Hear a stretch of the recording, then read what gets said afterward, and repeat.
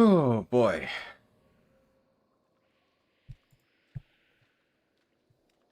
That took me way longer to set up than I would have liked.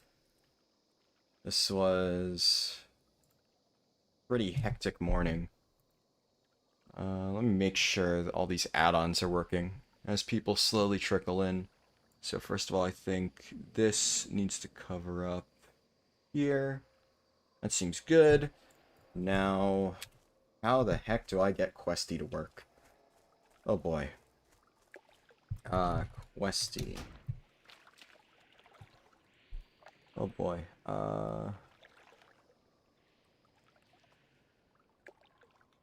Show all quests below range. I think I need to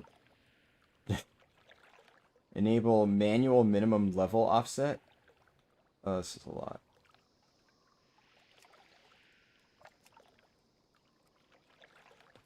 Okay, that's... got that set up. Lots of stuff here, though. Gaming, hello Teeden, good to have you here. Lycan said, "Hi Harldan, been a while since I've been able to catch a stream, just stopping by to say hello." No problem. Good to have you here. In fact, I think you actually made it into the video that just got posted. Because I've been doing recently speedrun, or not speedrun, stream highlights. In addition to like all the other ones. And when I do the stream highlights, if it's something where I'm responding to something that somebody says in chat, I usually like clip out what they said. So this last one, the reason why this video took me so long to make, so obviously the stream's delayed by an hour, right? The reason for that is because this last video, I responded to like 5 different people over the course of the conversation. There was like a lot of different stuff happening. So that meant I had to go in and individually like record and then crop and place all of the different people I responded to and all of their messages and stuff over the video to give context and whatnot. And that ended up taking a lot of time to edit in Adobe Premiere. And then it took a ton of time to actually encode and stuff. But yeah, you were right at the end, like, and I think yours was... it was about like tank trinkets and stuff like that. And yours was something like, you can't take damage if the enemies are dead. I forget exactly the wording, but that was like the final one that made it into the clip. But yeah, either way, good to have you here. I need to figure out how to set up these quests. This is... Can I... Okay, I can untrack individual quests. So, like, I don't need to track Battle of Darrowshire and all that stuff. There's still a lot of stuff here, though. Ooh. Untrack quests. Do I really have all these quests? How many did I manage to pick up? Oh, goodness. Cruel Intentions. I never turned that in. While I figure all this out, I should probably put myself on a flight path back to, like, Thralmar, at least to hand that in. That trinket would be an upgrade over one of these two. Don't know which one I'll replace yet.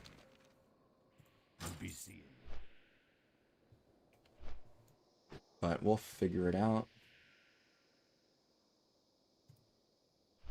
Don't need this. Untrack quest. Untrack quest. And, okay. Does this, okay, so this shows the quests on the map.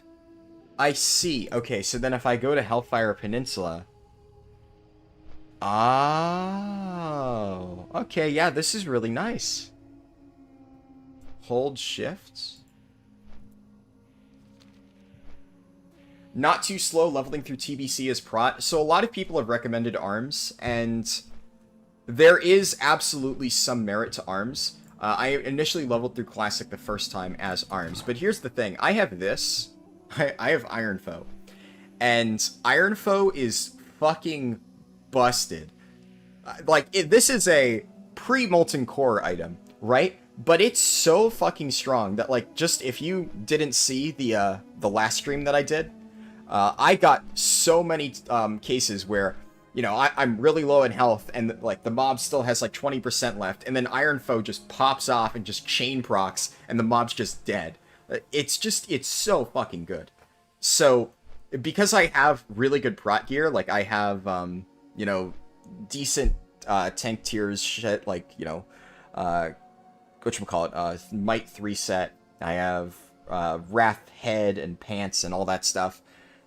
And, you know, I have Skullflame Shield, Iron Foe, stuff like that. I have way better gear for Prot Warrior than I do for Arms Warrior, so overall I think this is the better call.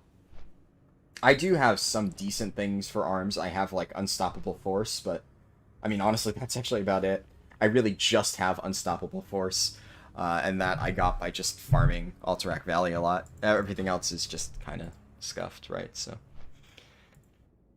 I do feel really shit about starting the stream late, though. I think that's probably going to screw me a little bit, right?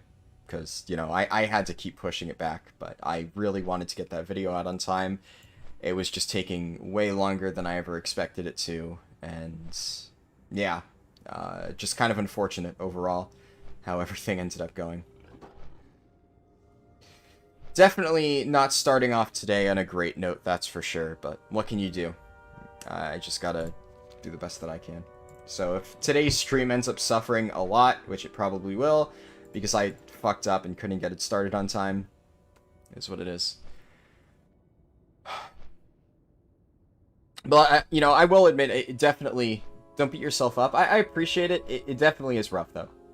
I'm definitely, like, still really stressed out having to, like, I've been scrambling literally all morning to try and get that done.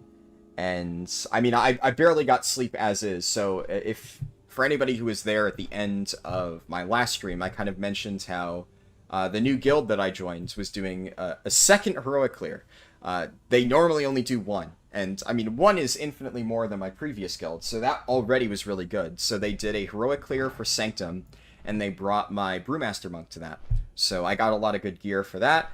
And then they did an entirely separate heroic clear today, or yesterday, to help my Blood DK get gear. So they literally scheduled and put together an entire bonus run just for me. Just because I mentioned that, you know, I would be willing to play Blood DK to help with Soul Render Dormazane.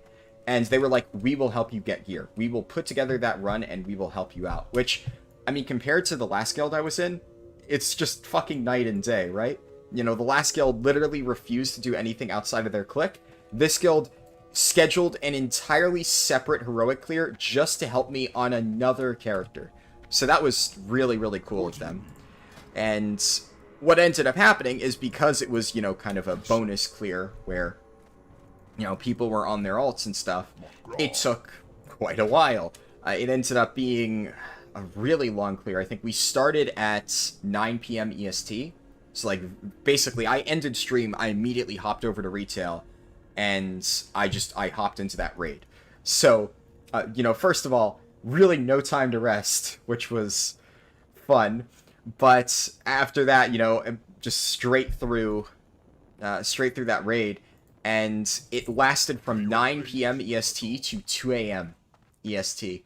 We got 9 out of 10 cleared. The one we didn't kill was Fate Scribe, so we did the skip up to Sylvanas. Then we re-cleared from the beginning. After a certain point, honestly, they just had me like raid lead and stuff, because I'm pretty good, I'd like to think, at raid leading pugs. I'm generally pretty, like, strict, I suppose, when it comes to that. So if somebody fucks up, like, I'm not afraid in a pug to just, you know, tell them they need to fix it or they're gone, that kind of thing. I'm, you know, generally pretty fast at looking up Warcraft logs, so I can easily vet people in queue. So I just started organizing it halfway through, and then I was doing all the work there. We managed to get all the way up to, or through Guardian. I got my Blood DK up to 226 item levels, so I got 10 item levels total from the raid. Which, by the way, funny thing, I tanked Heroic Sylvanas at 216 item level on a Blood DK, and according to Warcraft logs, I am the only Blood DK to ever tank that at 216 item level, which was kind of amusing, honestly. Also, what is this? So attack power by 20, and this is just... I feel like this just upgrades Blackhand's Breath, right? I feel like Rune of the Guard Captain's probably better. I like hit rating. Hard to say for sure, but either way, I mean, I'll hold on to it, just in case. And then, I guess I'll put that there. So, other quests that I need. You need plump buzzard wings over there. You need to use the demoniac scrawler? Or, I don't know how to say that. Scryer, I guess. Damn, man, sounds like you finally have a good thing going. Yeah, so far it's good. I mean, I installed Questy. Yes, I installed Questy. I did say I was going to do that for the second stream. Still getting used to it, of course. In fact, one thing I want to figure out is details. I swear to God, I installed details. Why is it not working? Okay. It, some reason, disabled itself. Gonna be a bit on edge, admittedly, at the start of this stream. It's, this was definitely not the best morning ever. So, just bear with me a little bit. I don't want to be too negative, but I definitely am trying to shake myself out of that mindset. Okay, that seems to be working. Now, how do I delete this window?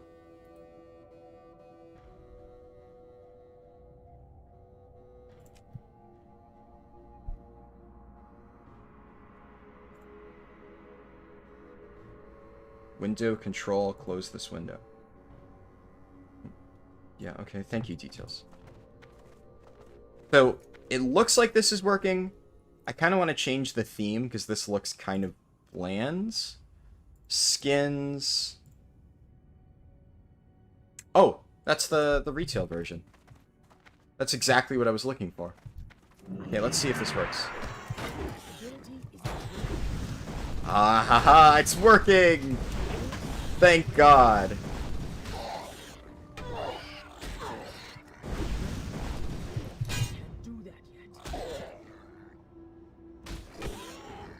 Why are there two different... Oh, is that the enemy's weapon swing timer? Oh, that's cool. So one thing I realized is my weapon swing timer wasn't really working properly. So I managed to fix that.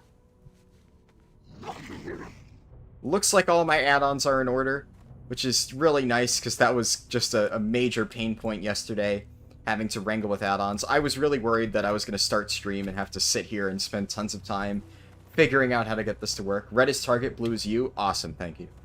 That's good to know. I am, of course, going to check for chests because you know me. Oh, bell iron.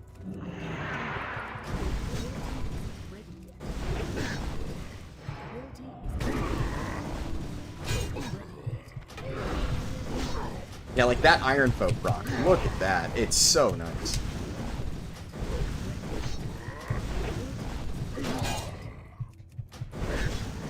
Now I'll go for Cleave.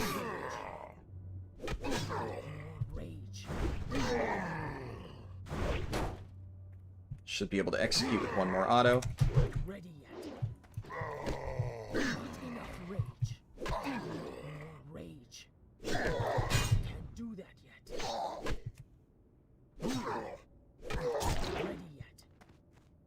But yeah, basically, so all that to say, what I was saying before I interrupted myself, is I ended up basically not even going to sleep until like 3 a.m., and that was after doing the raid, so I got like no work done on the video. And this was a longer video, so I ended up waking up sometime around like 9 a.m.? I think it was like 8:30. And then I really wanted to finish Deltarune. Oh, Living Ruby. That's neat. Because Demo Shout's gonna help you? Yeah. I usually pop Demo Shout, just still getting back into the swing of things. But yeah, so I mentioned before that I almost finished Deltarune Part 2 before starting yesterday's stream. I was like this close. And I really, really, really wanted to, you know, get to the ending. Because I started seeing, like, spoilers leak out. Nothing major, but I started hearing the beginning of Deltarune spoiled for me. And I'm like, okay, good thing I've already seen that. But I'm like, fuck, if I wait any longer, I'm gonna run into an actual spoiler that I haven't seen yet. So I was like, fuck it, I need to get this game done. And then I spent, like, a good hour and a half finishing it, which took a lot longer than I thought, because I thought I was at the final boss, but the final boss took a while, and then there's like an extended epilogue kind of thing. So overall, it was just like, it was a lot. Definitely good though. I liked it. I'm not going to spoil it, obviously, because, you know, it got spoiled for me. Well, it wasn't technically spoiled for me, but it almost got spoiled for me. So I wouldn't want to spoil it for anybody. But it's good. Deltarune Part 2, big thumbs up for me. I mean, it's Part 2 of 7, right? So if it's already this good with only 2 parts, I can't even wait until Toby Fox finishes the rest of the game. It's going to be so fucking amazing. I did hear there's a secret boss, though. Some people are saying it's easier than Jevil, but still, like, kind of hard, so kind of looking forward to that.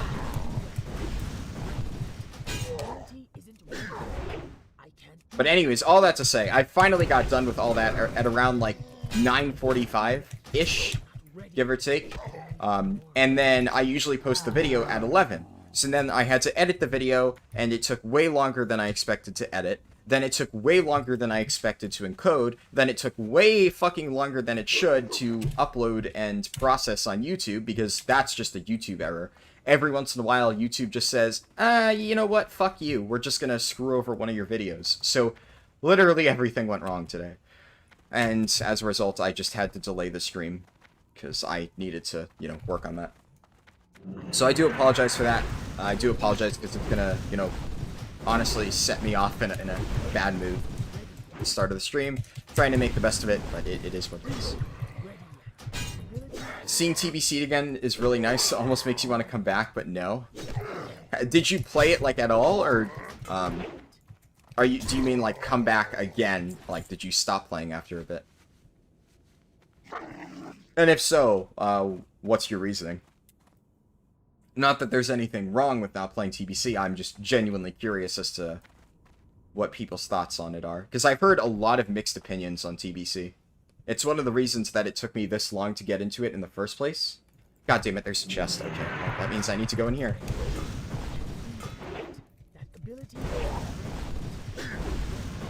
I see a chest, I get a chest. It's that simple.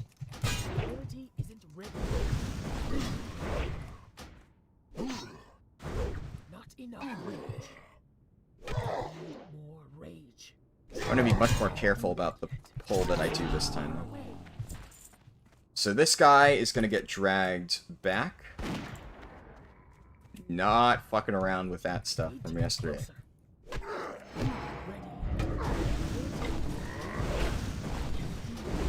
You stopped playing after a bit. Your reason on quitting, you played Rogue. I mean, to be fair, I don't know a ton about the TBC meta, but I have heard that Rogue is not... Well, so what I've basically heard, right, is I've heard people say that Rogue isn't bad, but apparently, like, the general community perception is that Rogue's just not a meta pick. And, I mean, knowing how a lot of people can be with that stuff, it makes sense why some people are like, oh, I'm not going to pick something unless it's the meta. Fuck me. Keep forgetting to swap stances.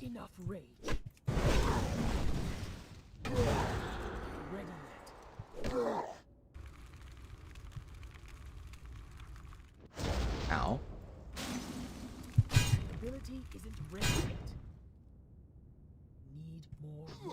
Nice, okay. Hopefully this time I should be able to get this chest without dropping down to 1% HP. Actually, last time I tried to get this chest, it wasn't even 1%. It was 1 HP. That was, like, the closest call I've had in Classic. Honestly, I think ever. That actually might make it into a speedrun highlight. Or just, I guess, stream highlight in general. Because that was really fun.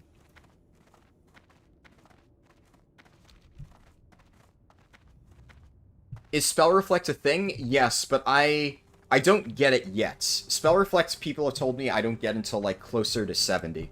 But it is a thing. I just don't have it, unfortunately. Hello, your local MILF. Good to have you here. Rogue doesn't do the worst damage, but it has no raid buffs, and it's melee. Yeah, it's fair. Like, it's one of those things where I would definitely imagine that, like, it can work. But I can understand how, you know, it's something that a lot of people may not want to bring. After all, I have the same mentality with retail, right? So, I don't really think that just magically changes because you're going to Classic. It's rough, but, you know, if you're trying to, like, really min-max, it can be, frustrating.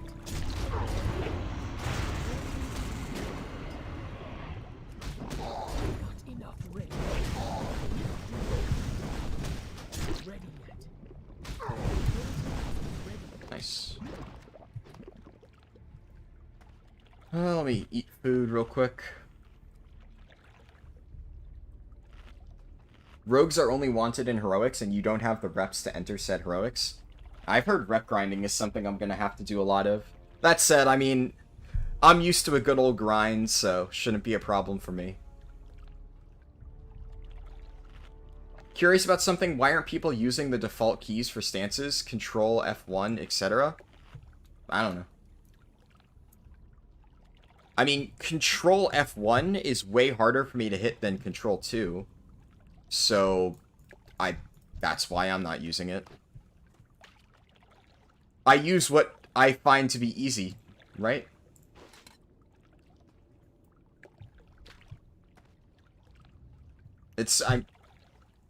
Yeah.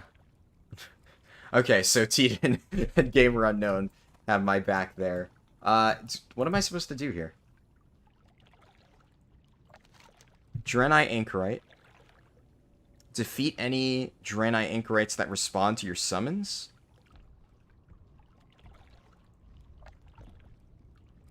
So I guess do I just wait here?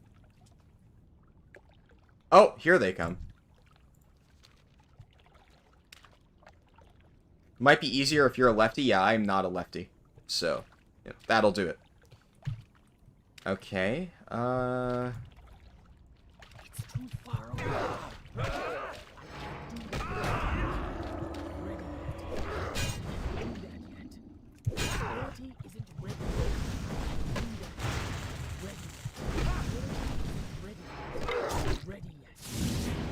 I'm stunned. Okay. Oh, no. Might as well.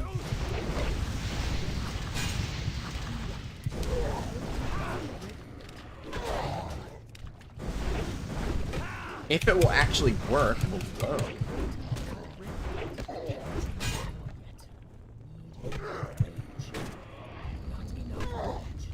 Come on. Nice.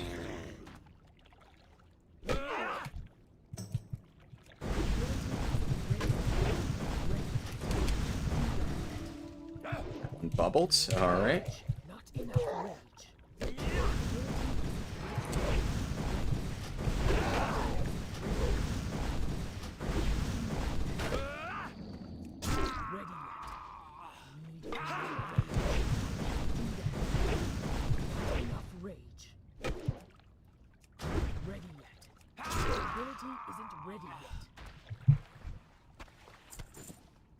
Debo Shout? I used Demo Shout. I used Demo Shout multiple times during that pull. I even refreshed it.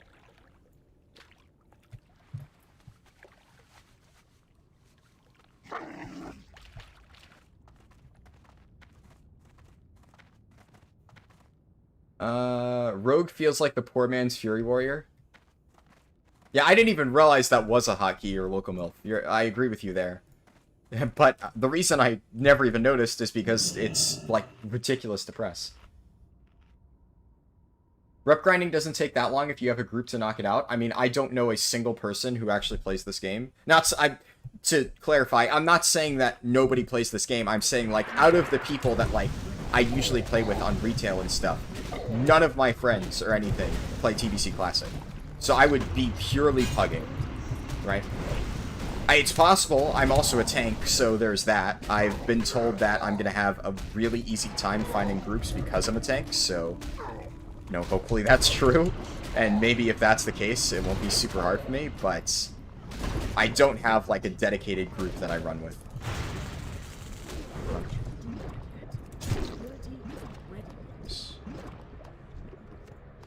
No, no, no, no.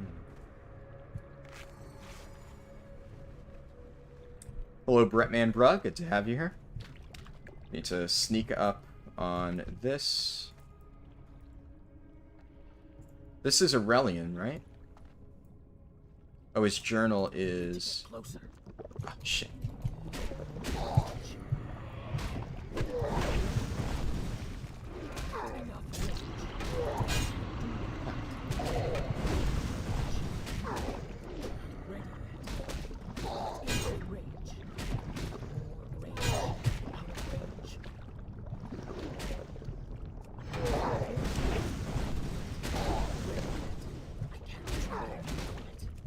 This is fucking rough. Okay.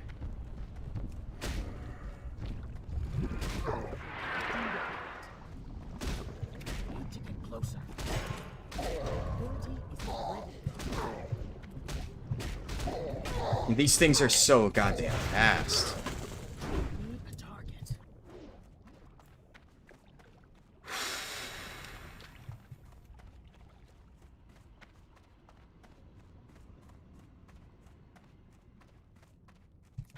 Do that yet.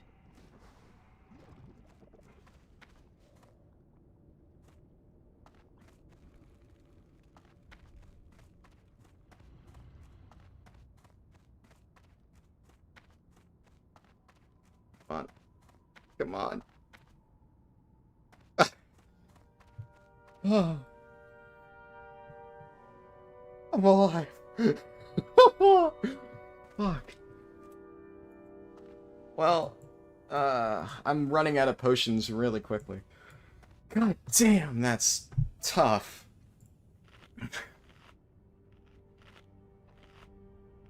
Okay, Pugs do grind runs as well? That's good to know.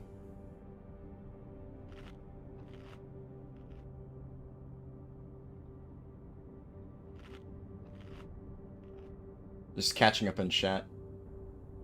It shouldn't be a common name. Main reason you quit is because Rogue Biss offhand that you farmed like 20 runs of one dungeon got ninja'd from you by a hunter. Oh no. Not a hunter.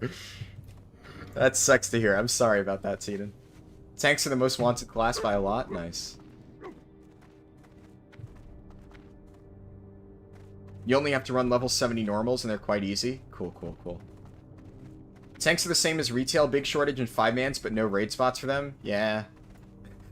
Honestly, even in retail, there's not really a tank shortage for 5-mans. I mean, they definitely are a desired role, but they're not that hard to find. Especially at high levels. I think a lot of people struggle to find tanks at low Mythic Plus levels, but at like a plus 15 level, I've never struggled to find a tank if I'm on like a non-tank spec or something. That log over there, hunter weapon. Yeah. Okay, I need to... How the fuck am I gonna do this pull? Okay, let's do this.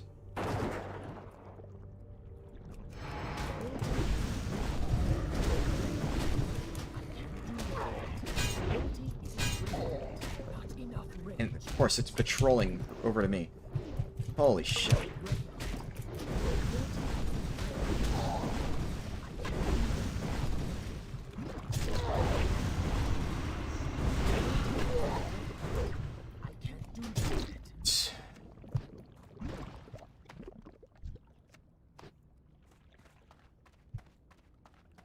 It can take upwards of 48 to 72 hours of game time alone if you're taking your time. Yeah, that's what I've been told. I'm not... Am I leveling as the slowest possible spec? I don't really think this is that slow. I know Warrior is, like, not fast, but this hasn't felt, like, extremely slow. Maybe it's just that everything else is really, really fast. Wait, how did I... Oh, Aurelian's knapsack. I guess I have to open this. Okay, there we go.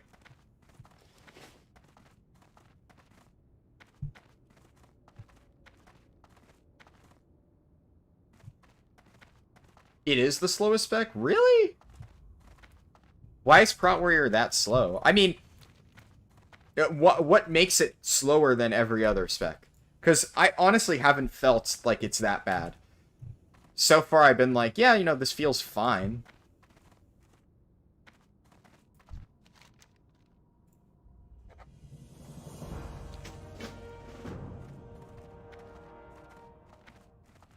I'm not trying Furi or arms, no. I want to level as prop. I played arms for 1 to 60 back in Classic. I like arms, but I have Iron Foe and Skullflame Shield. I want to level with this. That is how I prefer to play it. There hasn't even been a level 70 TK yet. Fair. Arms and Fury have sweeping strikes? Yeah, I mean, sure, I guess. That ability is ready yet. Do that yet. Don't target. It just does no damage? Really? I mean, it doesn't feel like it takes me that long to kill stuff. Like, sure, if I get no Iron Foe procs, it kind of feels like a little bit slow, but once I get that Iron Foe proc, like, oh baby. Like, shit melts. I guess maybe, like, without Iron Foe. Yeah, I could see it being really slow. But so far, with Iron Foe, this has felt pretty nice.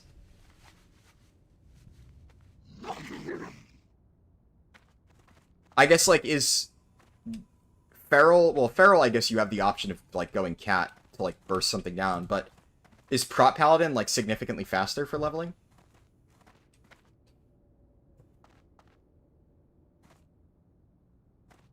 Bis Hoffhand till Black Temple, which isn't even out, by the way. Damn.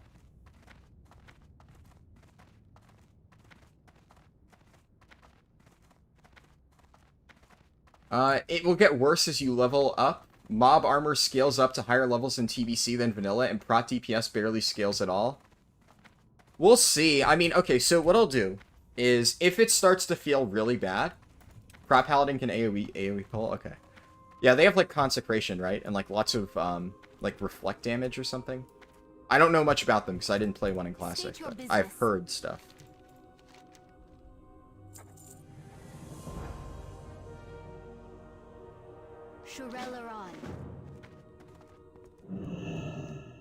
Yes.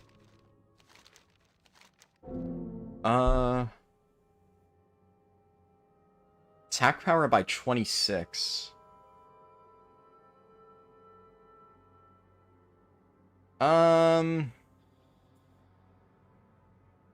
Probably an upgrade over Painweaver bands. Because of the agility. Just gonna go ahead and do that. Then let me find a vendor. Choose wisely.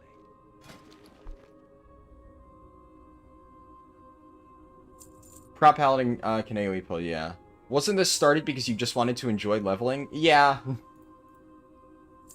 I mean, I get it, like, everybody's like, ah, you know, min-maxing, blah, blah, blah, and especially, I know some people might think it's weird for me, of all people, to want to play what I guess is objectively the slowest leveling spec in the game, but the reality is, I like Prot Warrior, I think it's fun, so that's just kind of what I want to play.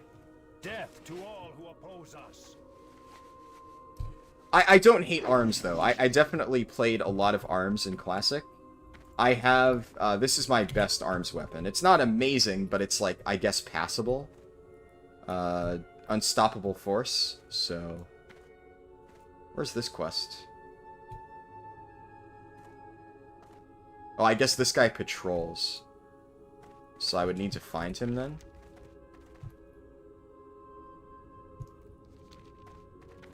I got Living Ruby? Yeah, it dropped, like, just, 10 minutes ago off of Fell Iron Ore thing. I was like, oh, yeah, this probably seems pretty good. Decent price on the AH? Nice. Well, that's good to hear. Thank you. Ah, whatever. What's that? Oh, yeah, more Fell Iron.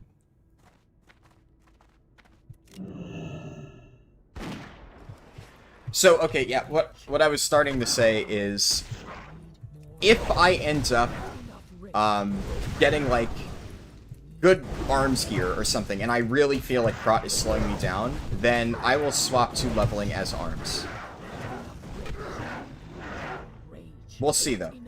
Honestly, it probably won't be today. So. I guess it's kind of irrelevant, right? Because if I do that, it probably wouldn't be on stream. Because I have said that I am going to be playing this, you know, off stream.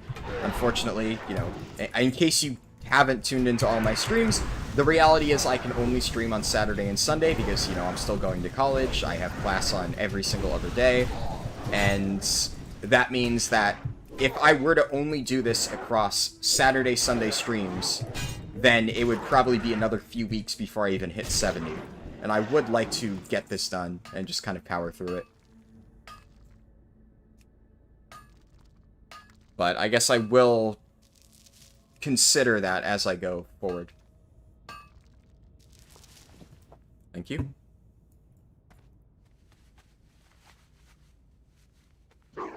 It's fun to watch Prot Warrior? Well, I'm glad. Can I pull multiple mobs down and AoE them? Not as Prot Warrior.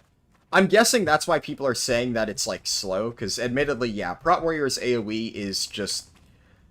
It's not great. And by not great, I mean it's pretty fucking bad.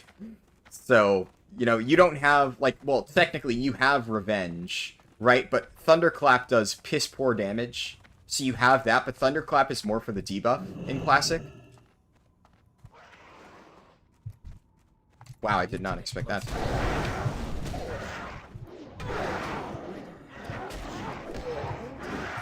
So Thunderclap is basically a debuff. So if you look at Thunderclap, it makes enemies take longer between their attacks. It does give good AoE threat, but it's not like a good AoE damage ability. So like, it's fine for dungeon tanking. But for, like, actually AoEing down mobs, it's not great. And Revenge on Classic is not an AoE ability. So Revenge on Retail is an AoE frontal cone. And it's, like, the main source of your damage as a Prot Warrior on Retail. We don't have that on Classic. Revenge is only usable in defensive stance, first of all. And it's like... I forget the exact wording, but when you dodge or parry an attack, you, like, can pop that to deal damage, and it's single target. So, Revenge isn't bad, but it's not an AoE spell. That's the thing. So, long story short, unfortunately, no, I do not have, like, good damage at all on multiple targets as Prot Warrior. It's one of the reasons why I'm Engineer, because having Dark Iron Bombs is really, really useful. You know, if I accidentally pull a bunch of mobs and I really have, like, an oh shit moment on I cannot die right now, then I go ahead and I throw down a Dark Iron Bomb. Revenge is AoE on Retail? Yeah. Revenge is, like, your main AoE spell on Retail. Revenge is an AoE frontal cone.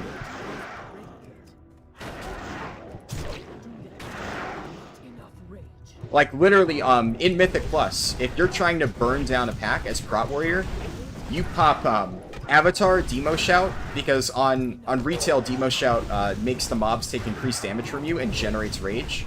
So it's different. It has the same kind of effect on it reduces their damage, but Demo Shout with, Booming Voice also generates rage and, makes them take increased damage from you. So you pop that, and then you just spam Revenge. Just go to town. Revenge, Revenge, Revenge, Revenge, Revenge. And Retail Prot can actually output massive burst AoE with Revenge spam. Especially in Ancient Aftershock. Because effectively with Avatar Demo Shout and Ancient Aftershock on 5 targets, you effectively get infinite rage during the duration of Ancient Aftershock. If you're spamming Revenge specifically. So Revenge doesn't consume as much rage as Ancient Aftershock generates on 5 targets, so you just go to town. I started with 40 band-aids. I crafted an additional, like, 40, I think, on top of that, so... Yeah. I've used a lot.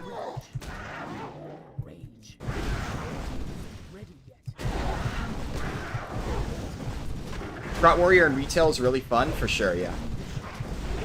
In case people don't know, I main Prot Warrior on Retail as well. I am probably going to main swap soon. I like Prot Warrior, but Prot Warrior, the farther you go into Mythic rating, starts to feel really clunky. So I'm probably swapping to Brewmaster Monk or something. Either Brew or Blood DK.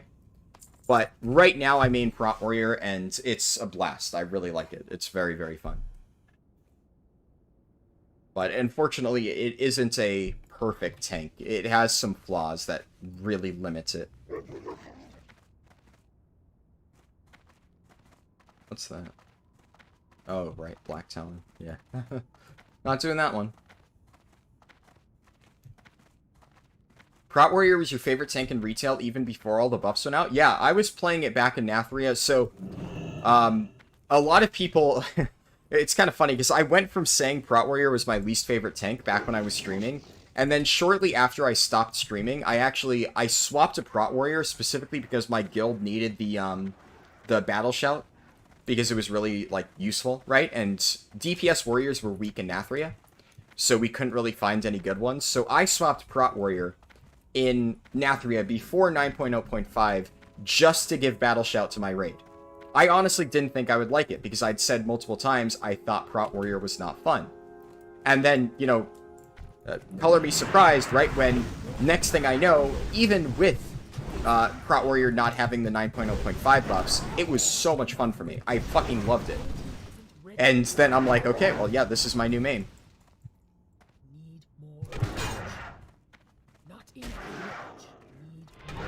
Really don't want that worm to pull.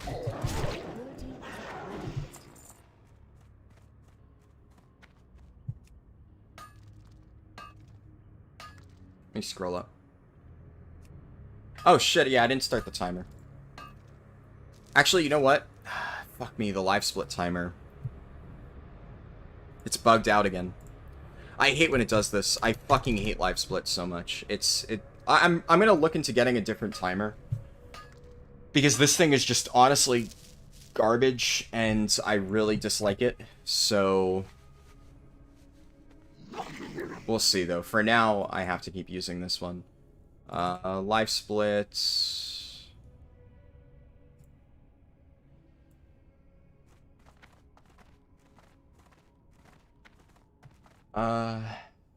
Big fan of leveling the spec you like. I've leveled Priest as Holy before and Warriors as Prot. Yeah.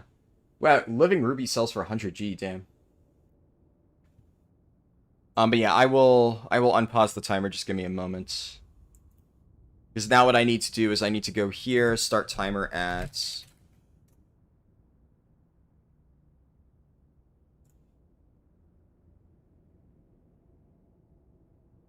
One second.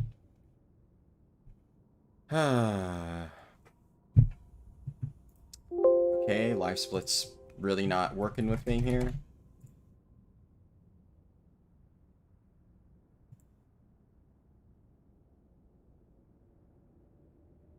Let's see. Gems, you spend hundreds of gold on enchants, then the rest of your money is bis gems. That's fun when all the solo gold farms from Classic don't really work anymore. Damn.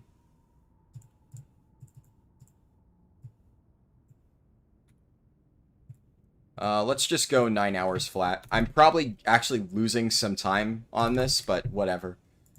So I'm gonna try to basically adjust the timer. 9 hours flat, starting the timer. I think that adjusts for roughly the time that I've missed so far in this stream, and, you know, other stuff as well, so roughly correct, right? I'm leveling for fun, not speedrunning, very true. You leveled your warrior as Prot. I just didn't want you to get a negative impression from TBC by playing the most scuffed spec. I mean, so far my impression is positive, honestly. So far I've been having a lot of fun with this. Like, I'm playing Prot Warrior because I enjoy it, and I've been enjoying it so far. Like, when I get those pulls where I nearly get my teeth kicked in, and I barely survive, that's fun for me. I'm like, whew. That was awesome. Leveling Warlock in TBC is fun because you pull aggro, then literally everything else you have to stop DPSing. Damn. I need to get closer. Class design in TBC was really good. Yeah, honestly, I think Devastate is a really good ability. Like, I really enjoyed Classic Prot Warrior, and I was kind of wondering what they added in TBC that would make it better. Because I'm like, how do you improve upon it? It was already a really good tank. Obviously, better AoE would be something, so I'm guessing in Wrath they probably get better AoE. But then when I saw how Devastate works, I'm like, wait, that's actually insane. That's a really good change. It's like the perfect addition to Prot Warrior. Not enough.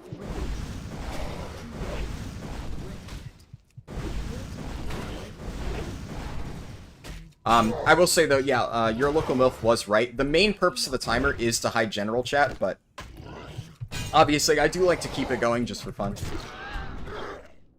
You know, people like to see how long it's taken. If I have the timer here, then I get less people asking me, how long has it taken you to level so far? Like every 5 minutes. So that's one of the other reasons for the timer.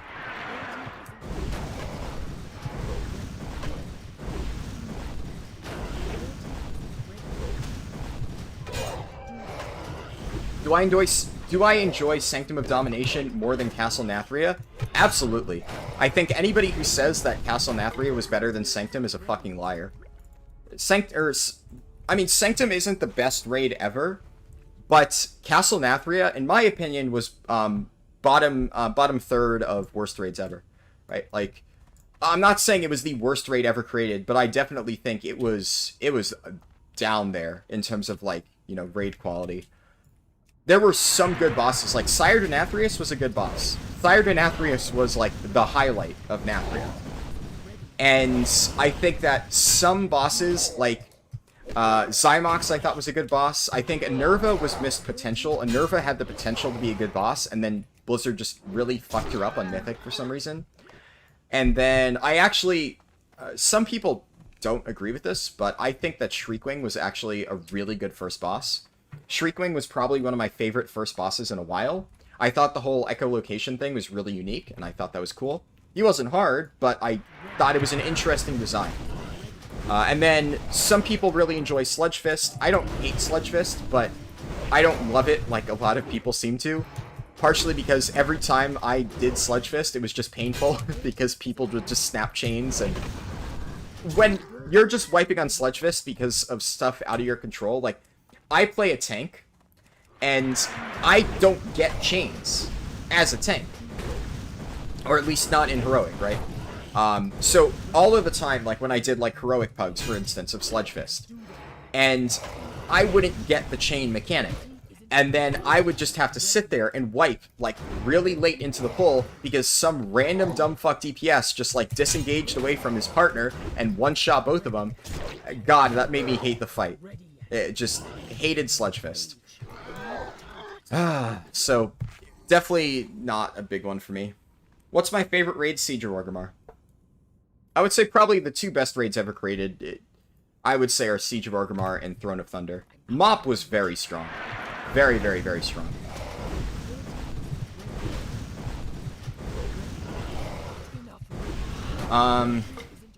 Castle Nathria was so amazing. What do you mean? It's not like I've never done it before? Yeah.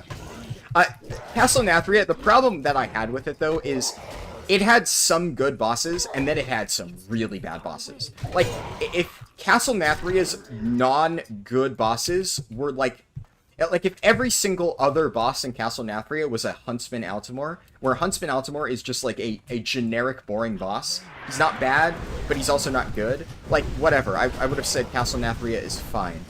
But you have, like, Council of Blood was one of the worst bosses ever created.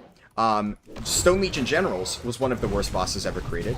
Hungering Destroyer was one that I strongly disliked because on Mythic it wasn't even really necessarily fun, and it was really, really, really overly punishing for, you know, groups that had a few underperformers. Just having one or two underperforming players on your team that didn't know what the fuck they were doing and constantly messed up mechanics could screw you on Hungering.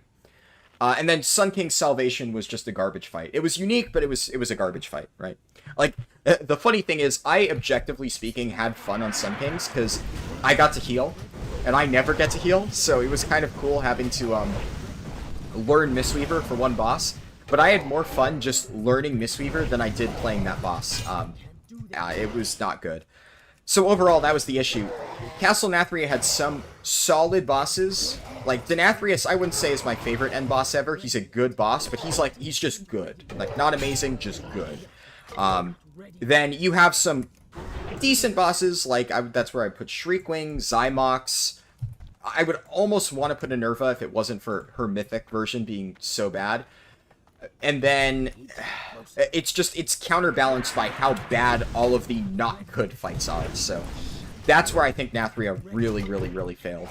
Because, sure, I might enjoy some of the fights, but every single time I had to do Council of Blood, I was just not having any fun whatsoever, and I wanted to fucking die. So that made me not want to play the raid at all.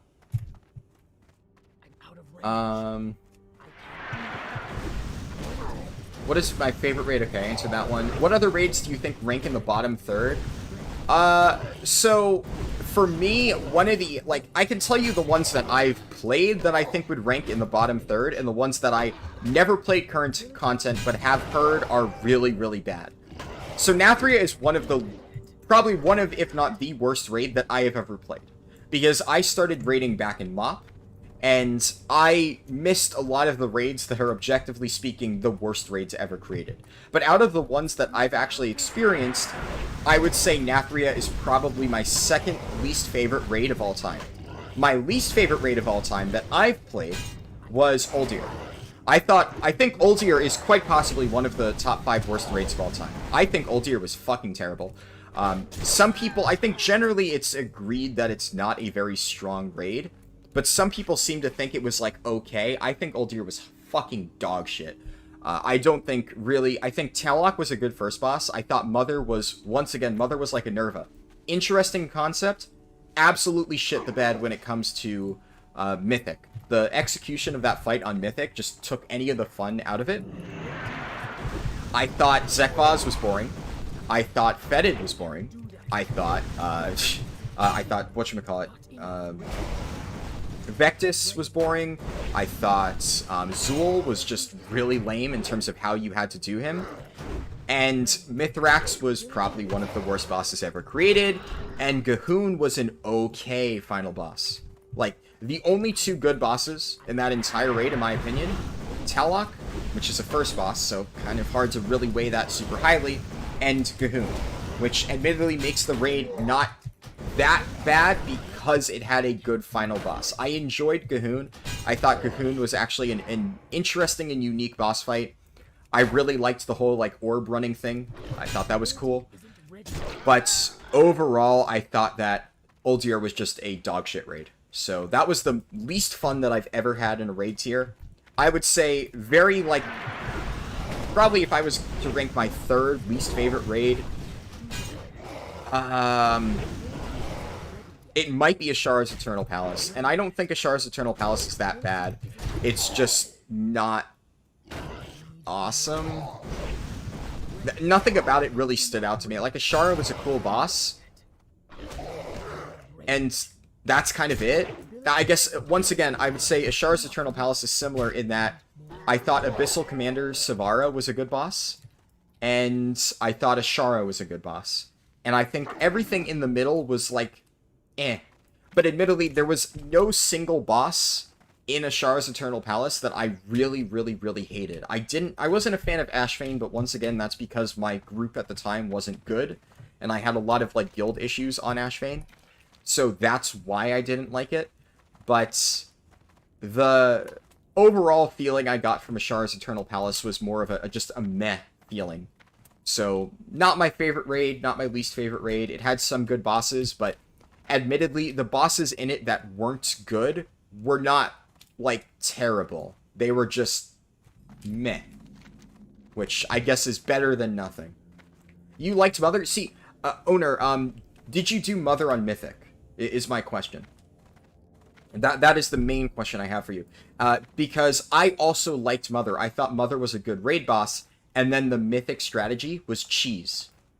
And that's why I can't really give it that much credit, because of how frustrating the Mythic strategy was. Yeah, so basically, the Mythic strategy for Mother, you drop a Spirit Link Totem on the barrier, you send everybody through it once, and then you AoE down all the mobs. So, I agree with you that on Heroic, Mother was a really cool fight. I thought it was a really interesting and well-designed boss. And then the way that it worked on Mythic, the changes that they made to it, ended up making it so you had to... Well, you didn't have to, but you were encouraged to do that cheese strat. So, like, everybody did that cheese strat because it was easier. And that just honestly made the fight not fun. So, because of the way that Mythic Mother was designed, I can't really say it was a great boss.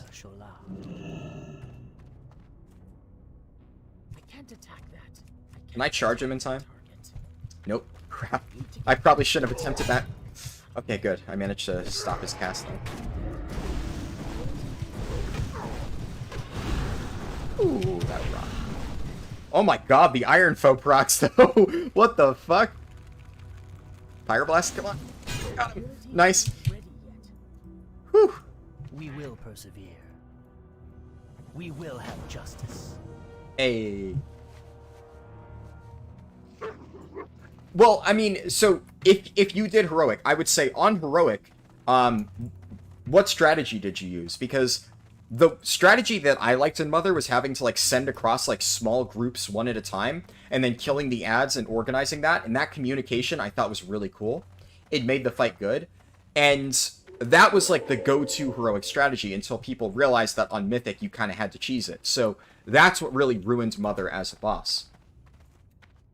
I will say, though, in terms of... I can only say here what I've heard, because a lot of these raids I did not play through myself. So I am not going to be basically giving super accurate, you know, personal opinions, but I can tell you what I've heard were the worst raids ever. A lot of people say that, like, Dragon Soul was one of the worst raids ever.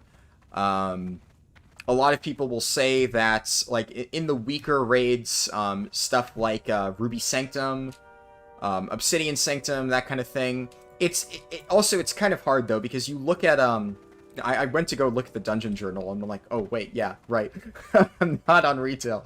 But you look at some of the older raids, and, like, how do you rank Molten Core?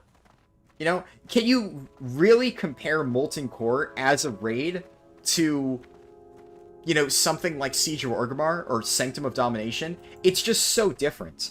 So I would say, like, even Icecrown Citadel and stuff, even, like, you get back in Wrath, and it's like, because it's different. You know, are we going to call Magtheridon's Lair its own raid? Are we going to call, like, that a raid that we need to compare to Sanctum of Domination? Like, is that really a fair comparison? I don't think so. So it's kind of tricky. I would say that you can maybe start to say that, like, if you're comparing maybe, like, Icecrown Citadel, right? That's probably the earliest that you can really compare it. Ulduar, probably, you could compare. I mean, Ulduar is generally considered to be one of the best raids ever. So there's that. Once again, did not play it. I played, obviously, back in Wrath. I've said that before, but I was very young. I did not raid. So in my time doing, like, time walking Ulduar and stuff, it seems cool, but it's also one of those things where it feels dated. But it might have been very good for its time. I don't know. I did not play it current content, so I cannot form an accurate opinion, but people have told me it was a very good raid for its time. Icecrown Citadel is another one that people usually say was a very good raid for its time. So, who knows? Hard to say. I don't really know if it's fair to say that, like, Ruby Sanctum was a bad raid, when, from what I remember, Ruby Sanctum was just a filler raid put in there to, you know, pass time before Cataclysm came out. So, Ruby Sanctum, you know, they could have just not made at all. It's not like it was a raid tier. So, it's like, do we really say that Ruby Sanctum was a bad raid when it's not like a raid, it's a mini raid? Crucible of Storms, yeah, I do agree that, Xander, there definitely is a problem with mini raids. I think Crucible was interesting in concept, but I do agree that in execution it was not the best. I don't know, it's weird. I liked Unat, honestly. I thought Restless Cabal was a bit of a jank fight, but Unat was, like, cool. But then, how do I rank Crucible? Because at that point, half the raid is objectively not good. But Unat was good, and it was mostly just Unat that was the raid. Like, the Restless Cabal was kind of just a road bump in the way of Unat. So, do we say that Crucible was like a solid raid because Unat was a good fight? I don't know.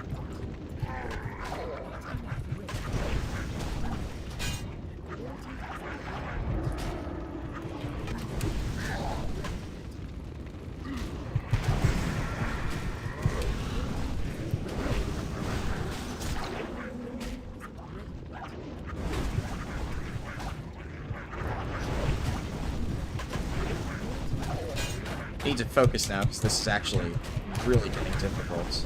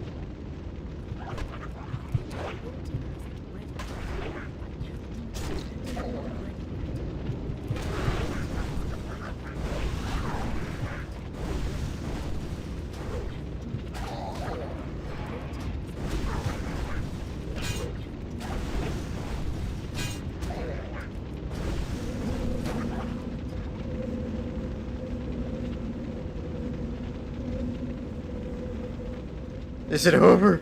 Alright, I'm gonna bandage. Just in case. Is this a group quest?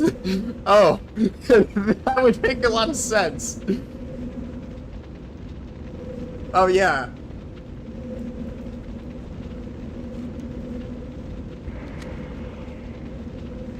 Whew. Alright. That was hard. Any time when I actually have to pop retaliation, it's difficult. Actually, hold on, before I forget, let's go ahead and make some heavy root cloth bandages. This one's Horde only? Interesting.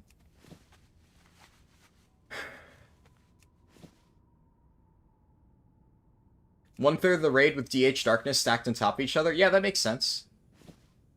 That's about right. I think when I did Mother, I did like 1/4 at a time. But yeah, 1/3 is close enough. Ruby Sanctum was just a prelude? Yeah. ICC was absolutely balling. Yeah, so it's hard to say. Like, I would say out of the recent raids, like, I didn't like Nathria. Sanctum is okay. So, your local MILF said, going off raid opinions, thoughts on Scrotum of Domination.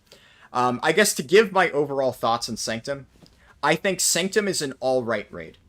I would say, to me, there's no boss in Sanctum that I really dislike. Fate Scribe is probably the only boss that I don't really like, but I'm also a tank. So, as a tank, I have fuck all to do on Fate Scribe, so it's not really good. I don't love KT. KT, like, I guess for a penultimate boss is kind of lackluster. Like, it seems like it should be more fun than it actually is. So, not a fan of it.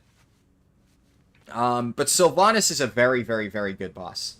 I've heard mixed opinions on Sylvanas, and I don't get why people don't like her. I think she, well, the character obviously is like, you know, what, a different story, but the boss fight, I don't get why people don't like Sylvanas' boss fight. I think it's a very good boss fight. Yeah, the story of it is, problematic. But as a boss fight, Sylvanas, I think, is very, very, very good. It's a very strong end boss. So, thank you for allowing me to visit. You have a very colorful soul, but it's a little brighter than I prefer. The demon whispers you. Sylvanas is definitely a very long boss fight. I would say, yeah, if you dislike long boss fights, I can see not liking Sylvanas. That's fair. It's one of those things where it's a long fight, but it's fun to me. I really like how all the phases are, you know, very distinct. A lot of people dislike Phase 1. I don't love Phase 1. I think Phase 1 probably should be a bit shorter. But I really do like her Windrunner mechanic. I think, you know, the whole, like, she throws the patches around, she, like, blinks around and blast the platform. I think that's cool. The chains are neat, I guess. They're not amazing, but they're an okay mechanic. And I guess I should head to Thrallmar and do these turn-ins, huh? But, I mean, for me, Sylvanas, Phase 3 Sylvanas is really, really good. Phase 2 Sylvanas, I think, is really good. I like any boss fight that really utilizes a unique room design. So having that giant chain thing, like, that is probably my favorite part about Sylvanas. I love Phase 2 Sylvanas. It's frustrating to see people fuck it up, but it's a very, very, very cool boss. And, you know, Painsmith is an amazing boss, right? Like, you don't need me to tell you that. If you've played Sanctum, I think everybody can agree that Painsmith is a fucking awesome boss. Painsmith is really good.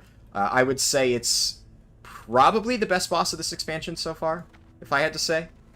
So, that really helps the raid. And then, Sanctum doesn't have really any bad boss. You've only done Sylvanas and LFR, and Phase 3 was infuriating. That's fair. I've done Sylvanas and LFR before, and it's fucking hell. So, I feel your pain there. With the coordinated group, though, it's a lot more fun, I think. But, yeah, Painsmith's great. I really like Remnant of Ner'zhul. I have mixed opinions on Remnant. Remnant is a fucking bitch and a half to prog on, because if people don't do dispels right, and they fuck up bombs, it's honestly really frustrating. But especially as a tank, the whole Ner'zhul orb mechanic is really unique. Like, there isn't anything else like that I can remember, at least. So having to, you know, get, like, trick shots off with, like, Remnants, and then, you know, on Mythic you get the helmet, and then the helmet fires a beam, so you can do these, like, really cool, like, triangle shots where you, like, get a really sick pattern. That's really fun. I really like that.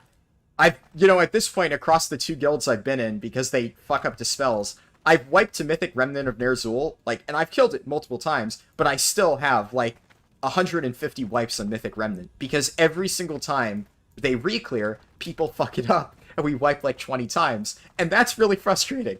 I don't enjoy that aspect of Ner'zhul, but the fight is good. The fight is really cool. Orb on Ner'zhul, fragments on the 9, you have a bad time if your healers suck, yeah. The 9 is like an interesting boss. I think the 9, a lot of people have said this, should have been a late boss.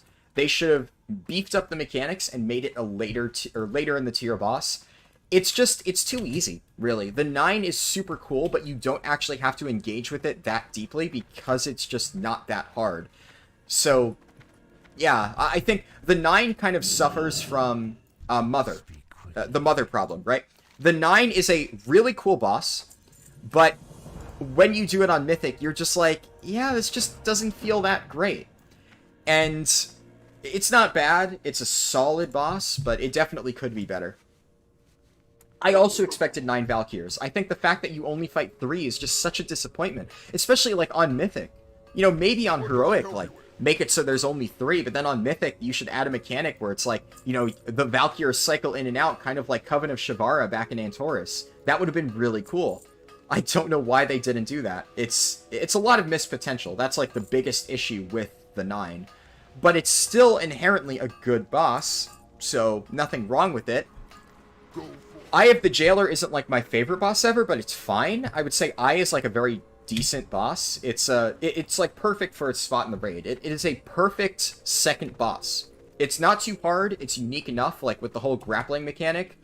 I think it's kind of interesting how they interpreted the mechanics of... Let me, I have to bring this to somebody in Thrallmar.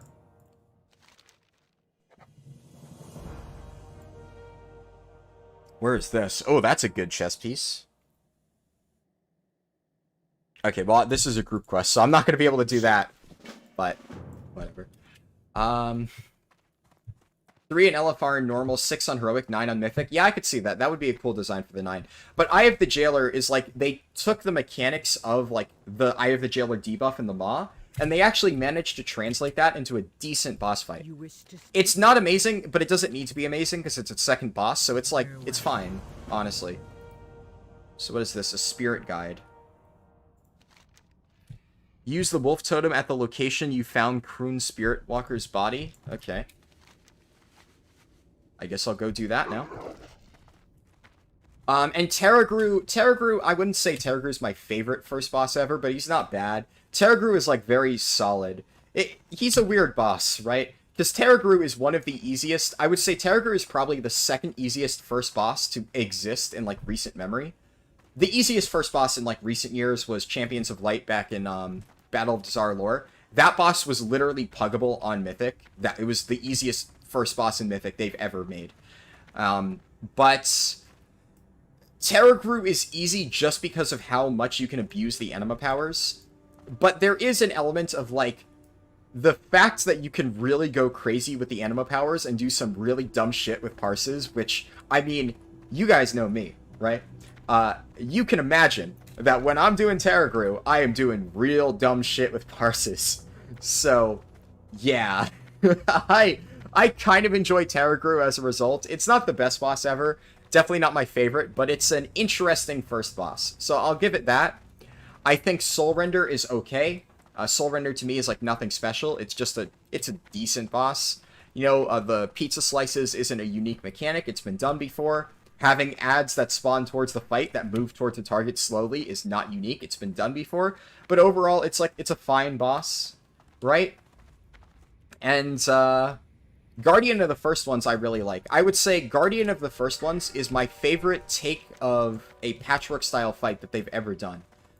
So, a lot of people really like Sludgefist. I think Sludgefist was, like, okay, but I think Guardian was really cool. I am aware that a lot of people disliked it because it was undertuned, especially on Mythic.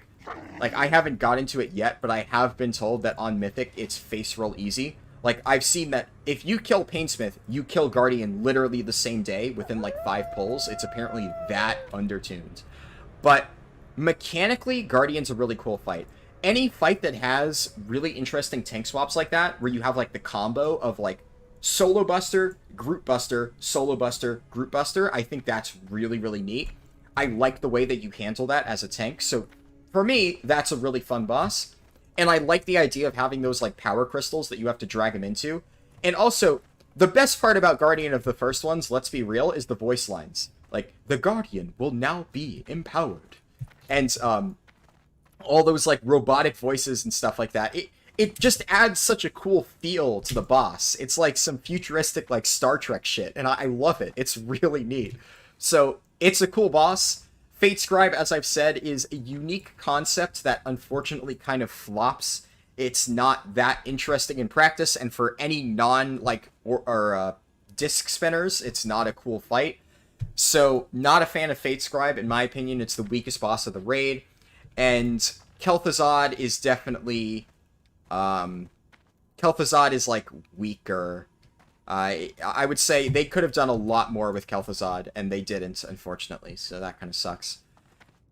But overall, I mean, you know, the raid as a whole, I would say Sanctum isn't my favorite raid, but it's, like, it's up there for me. It's, definitely, I would say it's, like, right between, like, the middle third and the top third.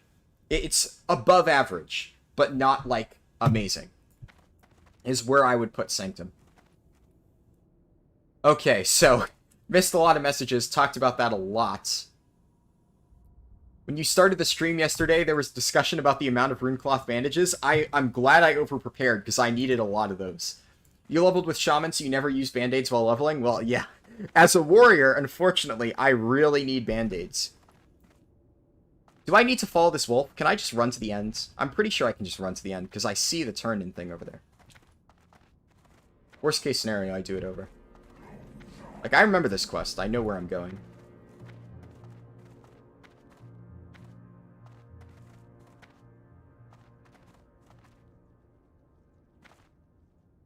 You hate bosses with 10-minute durations. You hated your life during Cat of Ragnaros. That's fair, yeah. I know a lot of people dislike long bosses. That's a fair point. The Shaman's mana was my band-aids. Poor guy had to carry so much water.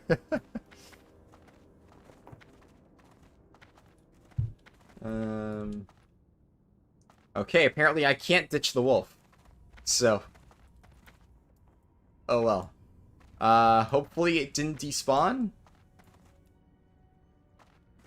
Is it still... Maybe it's still running? I think I fucked it.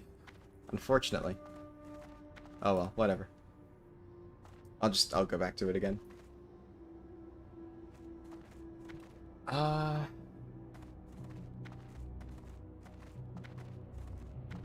Oh, it's from Questy. Right. Good point, Nakasadu. Still getting used to this. 9 Valks would have been really on the nose, but pretty funny, yeah. Well, I mean, it's called the 9 because there are 9 Valkyr. Like, so, that's why it's called that. Sylvanas has 9 Valkyr, or she's supposed to have 9 Valkyr in the lore. She would have 9 Valkyr if they didn't get killed off at various points in the expansion, and Blizzard just kind of... Or across various expansions, and Blizzard just kind of forgot about it. So, Sylvanas initially had 9 Valkyr. She now should not have 9 Valkyr, but, you know, for some reason she does, because reasons. And that's why the boss is called the 9. Every single Valkyr that Sylvanas has makes an appearance in the fight. But they're the ones that do the mechanics. So, like, Agatha, I think... Or no, it's... I forget which one does "My shields never falters." That's one of the Valkyr. You never actually fight her, but, you know, she's there. But her entire role in that fight is to go, "My shield never falters," and then you have to kite her out of it and stuff. And then there's, yeah, Agatha is "Fall before my blade," or whatever. And then she does the black lines in the ground. And then there's the one that does the purple swirls, the one that does the big purple circles, and all that fun stuff. Nakasadu, I looked into it, they never explain it. They never actually explained it. You might say that, yes, I have a video about that, where I talk about this. They never, ever, in even like a small questline or book or anything, explain what happened to the Valkyr. They just bring them back in Sanctum without addressing the fact that they're dead. Like, if you want to do an ass pull like that and say, like, oh yeah, they're alive because the jailer resurrected them or something like that, maybe I could see that, but they didn't even bother doing that. They literally did nothing. They just brought the Valkyr back and said, they're here now. And here's the thing, Valkyr are immune to death, they never really die? No, that's not true, not according to the original lore. The original lore is that in Silverpine Forest, when Sylvanas died, the Valkyr literally sacrificed their lives permanently to resurrect Sylvanas. There's this entire thing about how she's slowly losing her Valkyr, and, you know, that's why she can't get resurrected again. In fact, in the Sylvanas fight in Sanctum of Domination, at the very beginning, Bolvar says, "There are no Valkyr left to protect you, Sylvanas. You will die here and now for the final time." He literally says that within the Sanctum raid. So they literally address that. It's not even a retcon's plot point, right? It's not even something that they dropped. They didn't even try to pretend like Sylvanas' Valkyr weren't supposed to be this thing that where she used them to resurrect themselves, which makes no sense because it's like, so we killed the 9, and Bolvar's saying that because the Valkyr are dead, Sylvanas won't be able to use them to resurrect. But that means that it's still canonical that Sylvanas died and got resurrected by the Valkyr, and that the reason why they're important is because she needs the Valkyr to resurrect her. But the entire thing with the old plot elements was that the Valkyr were sacrificing themselves to res her. So it's just a plot hole. They did not think of that. Trust me, I looked into it. I was so frustrated by this. I'm like, am I missing something? I researched it. There's no fucking explanation. It's a massive plot hole in Sanctum, and it's frustrating. It's so frustrating. But, you know, what are you gonna do, right? Fucking Blizzard story, man. Honestly, if they made the 9 like Paragons, it could have easily been the penultimate boss. Agree, yeah. Yeah, Paragons was the other one I was forgetting. I was thinking, like, yeah, Paragons, Covenant of Shavara, that kind of thing. Paragons is a much better comparison, though. Definitely, that would have been good. Eye of the Jailer is pretty fun, especially when you don't ignore the mechanics. Yeah. Thanks, Harldan. I'm addicted to playing tanks now. How's my week been? My week has been very stressful. It's been fun, but it's been extremely stressful and exhausting, and I've just basically had no time to rest. But it's been fun at the very least. Did I run to Zangarmarsh for the thumbnail? No, I actually ended yesterday's stream in Zangarmarsh. So I started the stream, I got the thumbnail, and then I flew back to Hellfire. Loktar. I just wanted to do this. The reason that I didn't finish Hellfire in yesterday's stream was because I was getting really bad PvP.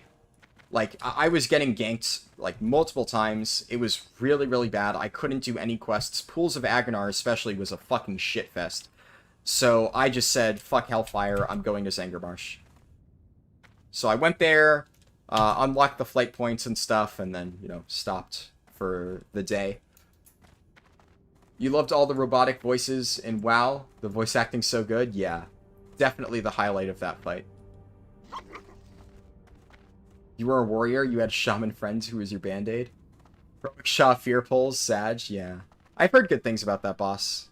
If they ever do Mop Classic, I'd love to raid again in it. Shit.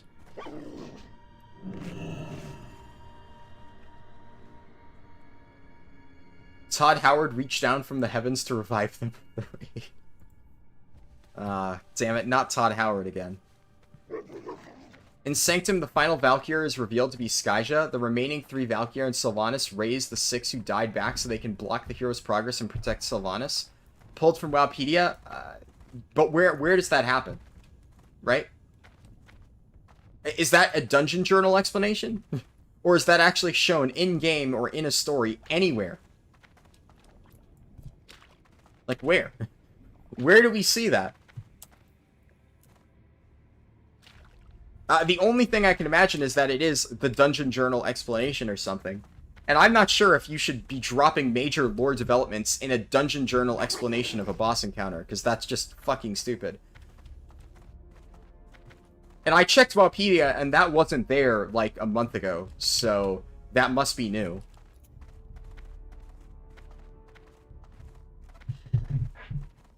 But yeah, it is player-ridden, so that might not be accurate. Definitely, if you can find the actual source that's taken from, that would be good to know. Like, if I'm wrong on this, please let me know, but I looked and I could not find anything. Why did it...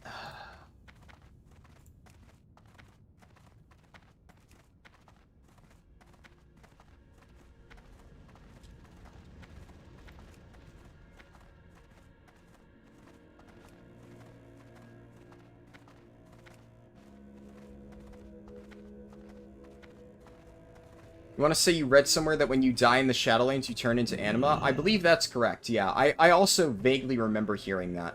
So, yeah. I'm pretty sure that's, like, the explanation. I don't know, though. I could be wrong, but the fact that that also rings a bell to me would make sense. Strength. What do you need? I have to go to Thrall? May your blades never dull. Maybe it'll be fun. Wait, why is my hearth in the Undercity? Huh. I guess, like, yeah, I can hearth to the Undercity and then... Alright. We're going on a road trip. Road trip back to Orgrimmar. Honestly, it'll be a good opportunity for me to deposit stuff into my bank.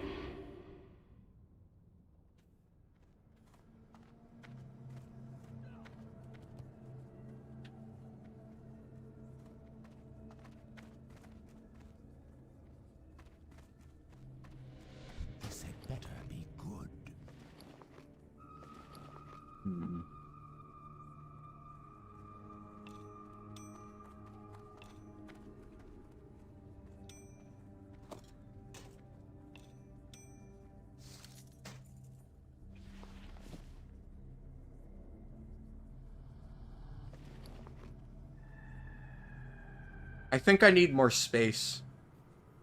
God damn it. I'm such a hoarder. I have a problem.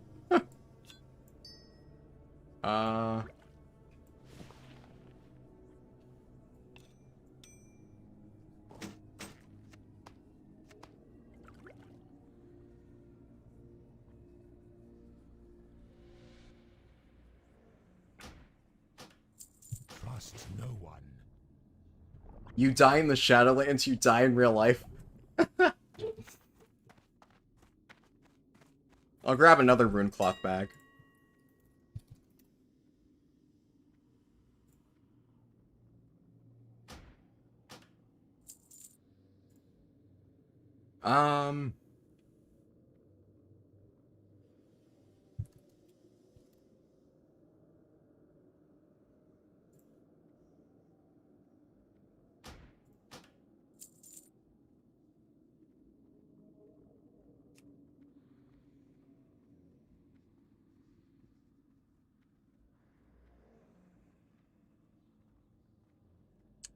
That's value.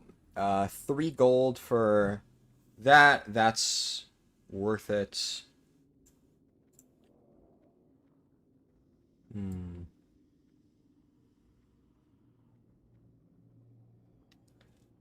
Oh, but 3 gold. Okay.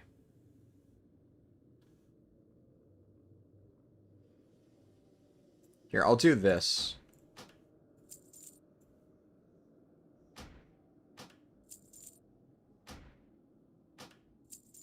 $15 potions, that should keep me covered for a bit. It looks like you're paying. Yeah. I'm not good at cleaning out my bank. I look at it and I'm like, but nostalgia!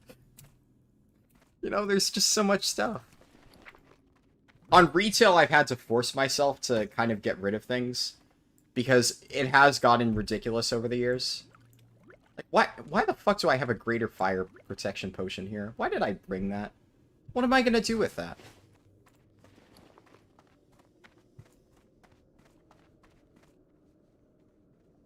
What now?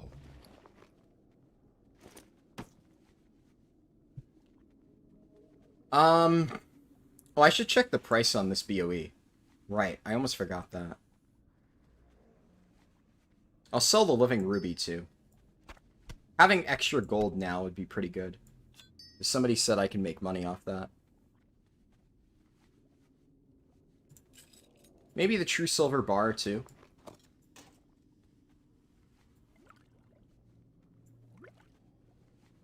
You should use a guild bank to help with storage. I mean, I could, but I would like to join a guild at some point, so there's that. I could obviously get one on an alt, but that takes time, so I'm not going to do that right now. You're saving it for Cataclysm to tank Deathwing's breath, obviously. True. What am I forgetting? I think I might have put away everything I need to. Yeah, whatever. Beware. What the fuck is Goblin Transponder? Why do I have this?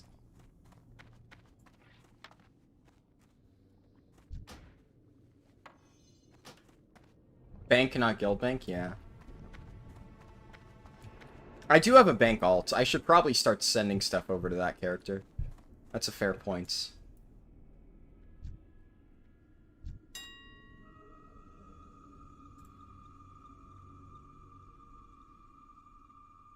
Okay. Wait, true silver bar.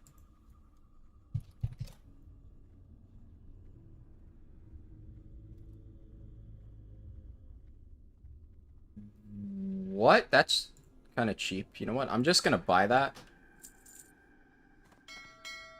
I normally don't like to do that, but that's just so underpriced that I might as well, right? Learn Netherweave bandages. Yeah, I'm gonna do that next time I stop by Falcon Watch. I was gonna do that when I did the big turn-in, but then I have to go back here to do the Orgrimmar quest, so do that next time I get a chance.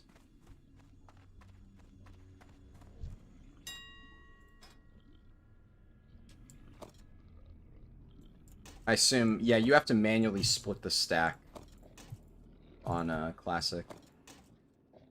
So, true silver bar. Someone forgot to add a number? Yeah. Unlucky. I mean, I'm gonna go ahead and just do like 1 gold per.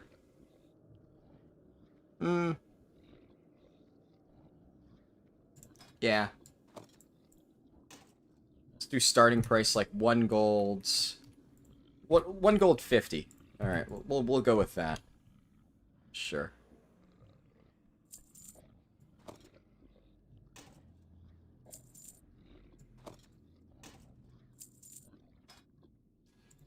And then you hated that way in the auction house and tried buying a bunch of items and needing to deal with single stacks? Yeah, for sure. Living Ruby.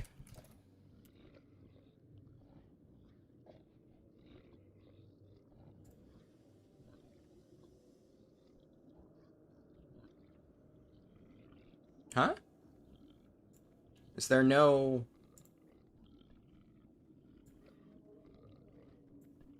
Is there a separate tab? Oh, gems. So it's just in the default tab for gems then? Weird. 75 gold, I guess.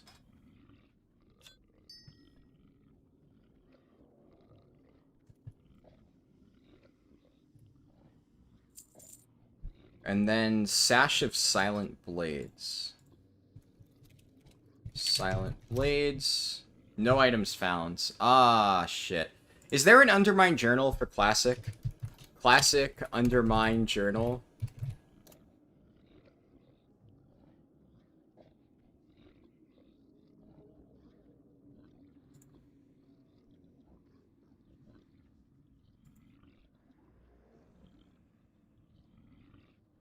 Apparently not.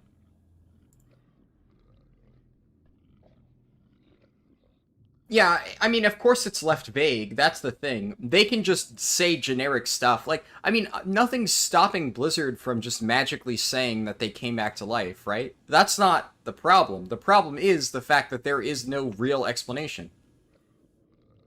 The problem is the fact that it's just a complete asspull. Fuck, how much is this thing worth? I hate this because I have no idea how much I should sell it for because I don't know what the value is.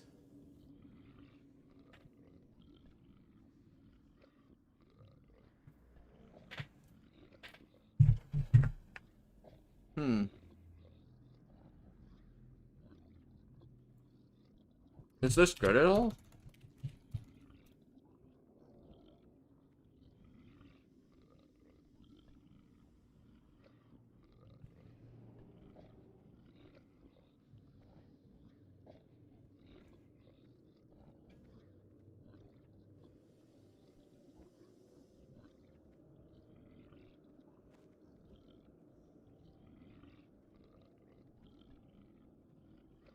That's the item.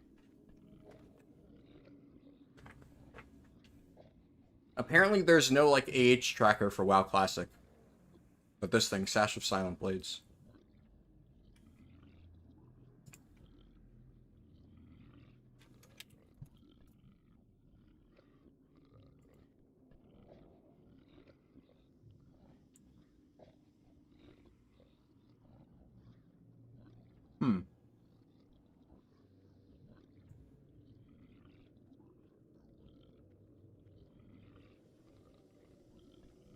Look at other belts around the same level?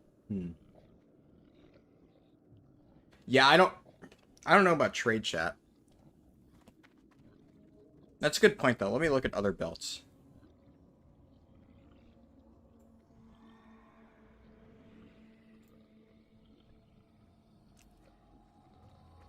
Huh.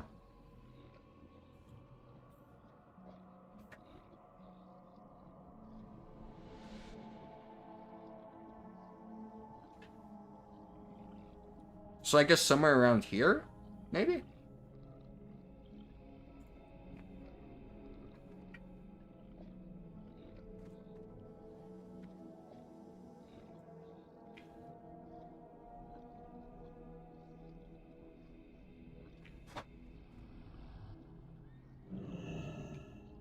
People are saying they sold it for 70 gold, 80 gold. I'm looking at, like, original BC comments on Wowhead. So I'm trying to see what people are thinking. Somebody said they bought it for 15 gold, and 15 gold is like super duper cheap.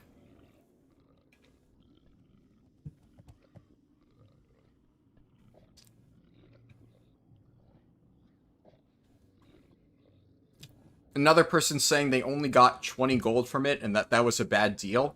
And they should have sold it for more.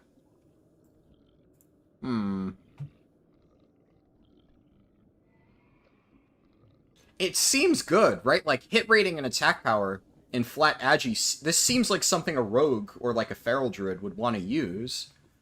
So... Look, I'm going to go ahead and I'm going to put this at...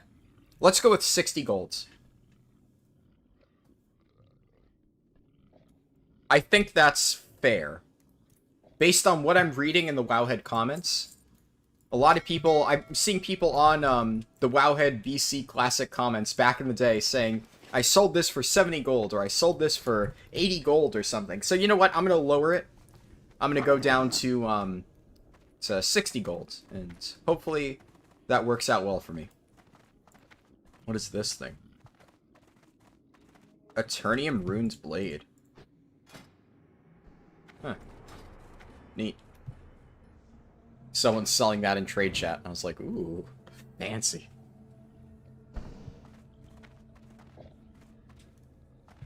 I'm gonna have to do all the profession stuff eventually.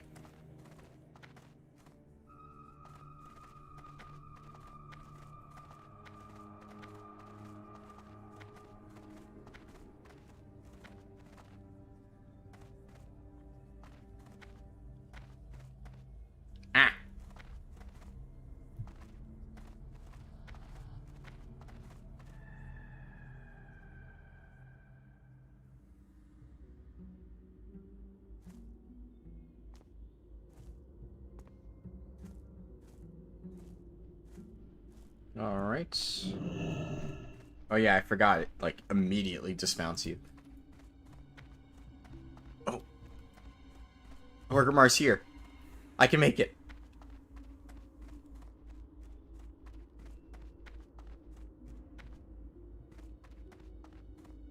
Nice. The Boosting Crusade is that person's guild name. Uh-huh.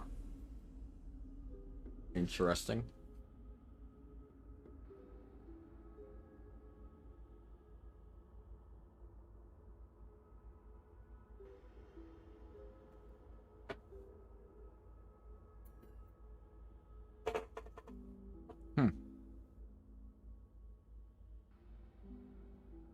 I never finished my coffee. Probably should have done that. Oh well.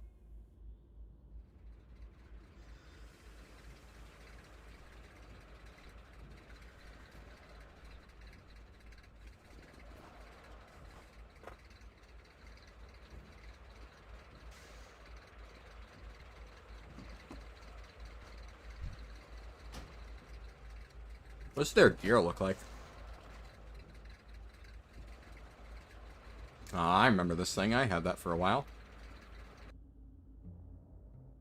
Are we having fun? Yes, I am. So far, I've been enjoying BC Classic a lot. Hello, March. Good to have you here. No! I was so close.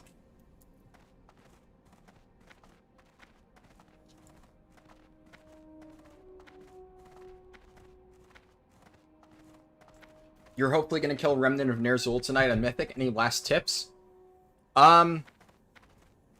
Depends. I mean, I don't know about tips.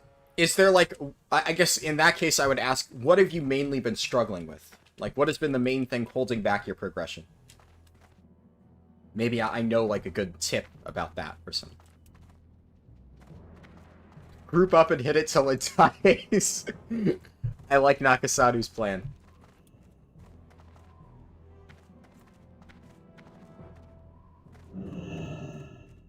If you have a Prot Warrior and you have an Enhancement Shaman, give your Prot Warrior Wind Fury Totem. No particular reason. I'm just biased. I really fucking want Wind Fury Totem. No group will ever give me Wind Fury Totem. They're like, oh, you're a tank. oh, it's just for DPS. And I'm like, yeah, but I'm a prot warrior and I do lots of damage. And they're like, yeah, but we could give it to a Havoc with Demon Blades. Oh, it's so good for them. Yeah. And I sit in the corner and fucking cry. Fucking never gonna get a Wind Fury totem.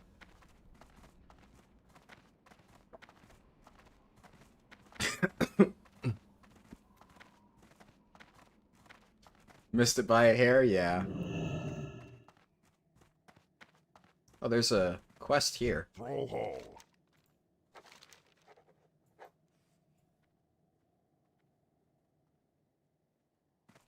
For the Horde. Alright, Thrall. Welcome to Orgrimmar. Have you come to serve the Horde?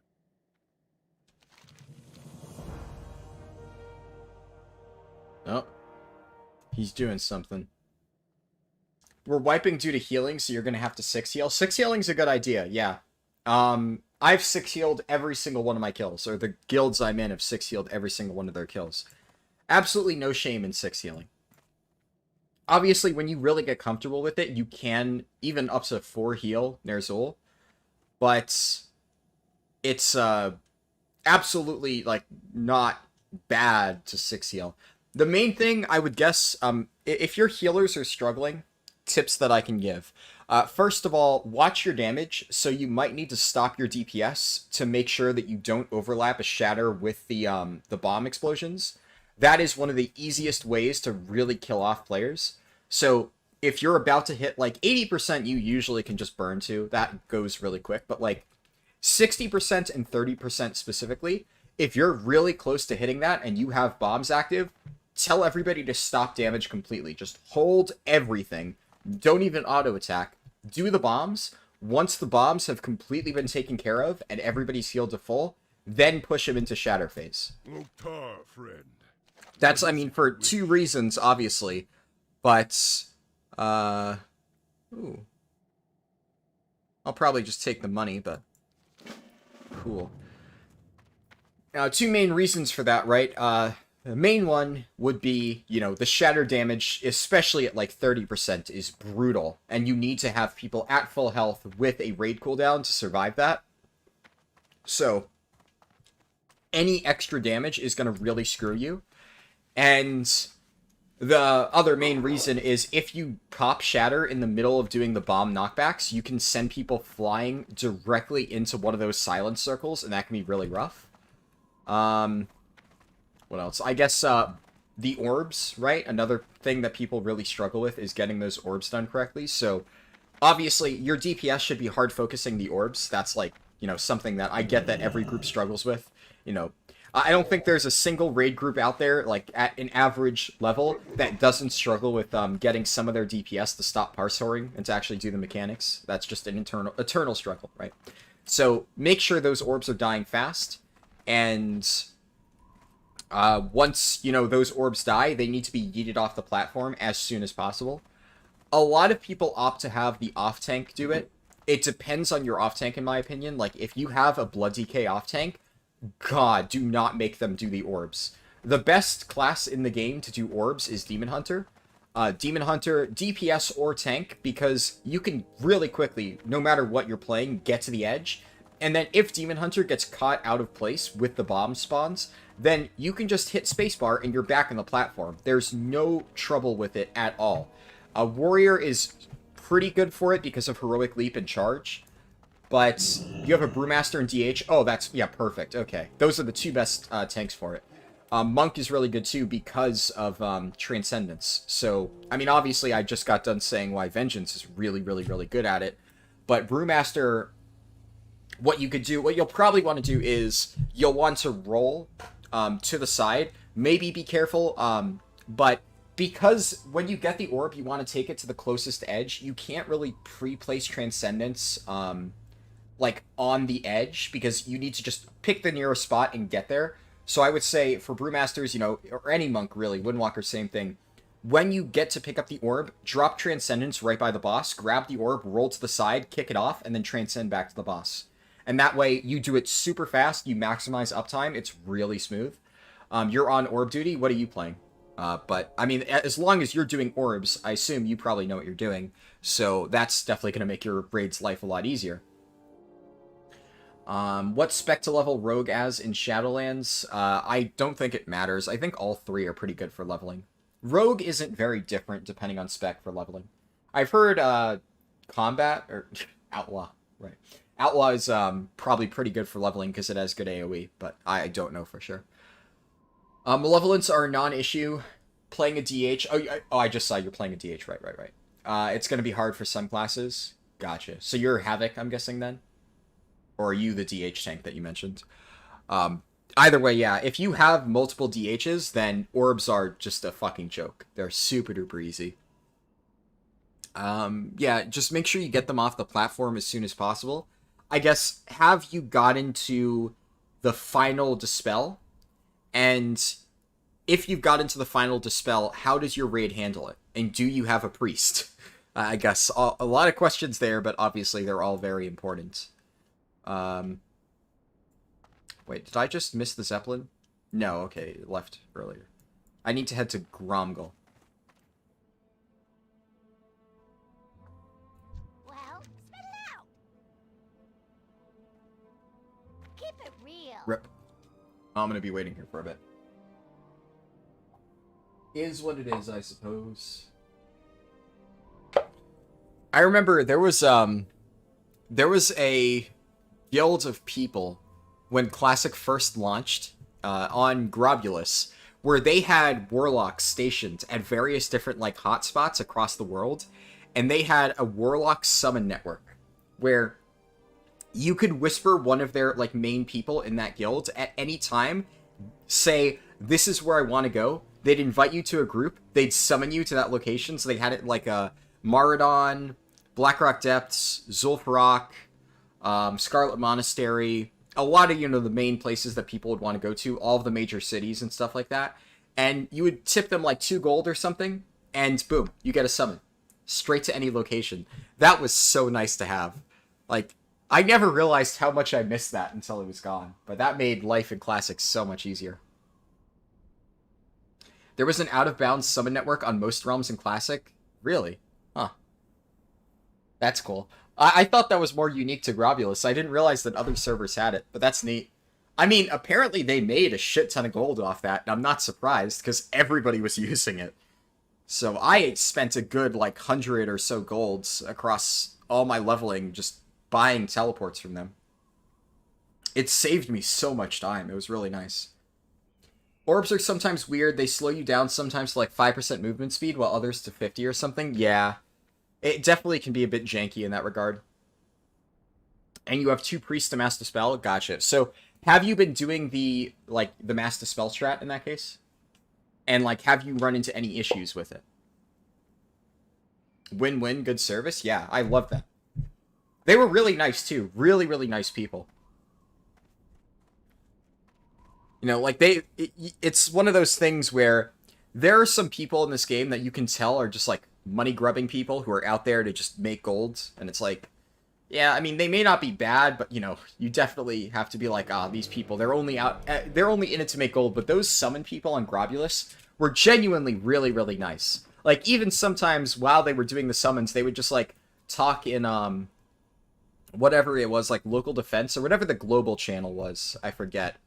And they would just, like, talk and, have, like, friendly conversations with everybody. So I felt, like, really happy, like, using their services, because I could see they were just really nice people who were doing this not just to make gold, but just because they wanted to help people out. And that was how they were having fun in Classic. So I thought that was really cool.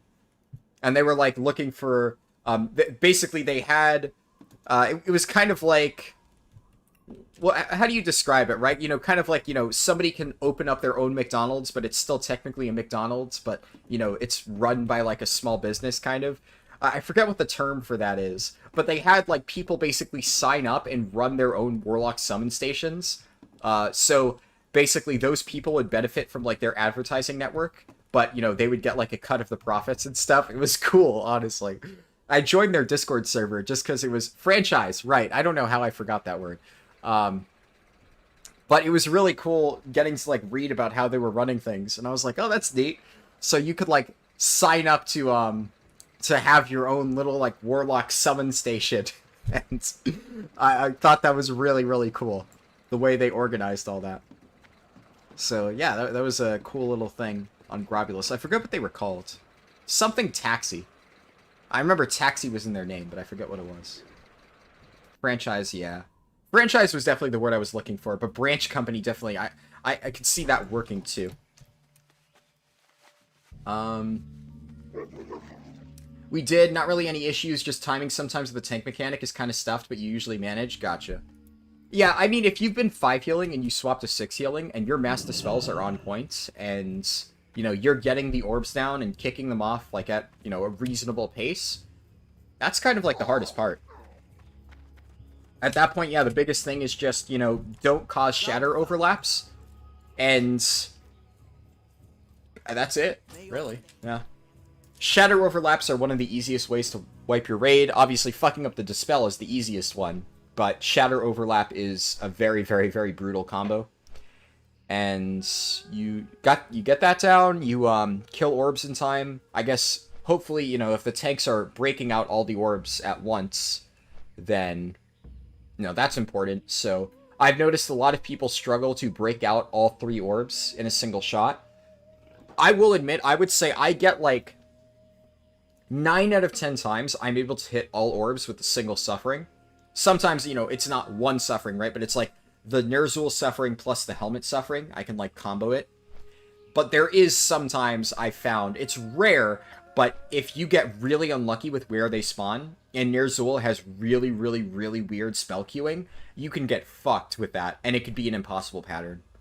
I've had times where literally I've recorded it, and I've gone back and looked at the footage, and I've tried to map out, like, is there anywhere I could have possibly stood that would have hit all 3 orbs? And I'm just like, no. Like, nothing I could have done here. I would have had to only hit 2. So, it sometimes happens. It's rare. Generally speaking, you can always hit at least 2 orbs.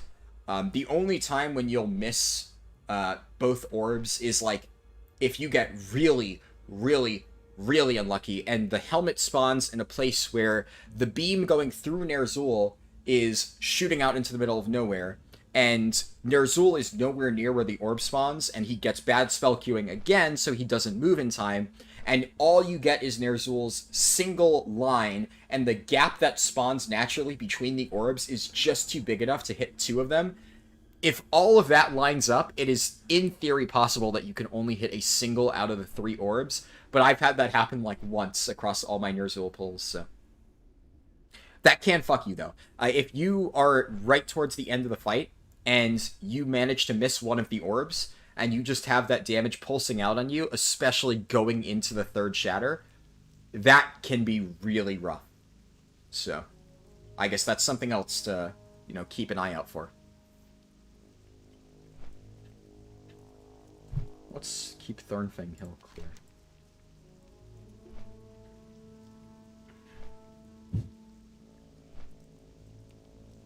I already did some of the... Oh, that's the one on the path to Zangarmarsh. Right.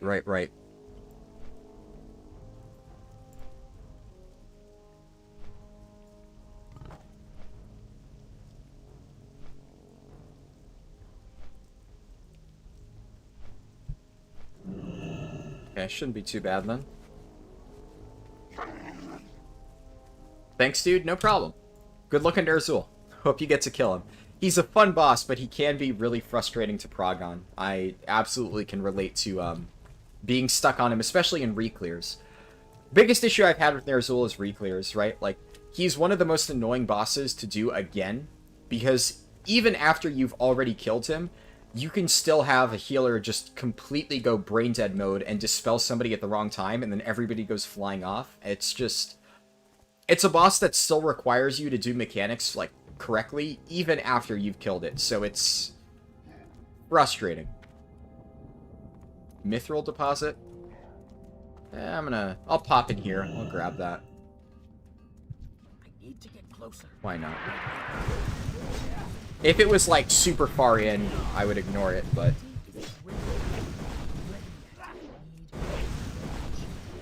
Not easy.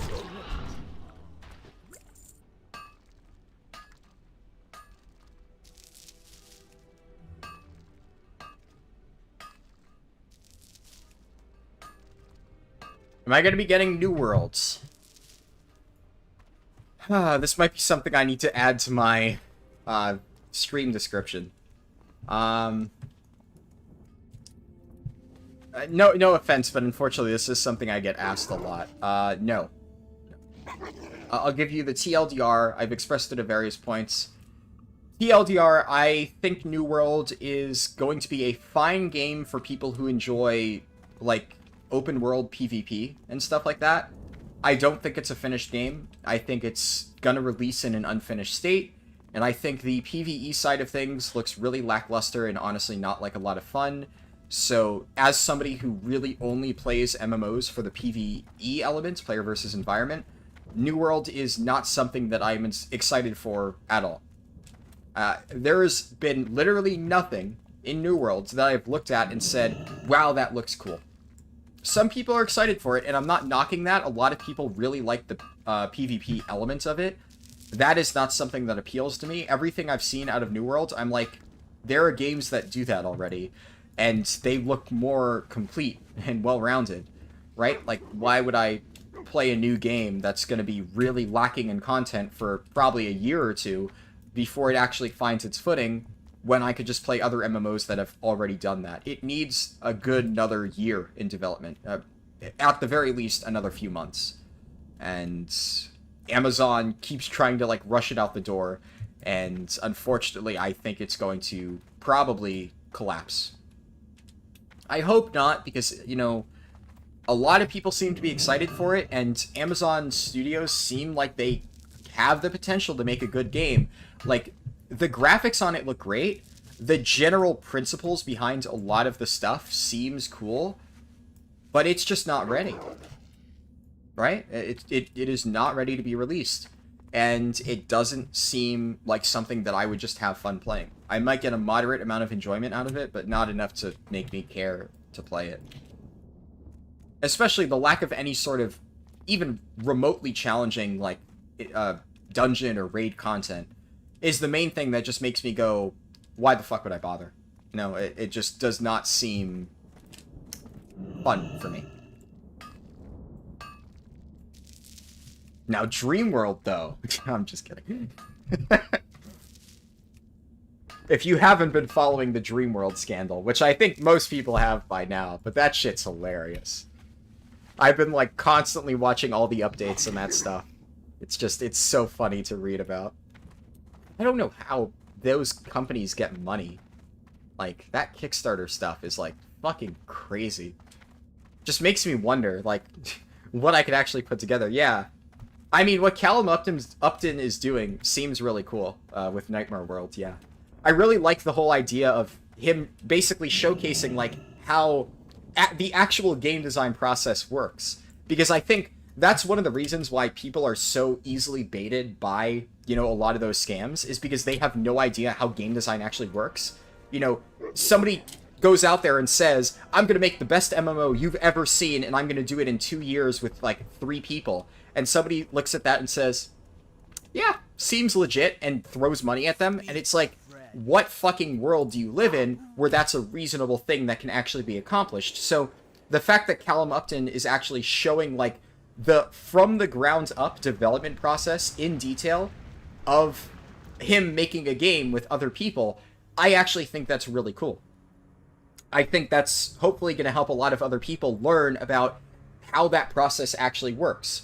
You know, what it takes to make a game, what the roadblocks that you'll run into are, how long it reasonably might take, and the fact that, you know, you can't just build, you know, Ready Player One in a day. It doesn't work like that. So I think that's really cool. You're excited for Soul Render? The DH tank has a DK on standby? Nice. Yeah, I'm working on DK. Hopefully I'll have my DK up to a reasonable point so I can bring it for next week, but the guild that I just joined almost killed Soul Render last week. Unfortunately, because they struggled so much in Remnant Reclear, they didn't have that many hours to pull. We had like an hour and a half total on Soul Render, which was rough, right? But with that hour and a half, they almost got a kill. It was pretty close. And the main issue was the grips. We had one Death Knight, and on the time when we almost killed it, the Death Knight died. It wasn't even really his fault. Somebody overlapped chains, and then the Death Knight had already been low HP because he got that dot on him. And then he was low HP, double chains, boom, he's down. And we had just B-res the healer, so it was a wipe. Because then ads were all over the place and we were really struggling. And then when we did soul render on... Woo! Let's go. Ah. I can't open it while in combat? Okay. But when we did soul render on heroic last night, I got like the best mass grip ever. I was like so happy with it. I was like, oh yeah, that was awesome.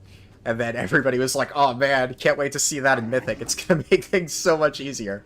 So, it's been a very long time since I've had to use Mass Grip. Haven't played Blood DK in a hot minute, but should be fun.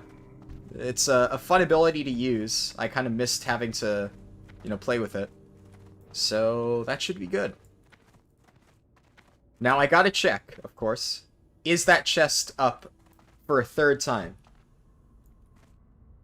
Doesn't look like it is. Is there another chest up? Does not appear to be. When the mass grip works like you want it to, it's so amazing. Yeah.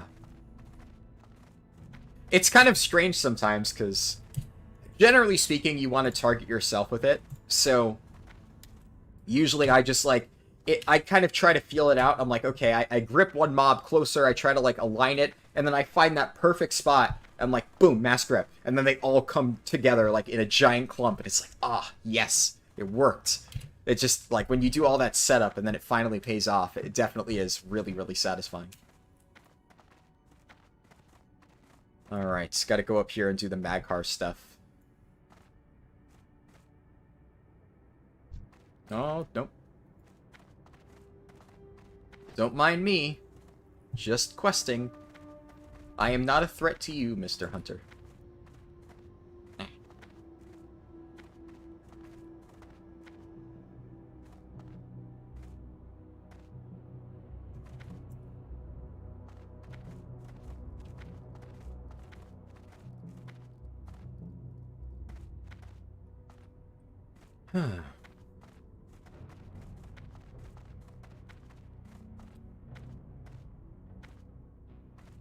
What does this thing give again? Oh yeah, this is the one that I was just gonna vendor. Okay, 4 golds. That's not too bad. Good vendor value, I guess.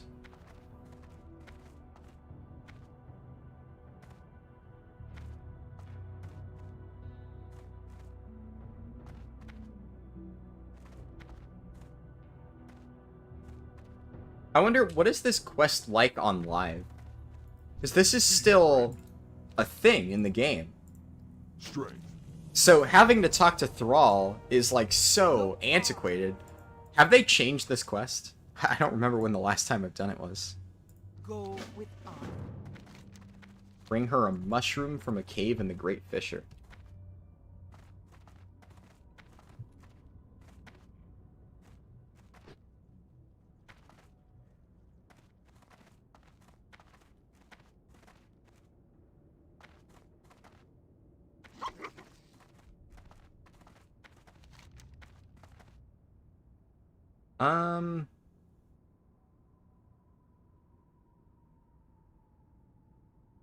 Huh.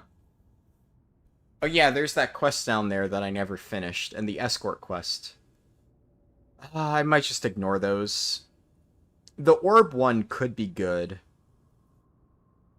Maybe I should try it. Hopefully I don't get ganked again. It wasn't a hard quest, it was just getting ganked was fucking brutal.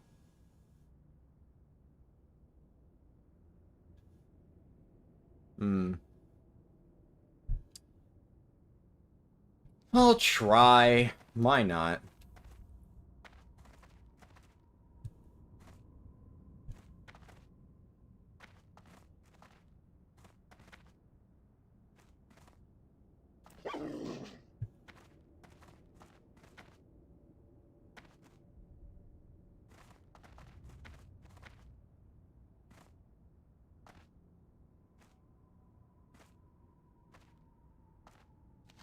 So much walking, though.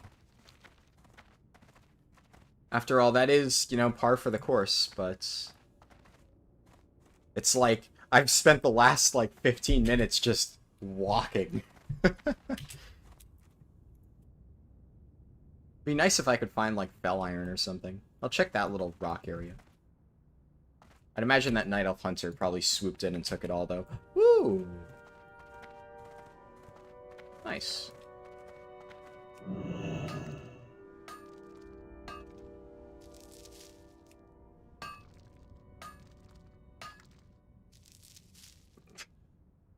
God damn it. Somebody in general chat said, "Why do the Ravager only like spiky places?" And then somebody else said, "They're horny." And the first guy said, "Lol." Okay. Sure. I mean, I feel like you were literally going to try and set up that joke, so... That was just a very, very, like, strange and, like, muted interaction in general chat. I don't know why that made me laugh, but it did. I guess I kind of saw it coming, like, I knew somebody was going to say it. So, after all that, for him to just say, lol, as if he thought it was the funniest thing ever, when it's, like, the most obvious response to what he asked, is like, what the fuck? The eternal sun guides us.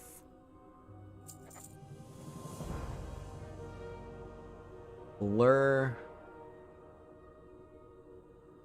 Salama Ashalanore.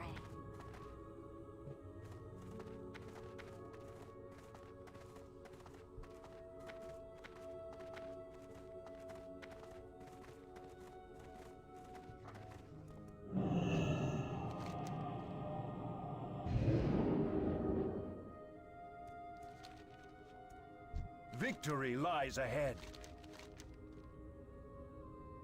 Yeah, that's a healing thing, but, you know, vendor value. We will have justice. I wish there were people around to do wanted quests with, because right now it's, like, brutal trying to find people.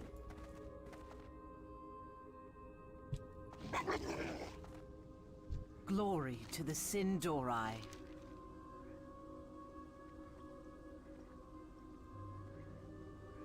Cenarian spirits.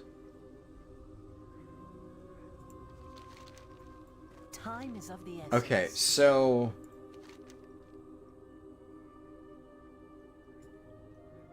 find a way to lure her around. So I have to get the beer at Zangermarsh, then give it to her, and lure her outside with that. I see. Well, I'm gonna go do these quests first. Hopefully I don't get ganked.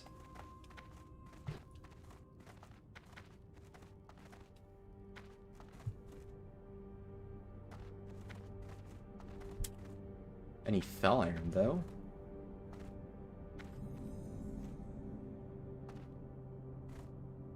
Yeah, not seeing any.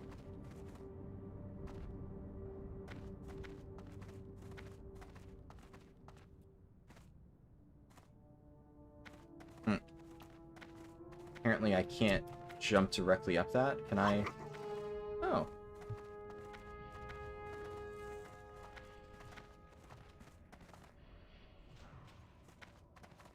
Can climb across here, though. And then...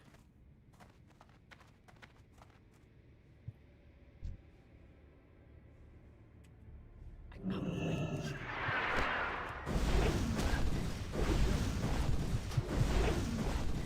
It's too far. Where is this thing? There's an orb? Avru's orb? Is it a mob that I need to kill? Ability is incredible. Not enough range. More range. Ready yet? Can't do that yet. Ah.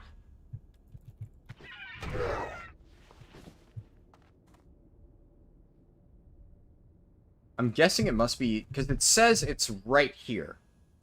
Unless I'm looking at this wrong. It says the quest spawns directly on top of where I am. I'm guessing that it's just, like, not respawned yet. So I'll just clear out the local stuff.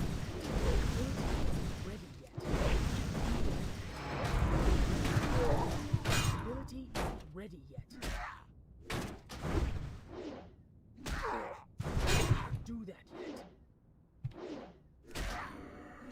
That ability isn't ready yet. Can't do that yet. Need a target. Oh yeah, I still need to learn, Netherweave bandages. Keep forgetting to do that. I'll do that when I get to the town the next time. I need to get closer. It's too far away. Not enough rage. Need more rage. Ready yet. Not enough rage. Need more rage. Ready yet. Can't do that yet.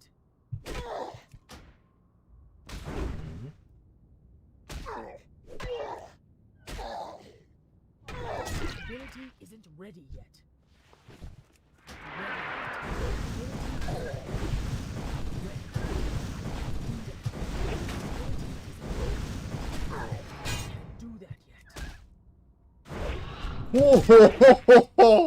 Okay, Iron Foe.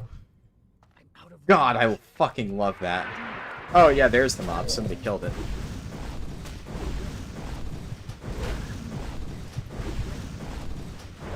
ability isn't ready yet. Not enough rage.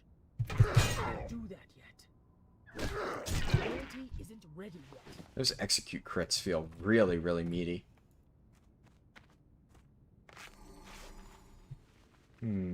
Oh, he's back up. Perfect. Good timing. I need to get closer. Ready. That ability isn't ready yet. Not ready yet.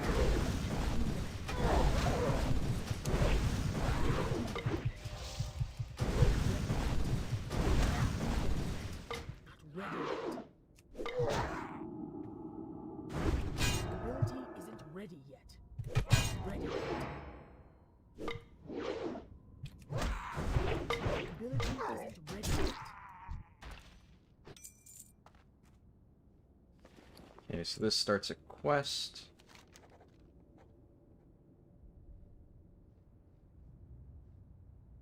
Okay. Yeah, this is not going to replace Onyxia Tooth Penance.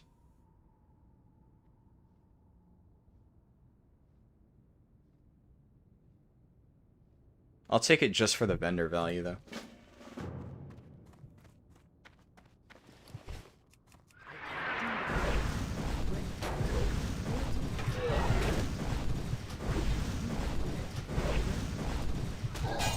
Rage. Not enough rage.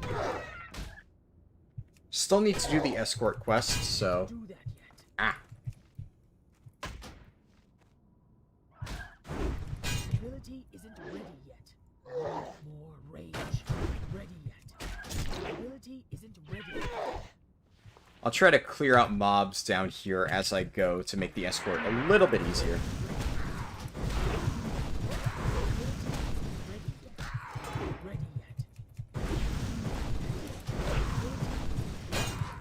Unfortunately, every single one of these does take a while to kill, so it's hard to reliably kill them before they all respawn. That's what I signed up for when I picked Prot Warrior, right? It's too far away.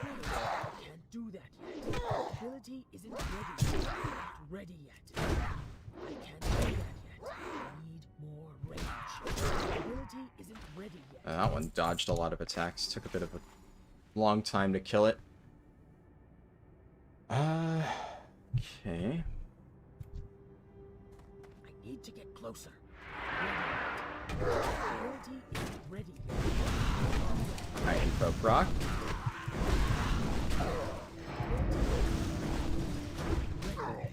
Can't do that yet.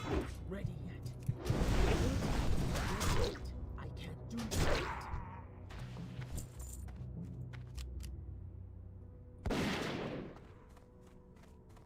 Think I'm LOS here? Yeah, seems like it.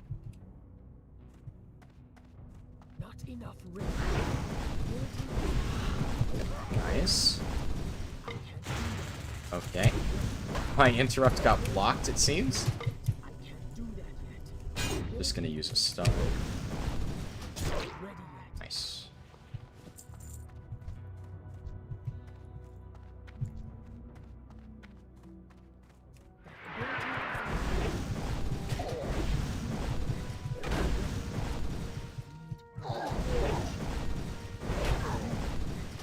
Ready yet. Ability isn't ready yet. Okay, I gotta be really careful here. Yet. Ability isn't ready yet.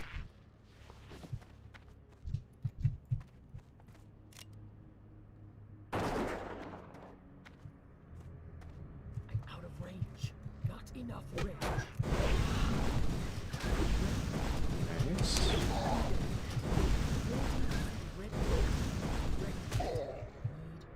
Rage. Not enough rage. Ability isn't ready yet.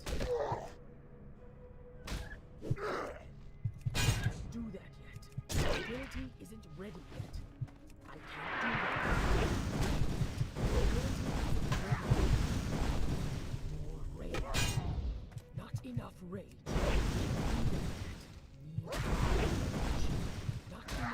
I think I should probably clear those out, because I think that's where the escort actually goes through.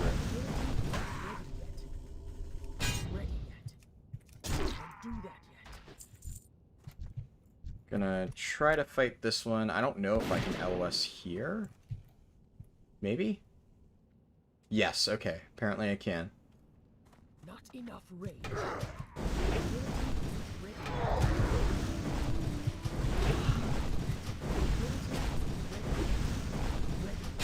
can't do that yet.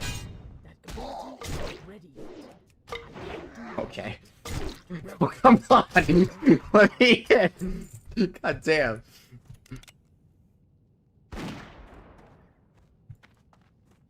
Somehow I didn't pull that matriarch. Nice. Not enough rage.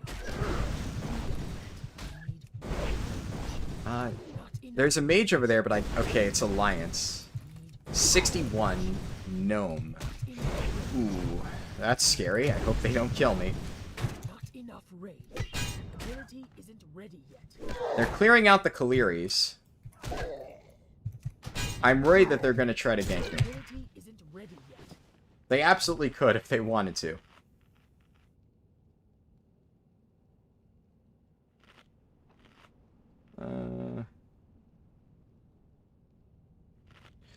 I'll play it super duper safe.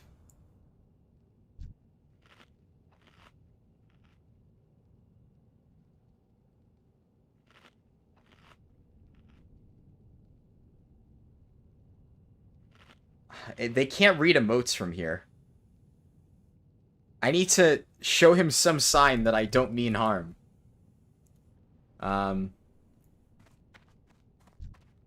Here. It's too far away.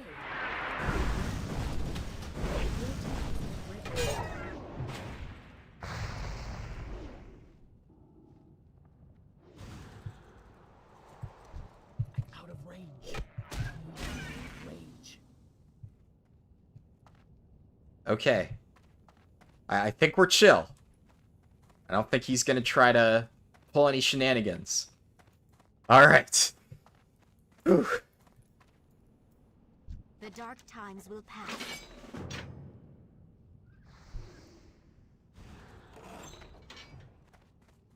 All I want to do is get this escort quest. Okay. Well, apparently I'm helping you because the escort said so. There you go, buddy. It's too far away.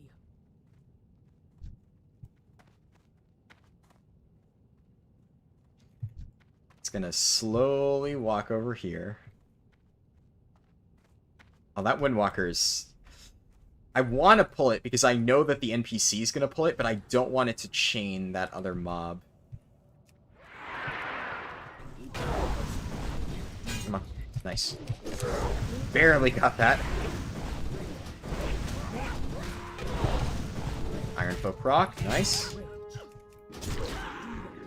I'm trying, Toth. I want to get it. I really want to get this done. There's a mage, but that mage seems friendly. You know, he was nice to me. I helped him kill something.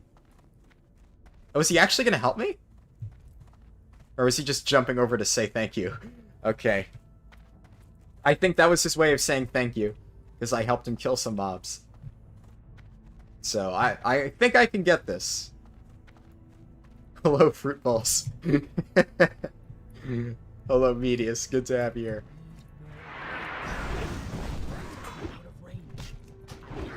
Oh.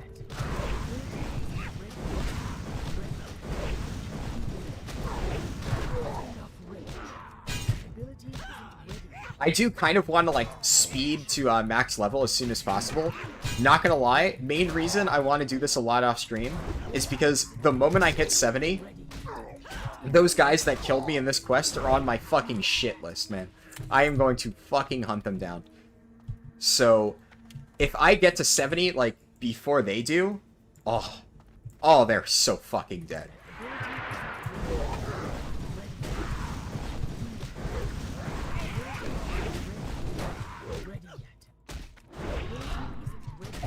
Only problem is I don't know how I would find them, because I don't think you can make Alliance alts on a PvP server still.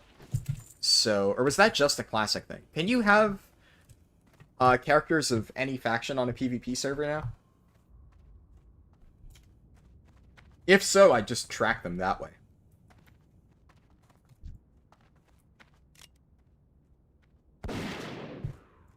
You can't? Okay, I figured that was still a thing. Hey, Escort, okay. There we go, she finally helped me. Yeah. Well, I'll find some way to track them down. Maybe if one of you guys wants to make an Alliance character on Grobbulus. Oh no. Please, please, please. Pizza lover.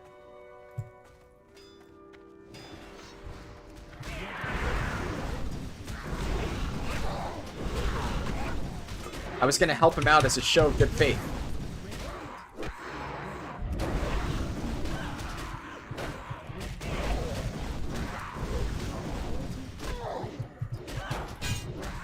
Okay, pizza lover, please. We're cool, right?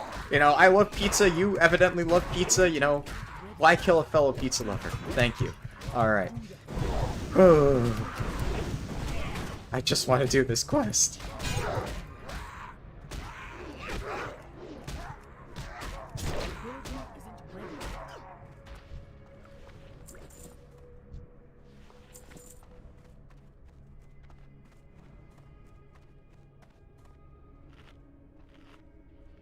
I'm gonna try to sneak in some food. I'm so close. Then again, up ahead is where I got ganked the first time, so you know, it's never too late. You never know. Please no.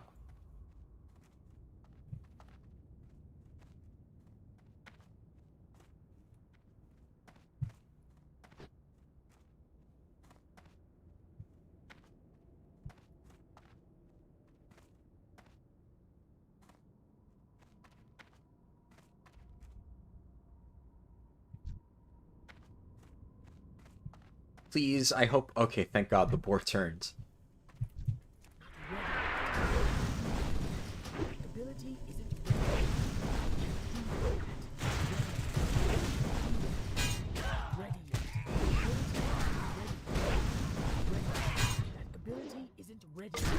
Come on. No, they won't, but Alliance might. I'm gonna go ahead. Let's get this one out of the way.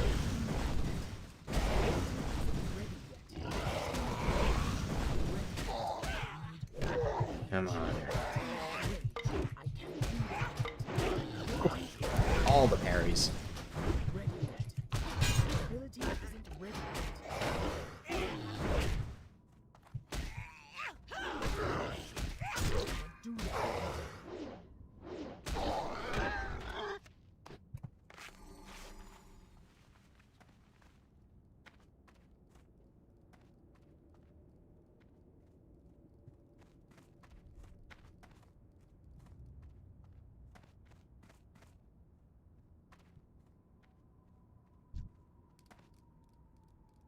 There's rare mobs in Outland, right?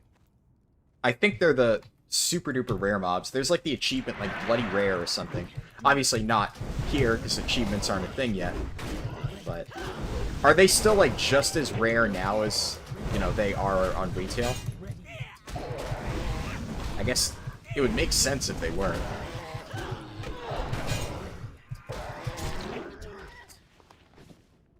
And I would imagine that in that case, some of the stuff off rare mobs is probably worth quite a decent amount of gold. Assuming it's like a good item that's a unique drop from a rare. That's a druid. Oh no. Look, so here's what I'm worried about. That druid is clearly going in to kick some ass. And I'm really worried that I'm just going to get caught in the crossfire if he just goes on a killing spree. But I think I'm good.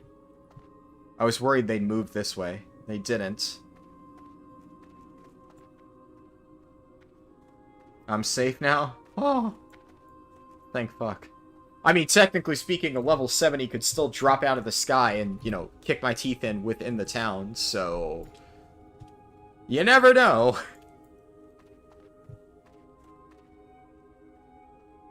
God damn it, how long does it take me to get credit for this?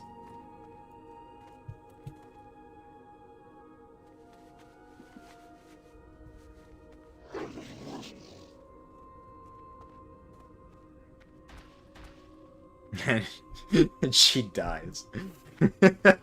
What business have you?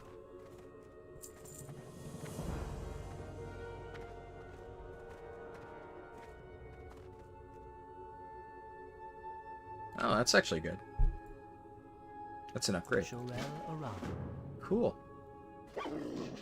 Aren't there flying guards? Are there? In this town? I know Thrallmar has some. I don't know about here. No, no, no, no, no, no, no, no, no, no, no, no, no, no, I don't want trouble. I don't want trouble, please. Oh, no. Oh, no. No, no, no, no, no, no, no. I had nothing to do with it. Leave me alone. I was not part of any of that. Oh, God.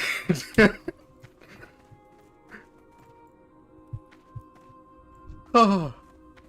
Fuck me. I see the mage just click on me, and my heart stopped. Oh, god damn it! What? I just want to loot the... God. Somebody pulled it? Fuck this shit. Wait. What? They were level 61. Why would they pull Fell Reaver? That was so dumb. Oh, what is even happening right now? Fell Reaver gives buffs. Oh, hey, Sen. Good to have you. It's going well. BC is an interesting experience. Whew. I need to go further down here to get this quest item. So, how have you been, Sen? I think the last time I talked to you was after the stream when you popped in. That was the Nightborn Death Knight stream, right? So that was... 2 weekends ago? Yeah, I think so. Oh. Okay. Lots of parries.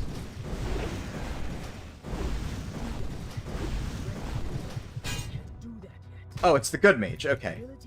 Now that's my buddy over there.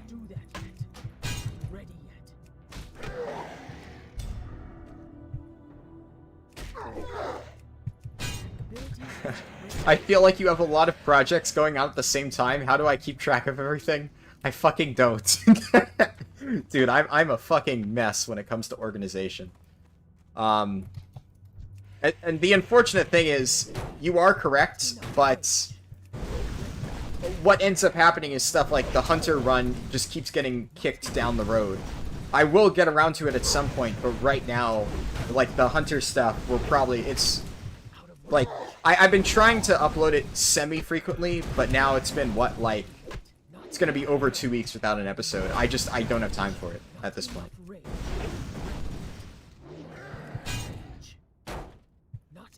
So, it depends. as much as I'd like to, you know, keep track of everything and constantly give, you know, new episodes to every series, I only have so much time. I'm trying my best. Just doing video editing as is, like, getting a video out every single day, doing all that stuff, like, to find the clips, to edit the clips, to get the thumbnail, it's a lot of work on its own. Then add school on top of that, add the streams, add just playing World of Warcraft, because obviously it's not like I don't play the game off stream. Like, I raid, I do Mythic, which at this point I'm doing 2 days, and then I've done 2 full Sanctum Heroic clears this week as well. It's a lot. It's definitely a lot. But yeah, I don't have a good organization technique, unfortunately. It's, I just kind of make do with the best that I can manage. Been great, been helping Ko's dad with his YouTube projects. You get to learn video editing and you're getting paid. Oh, nice. Yeah, I remember you were telling me about that. Has been a blast waiting for new games, etc. Hurrying up and wait. Yeah. I cannot wait for Final Fantasy XIV. That's going to be so much fun. I was looking at the Endwalker job actions and the changes and stuff like that, and it looks really good. Like the Gunbreaker getting the, whatchamacallit, the 3rd cartridge slot.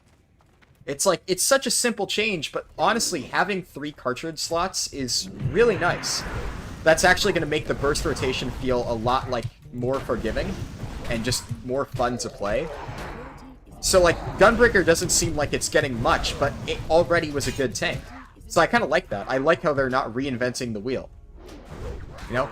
And then I guess they're giving, like, the effective equivalent of Dancing Rune Weapon to, Dark Knights, which is neat.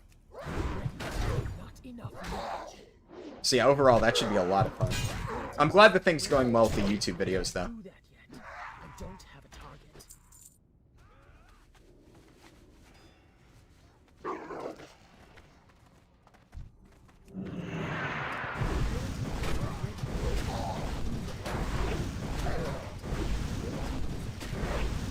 See, why can't every alliance be like Hyzeno and Pizza Lover here? You know? Life would be so much easier if people just didn't try to kill you at every opportunity. We could all get along and just share tags and blah.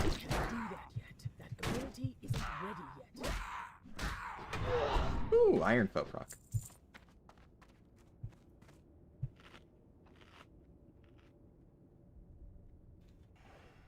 The monk changes, I know you don't know / haven't been through the stages of monk, but it's finally looking like they gave something nice to him. I'm glad to see you're doing good and staying busy. Yeah, I mean, obviously, yeah, you know that I'm not super familiar with how monk plays in Final Fantasy. I did read, though, somebody was saying that the monk changes looked really good. So I heard that a lot of monk mains were super happy with it. Same could be said for the Horde. Oh, I'm not saying specifically the Alliance. I just mean people in general. Here, I'll help this guy.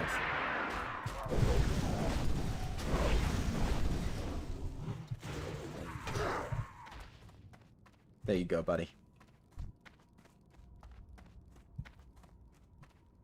That ability isn't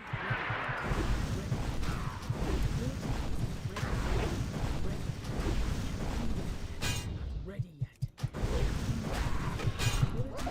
Ready yet. Do that yet. Alright. What are they here for? Oh, there was a chest! No, wait! Ah! Alright, fair enough. Pizza Lover got the chest. I suppose it's only fair, seeing as, you know, he spared my life.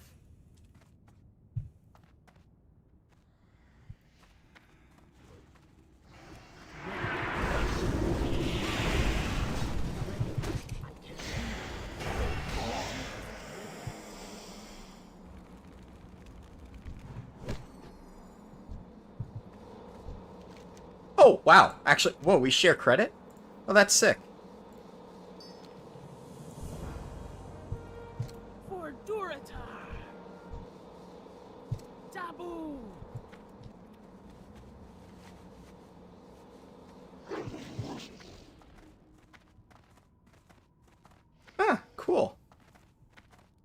that worked out well.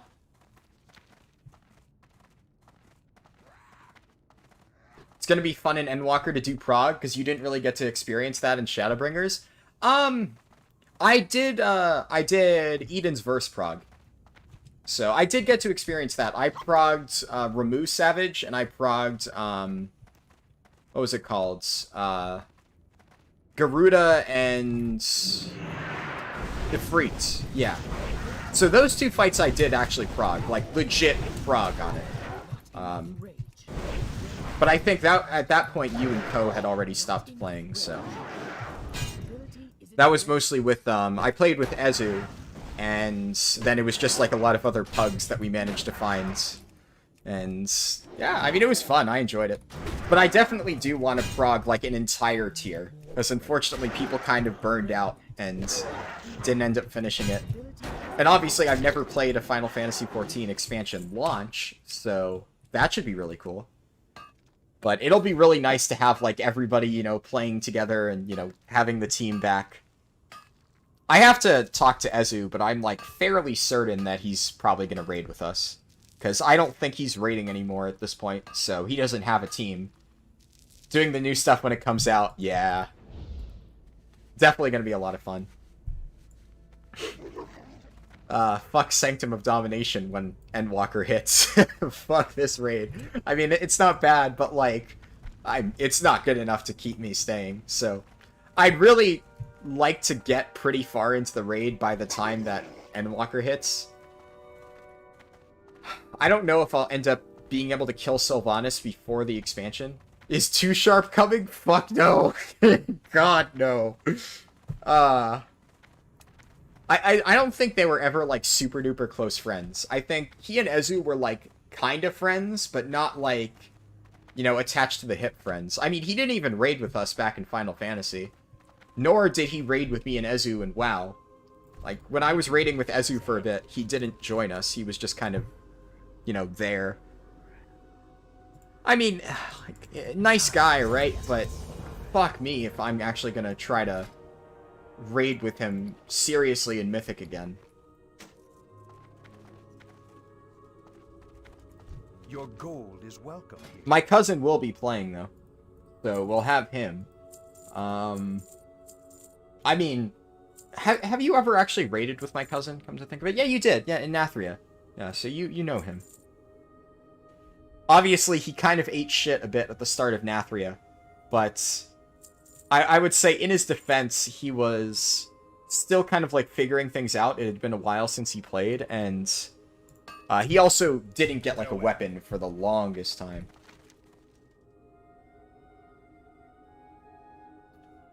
I guess I should just do these quests.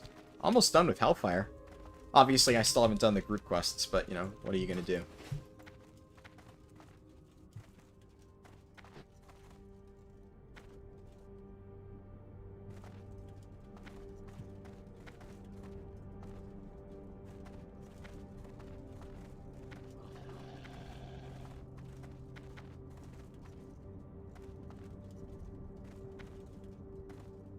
I don't think I've ever done the quests out here, though.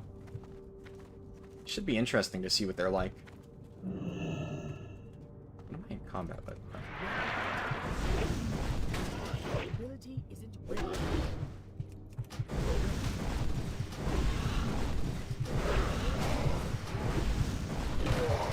Do that yet.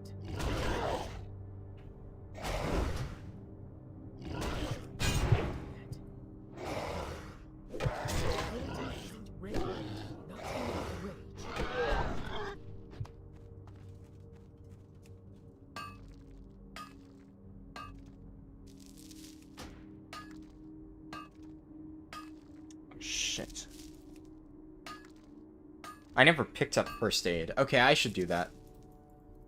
Ah! Okay. I'm gonna go back and grab first aid. I keep forgetting to do that. I don't want to keep putting it off.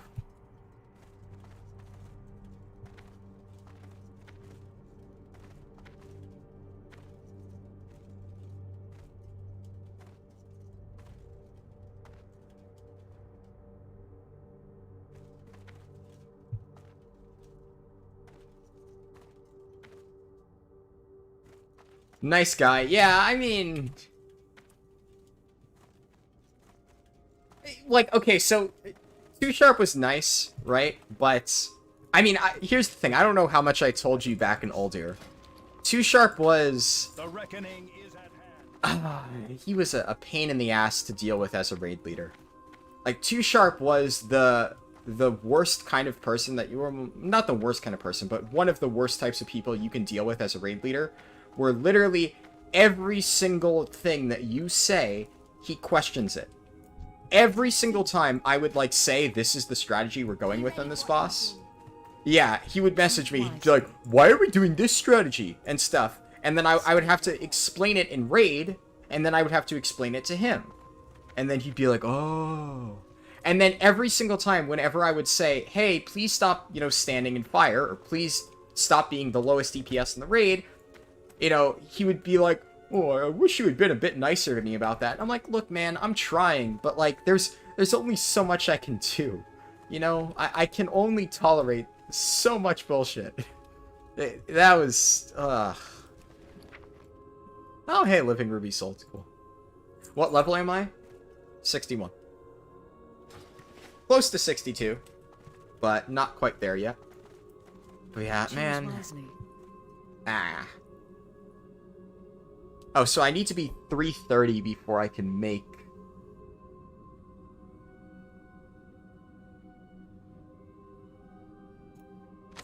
I guess I'll just buy these and hold on to them for when I need them.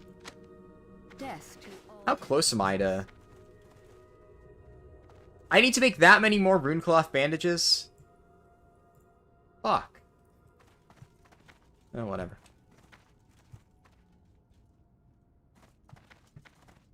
But yeah, it was not the best. But I agree, he was a nice guy. Just difficult to deal with. And let's be real here, he wasn't the best player. Like, on a Mythic raid team, he's, like, passable. Right? But in a Final Fantasy raid team, when you have 8 players, like, you can't honestly tell me that you think he'd be worth one of our 8 raid spots. I'm sorry, but, like, I'd like to think that, generally speaking, if I sit down and, like, look over logs with somebody and try to help them, like, I can help them improve their damage. And then there's people like Too Sharp where I sit down and try to work on logs with him, and I feel like I'm just slamming my face into a brick wall. It's just... Maybe he's gotten better.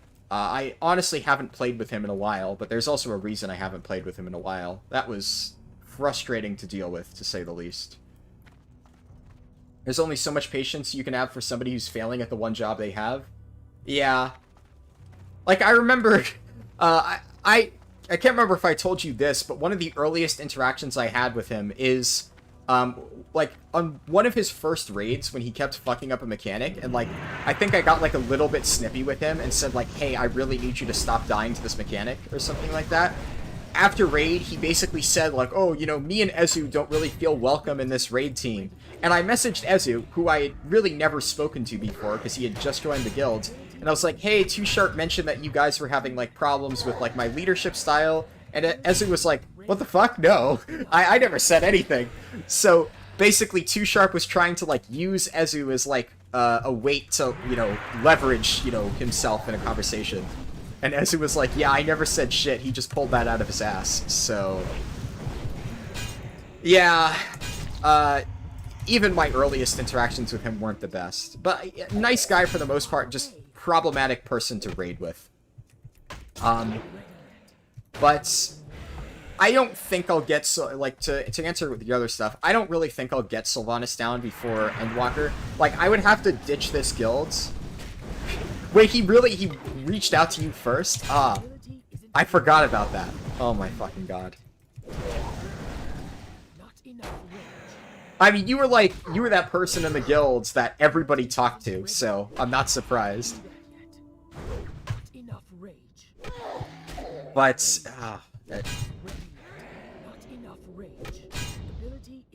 as far as Sylvanas goes, if I joined a guild that, like, was about to kill Sylvanas or is on Sylvanas, I could theoretically get it down. I don't think this guild will be able to kill Sylvanas in time, but I'm enjoying raiding with them, so I don't really want to like ditch this guild and try to get a Sylvanas kill like super fast. I'll see how it goes. It's something I would like to do. I would really like to get Sylvanas down. I don't know. Worst case scenario, if like we're really close to Sylvanas and I'm still enjoying my time in that guild, maybe I'll just juggle Final Fantasy and WoW, even though that sounds like living hell, but we'll see, I guess. But yeah, TBC is good. So far I've been enjoying it. It's obviously slow going, but you know, that's how it is. Hard to say how much I'll be playing this, right? So far I've been having fun with it, but it's just one of those things where, God, I've been doing so much shit lately, so we'll see.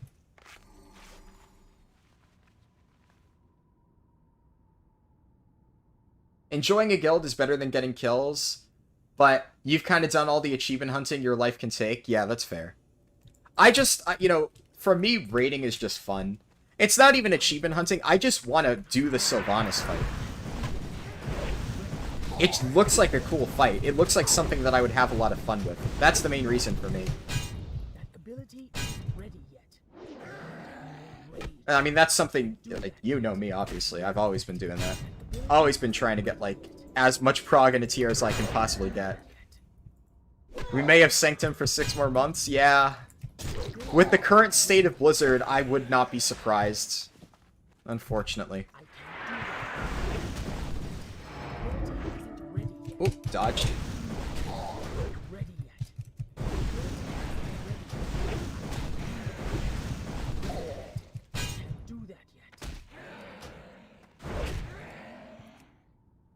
Oh, also, Sen, I can't remember. Were you one of the ones who told me that I should get Hades? Because I remember I had a lot of friends who over the years have said, Hades is a really good game, you need to try Hades. And I could have sworn that you were one of the people who told me that I would really like Hades. Maybe I'm misremembering, but I thought I remembered that. It looks like an almost KJ level fight. Nah. Well, in terms of the whole like aesthetic of it, right? Yeah, I agree. In terms of difficulty, it's nowhere near KJ. Like, KJ, obviously, really hard fight. Sylvanas is arguably one of the easiest cutting-edge bosses in recent history. Not, like, face roll easy, but definitely easier. But the whole feel, aesthetic of the fight, I do agree. It feels very cool. Yeah, you tried to push Hades onto me? I thought so, yeah. Well, I don't know if you saw that, but I finally tried it actually on stream. So I did a stream last weekend where I played a bunch of my favorite roguelikes and kind of compared it to Torghast to kind of show why Torghast fails where other roguelikes succeed. And I actually bought Hades, and I tried it for the first time on stream, and it was a lot of fun. So I've been playing that like in my spare time. I played, past few days I've been playing Deltarune, because that just came out with Chapter 2. But before that, in my spare time, I've been playing Hades, and I should have listened to you earlier, because it's fun. It's really fun. Been having a lot of fun with that. I did manage to, on my 8th run, get a win with, I used the shield. It was just the default shield, because I haven't gotten weapon aspects yet. Even though I've read into it, so I know generally how it works. But I still only have, like, the default weapons. But I did a Ares Doom build with a shield. So I basically just went like full Captain America and just had shield bounces applying Doom to everything.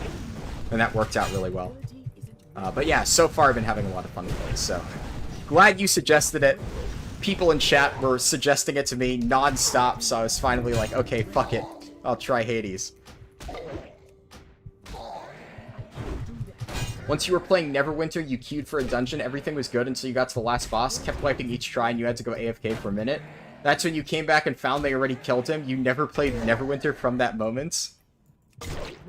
That's fucked. I've never played Neverwinter, so I don't really know anything about it, but that sounds very frustrating. Sounds like a fun run? Yeah. I mean, honestly, every run I've had of it has been really fun. Mostly I just experimented with different builds, like using all the different weapons, but I had something similar, like on one of the runs I got on stream, the furthest I got were like my third run ever was with the shields, and I got on stream up to towards the end of Elysium with a very similar build. And at the time, I was like, oh, this feels good. Like, this is definitely what I'm going to keep working on to try and clear it. And then finally, I was like, you know what? I kind of just want to beat the game now. So I picked shields, and then my first run with shield, I got all that stuff. And I was like, all right. Everything just kind of died, so it was fun. But I've been reading that there's like a lot of depth to it and stuff. Like, I don't really know much about it, but apparently there's like these things called heat levels or something, which add difficulty. So, I mean, I have a lot left to go through, but definitely seems like there's going to be a lot of challenge that I can do with it once I really get familiar with all the core mechanics. Whoa! Somebody bought my auction. 60 gold. Nice. Okay. I didn't expect it to sell that fast. Fuck yeah.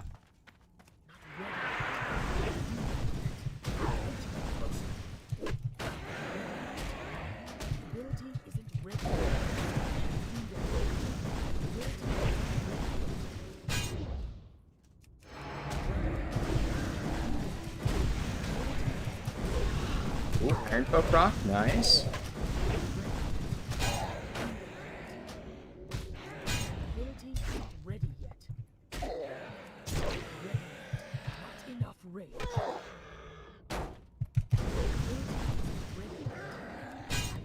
Grats, thank you. It's gonna be nice to have extra gold. I mean, I'm up to 300 already, which is pretty solid. But that plus, like, selling a lot of the bonus stuff that I'm gonna get from a lot of these quests should bump me up to closer to 400, so really, really happy about that. Ah. Okay, parry.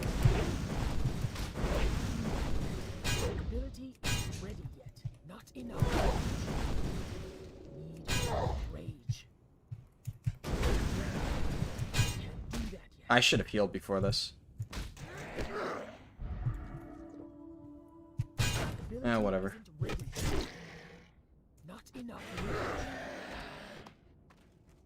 Worked out. That's why I have healing potions, after all. Have I tried Nova Drift? It's like Asteroid, but a roguelite. Pretty fun. Interesting. No, I have not even heard of that. But that sounds pretty cool. Definitely something I'll have to look into.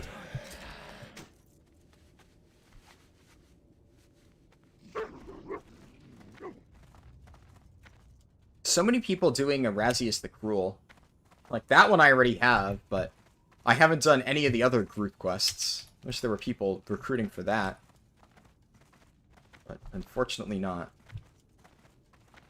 Hello, DFG Prometheus. Good to have you here. Yeah, I should finally just go in here and do those quests. Been putting that off for a bit.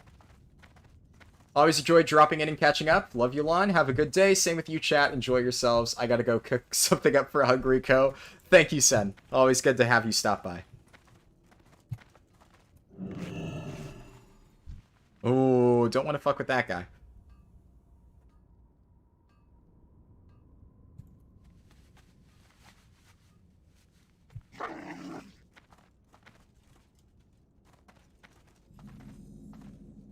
So there's a quest over here. Light. No Must Ladu. remember the light. How do I use these pots? I should look into this. Okay, so this is the quest Source of the Corruption.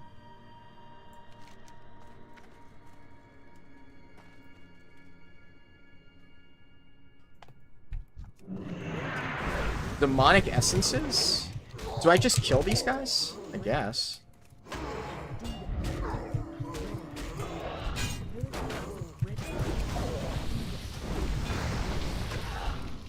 Pick one.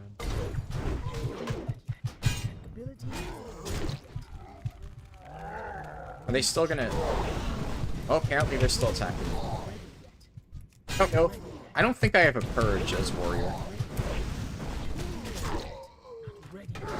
Found your channel 4 days ago and you've watched more than you care to say.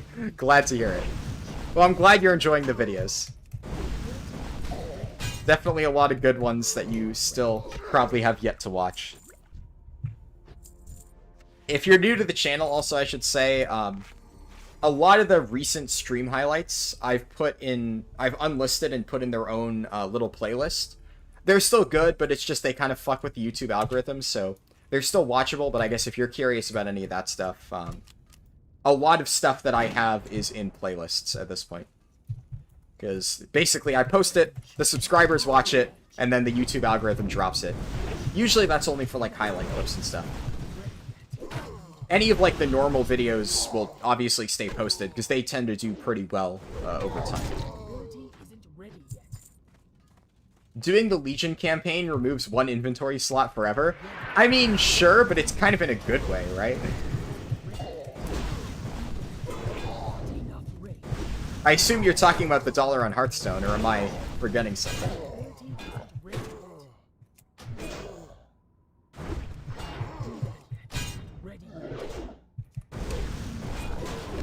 11 hours in one level, classic levels. Classic leveling's really not for you. Yeah, I feel that. It's definitely unique. But honestly, this is a fun little change, having gone from, you know, doing non-stop, like, retail speedruns. The artifact weapon cannot be destroyed. Ah. Yeah, that's a fair point. I never thought about that. Leave. But you are right. Yeah, that definitely does remove one of your bag slots forever. Huh. Interesting. Okay, don't want to fuck with him, so I'm going to wait till he walks down and then go past. What are all these pots? I feel like they're supposed to do something. They seem like too specific to not do anything.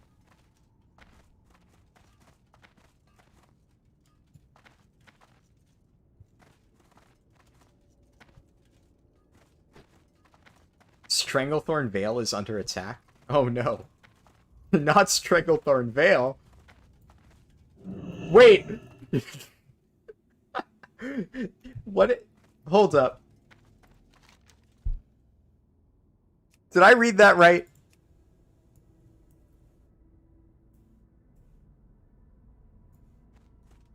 Where is this quest?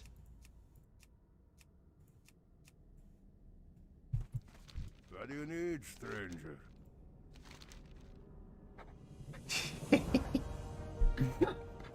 I don't know. I think Naladu is kind of sus. Okay, I'm sorry. The moment I saw that, I knew I had to make that joke. God damn it. That is a fucking funny quest name. That has not aged well. Or maybe it has aged perfectly. Depending on how you look at it.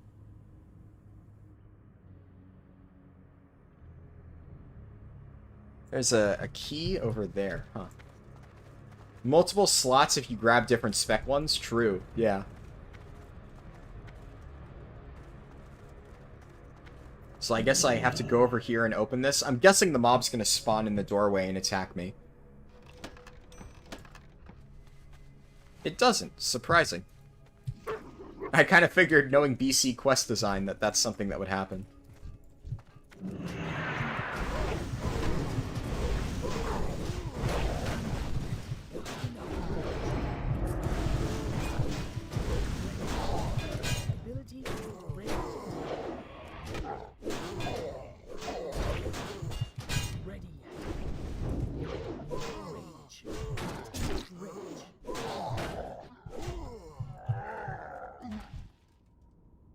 Okay, so they stop attacking me if I don't auto them. Makes things a little bit easier.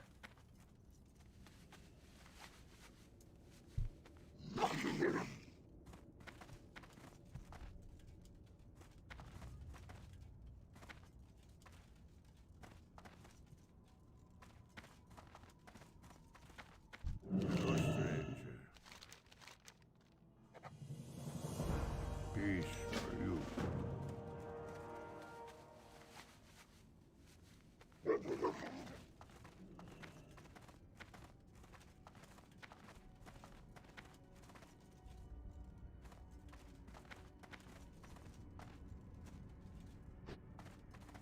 No.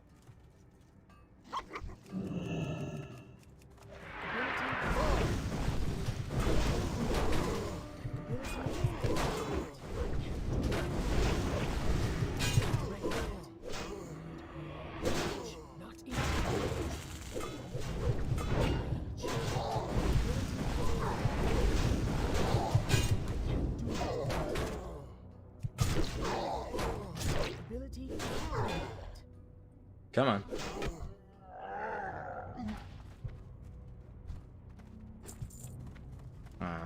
Blood's not dropping.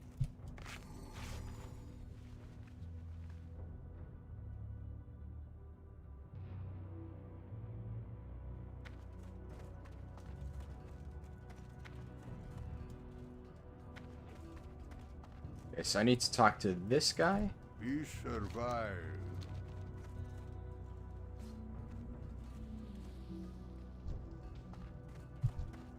I need to get closer.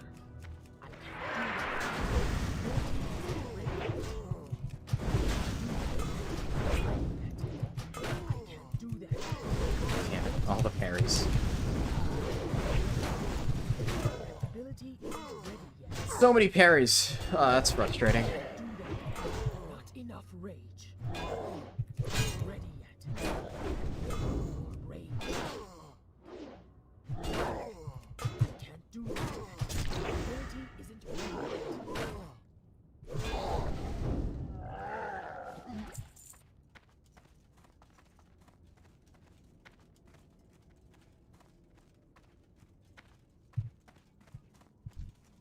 I'm out of range.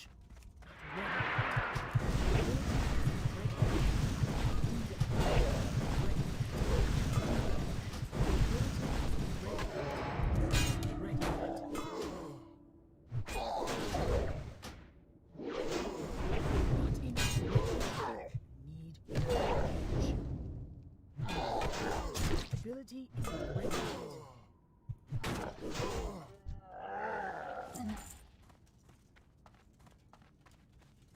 Must not give up. Oh, I need to get closer. what? What the fuck was that? Far away. Ready. Okay.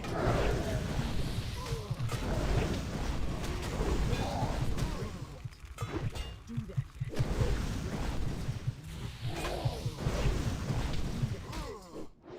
Not enough rage. Ready yet. Ability isn't ready yet. Trying to be really careful to not accidentally melee swing one of those guys. Don't want to do any more than I need to. Akal Hekta. I can't do that.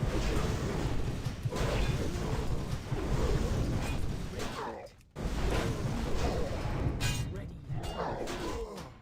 Not enough rage. Ready yet. Ability isn't ready yet.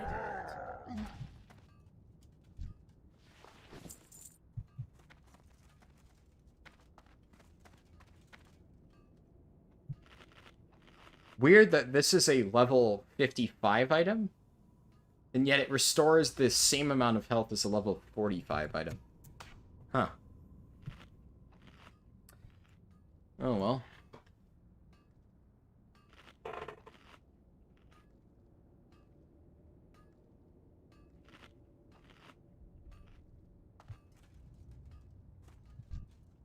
I need to get closer. I can't do that.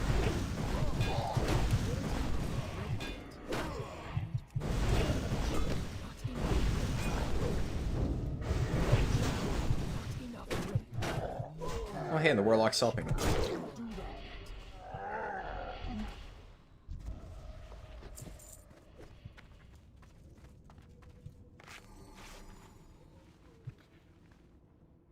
Not getting a lot of those bloods though. Or demonic essences, whatever they're called. Still need 2 more.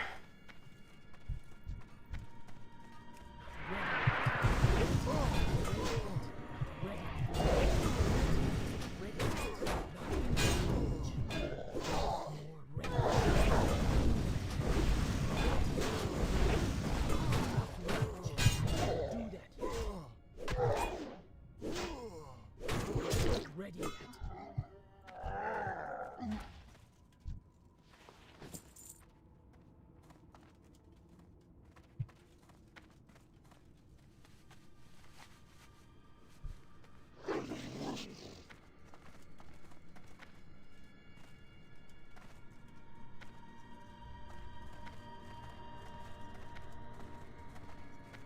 Respawns.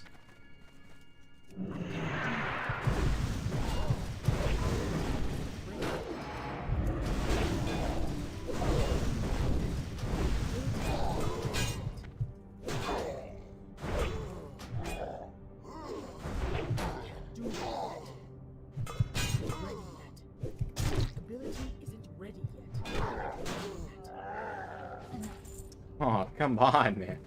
This thing won't drop. Oh.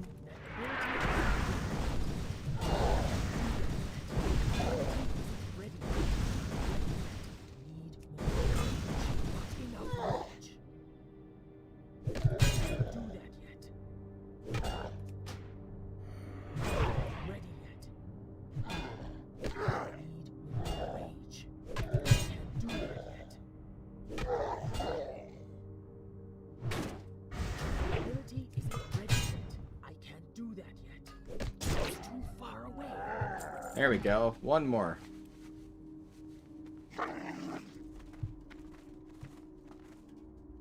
Where is it?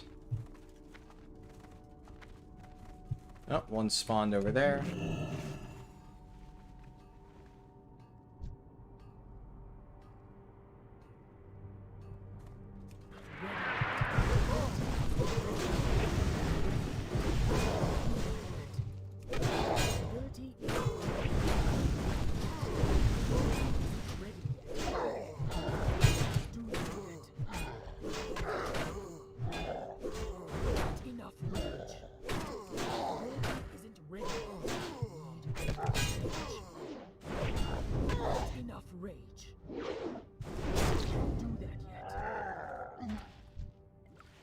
No, okay, wow, nice.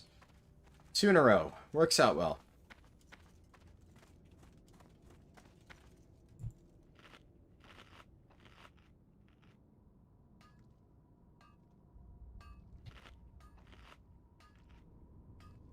Wait until that heals to full, and we're off.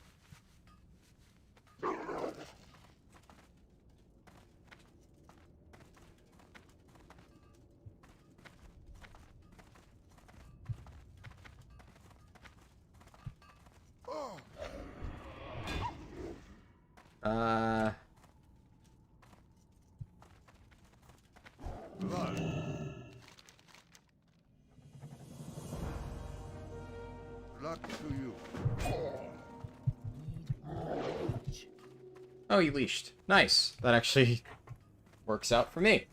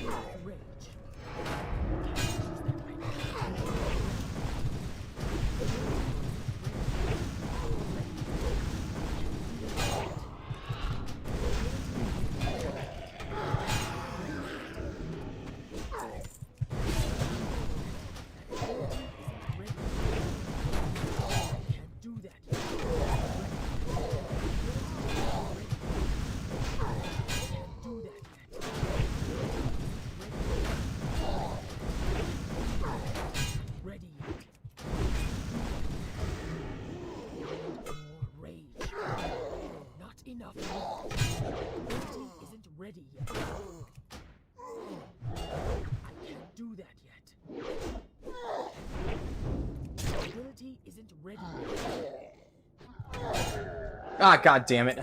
Immediately tabbed to the other mob. Well, I guess I'm killing this guy. That ability isn't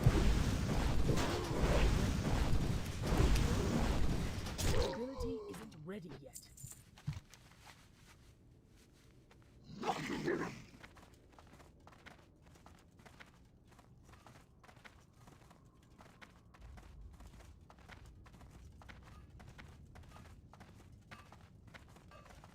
Oh, shit.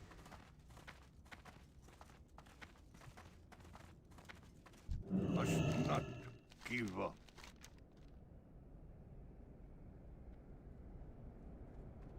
to come back sometime.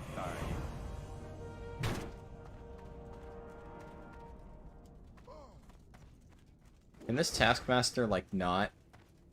Come on, leash, buddy. Not enough range. Fucking fine, I guess, if you really want me to kill you. Not enough range.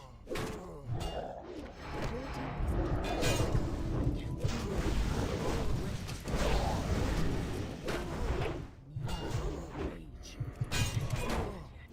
Not enough rage. Ready yet. Do that yet. No, no, no, no, no, no. Okay. Have these turn-ins. Then... just the one in Falcon Watch. Or, oh no, what I could do...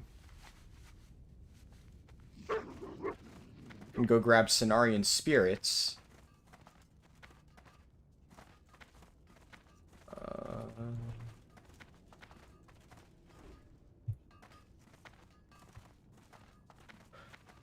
Oh. Okay, I felt pretty fucking fancy doing that. I don't know how I didn't pull anything there. That worked out way, way better than I expected it to.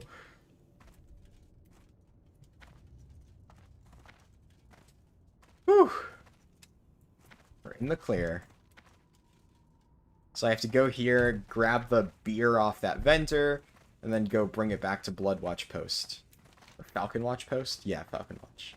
Or, okay, it's just called Falcon Watch. I'm adding extra words.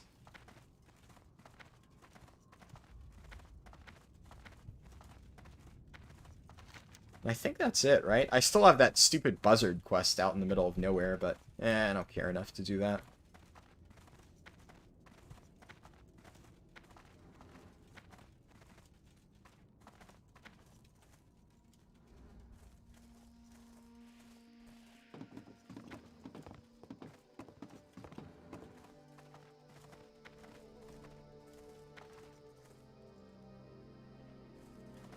Peace be with you.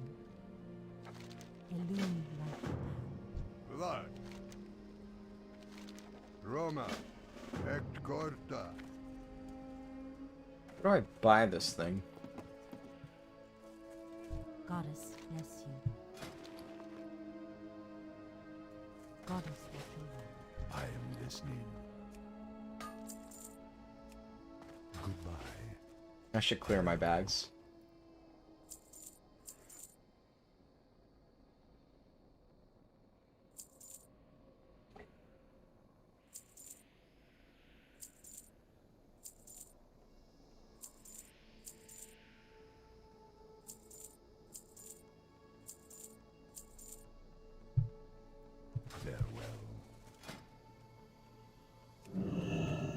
Well, there's a chance that I'll hit 330 skill. Okay, never mind. Either way, it's not a high chance, because I need to get a skill up from every single one of these.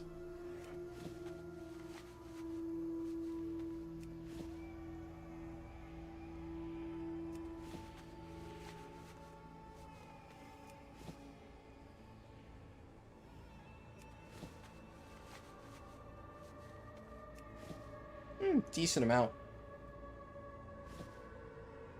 Alright, over halfway there.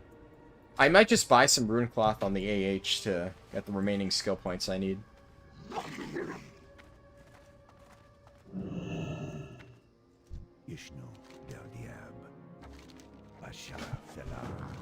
have just the Oh yeah, I never learned cooking.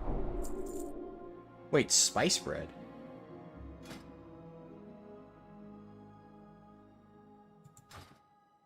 So she can't actually teach me cooking?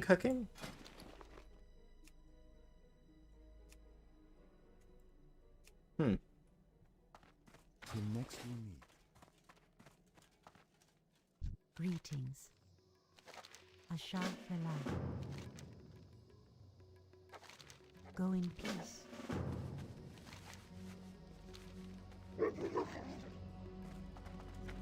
Yeah, I can pick up 3 more quests.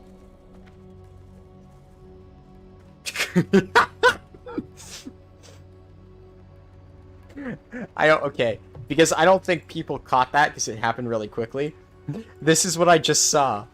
One of the guards said, "Welcome back, heel slut."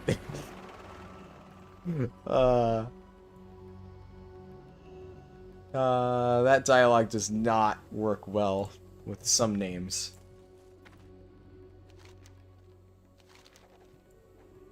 Leader of the Dark Crest. Leader of the Blood Scale. You take one more quest.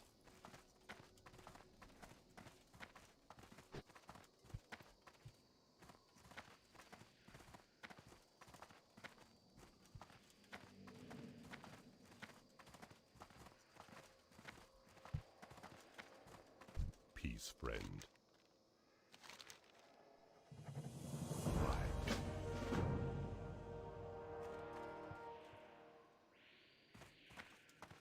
You finished a Sanctum fight and prop heli damage is not okay. Yeah, prop heli is nuts, man. It's so fucking strong. I love it. Elune be with you. Honestly, I kind of want to play a prop heli. It's just I don't have one leveled up on Horde yet. And I've already put so much effort into my other tanks that it's like, should I really bother? But it's really fun. Ooh, Earthborden. This seems like a good druid tank weapon.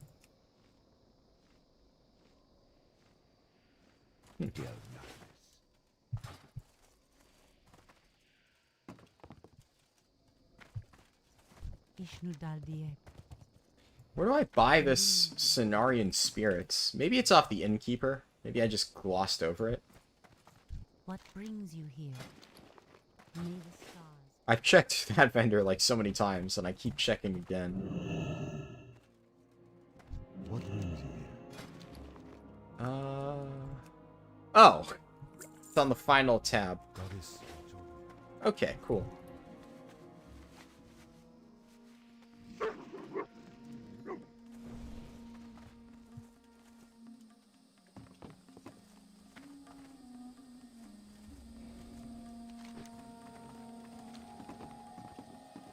Oh, there's a light path over this way. I see. I'll head up there then.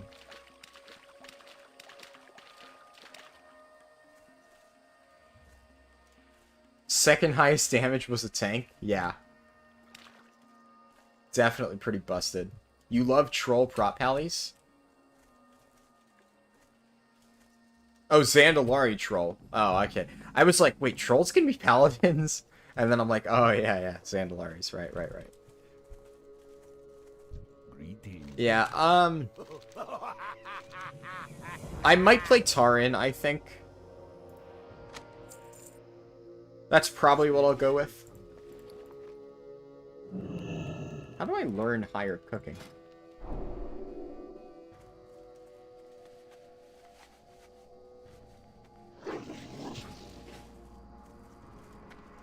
What you want?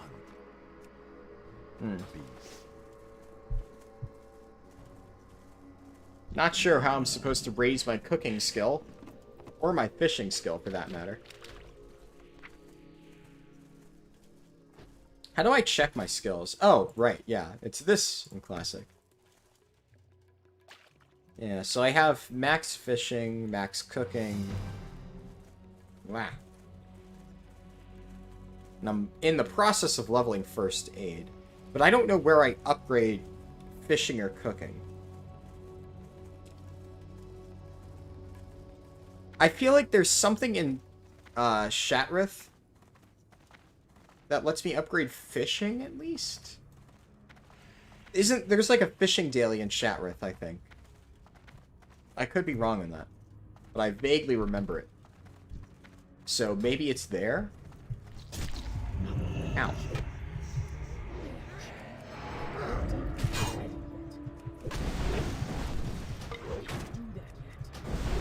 Gotta buy a book for both? I forgot where to buy the books on Horde. Gotcha. Yeah, I figure. I just don't know where to get the books. Because I had to do that for first aid. but I haven't found any books for cooking or fishing yet.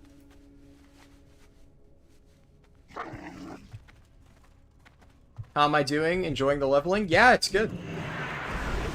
Bit slow, but it's fun. Enough range. I don't know how far I'll go today. Can't do I'm gonna be completely real. ability is I might probably won't end the stream soon, but I don't think I'm gonna go the full 10 hours again today. 10-hour stream is, I mean, it's brutal, right? And I've done not enough range. like somewhere in the range of like 7 to 10 hours for my, well, every stream so far since I've returned to streaming. They've all been really long, and to be completely honest with you, today I'm just kind of exhausted. It's just been a little bit too much. So, at the very least, I would like to get to 62. I'd like to get a bit into Zangarmarsh. That's probably still going to take like over an hour at this point. But once I get through that, I might stop it. We'll have to see. Do that yet. That ability isn't ready yet. Yeah, leveling in TBC is fun. It's different, but it's still fun. The only thing is there's still a lot of stuff that I'd like to do. So this is just yet another thing on my to-do list. I am lucky in the sense that I don't have homework to worry about. It doesn't seem like I'm going to have much work for my classes this week, which is good because last week I was slammed with work. So, gonna be a bit of a nice little breathing room there. But I still have retail stuff. I need to get some work done on my Brewmaster and my Blood DK, because I'm going to be using them for Mythic Rating next week. So, you know, if I'm using something for Mythic Rating, I want to make sure it's as good as it can possibly be, because I don't want to feel like I'm holding my team back. So I still need to spend a good bit of time, both today and tomorrow, doing that. And then I would like to do the secret boss for Deltarune Chapter 2. That's something I've been wanting to try.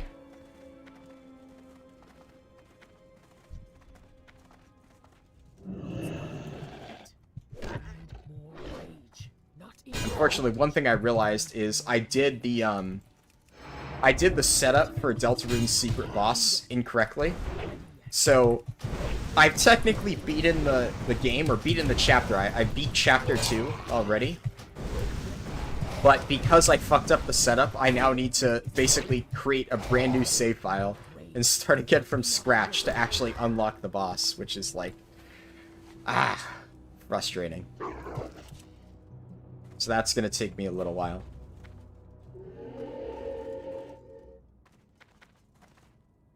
Greetings, traveler.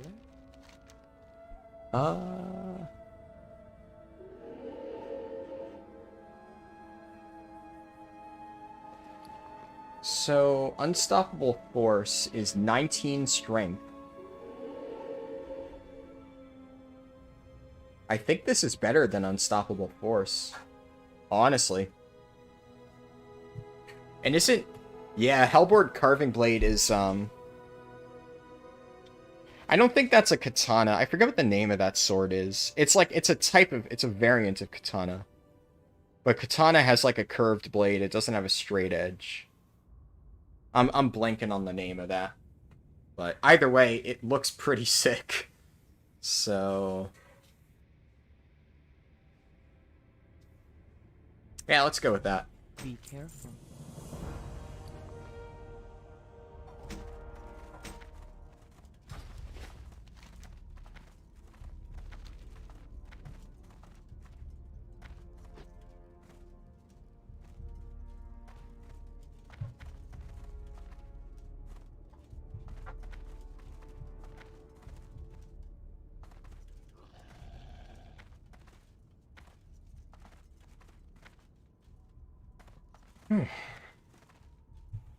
And hand in this quest, and then I think I'm done.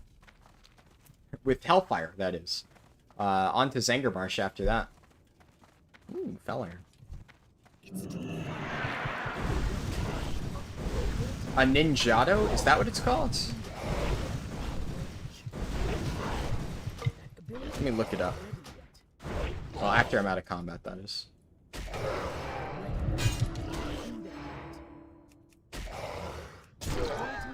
Ready yet.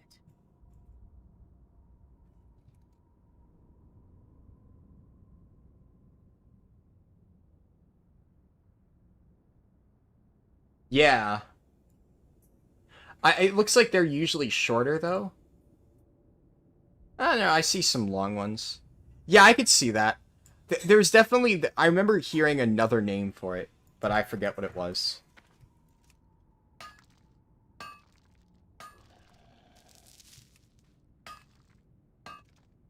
Definitely been a hot minute since I looked into that stuff, but I was really into, like, you know, Japanese shit when I played Shogun 2 Total War. So I looked up a lot of stuff related to that. It's really cool. Japanese history's sick.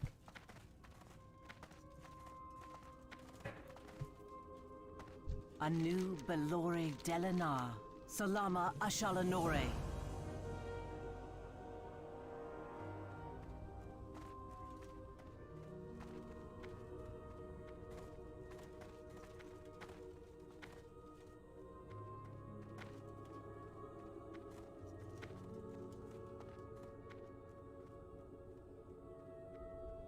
Wish there were groups in general for people doing the quest, but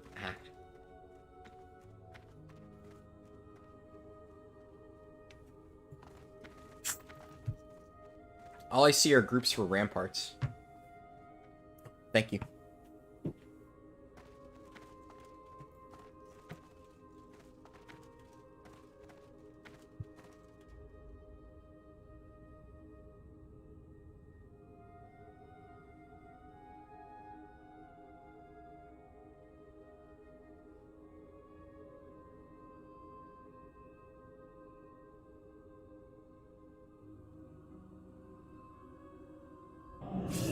Yeah, forgot. I need to actually use that. Okay. There we go.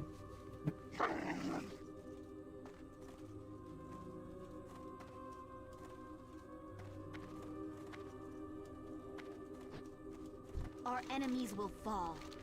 The reckoning is at hand. And you are... Oh. Probably the sword. Farewell.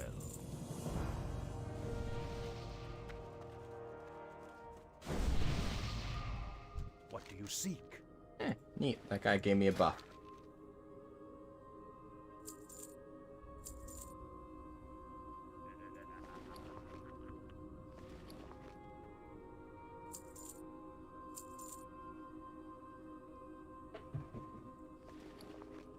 Salama Ashalanore. I have one-of-a-kind items. What are these? Warphorn Spear? Doesn't look very good, but Remember it's the interesting. sun well. Thank you, Tony.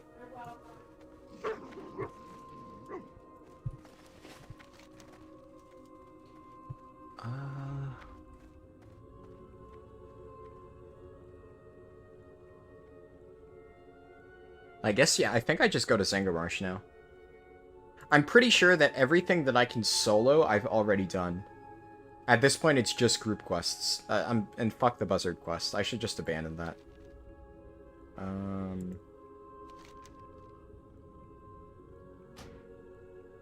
What's this? A bit debilitating sickness? Inside the Great Fissure? I suppose I could do that one last quest. Technically, there's that.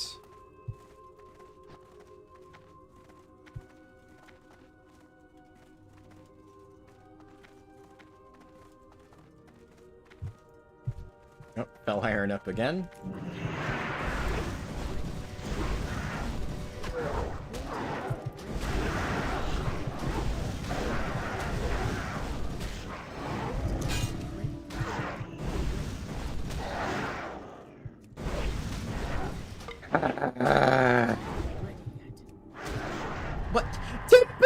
That was unnecessary.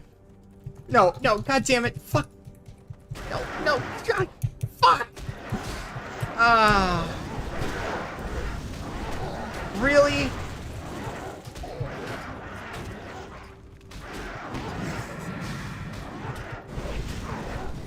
Huh.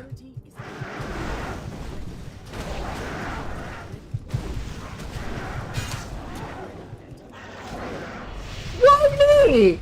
No, come on! Are you kidding me right now? What is this? What did I do to deserve this? Fuck! Are you... Why? It wasn't enough to take my Fel Iron? See, like...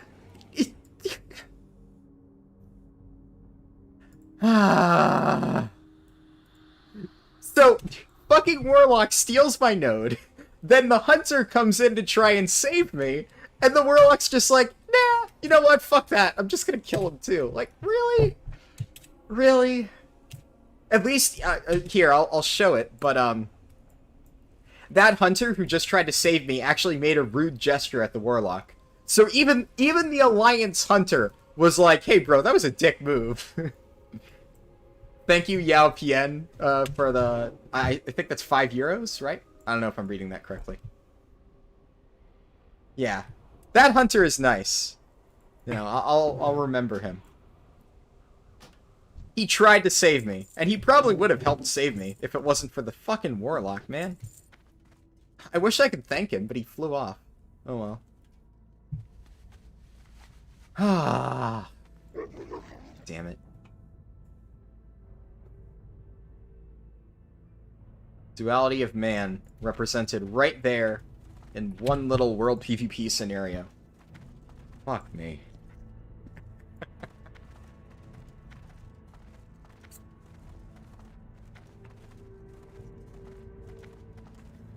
Well.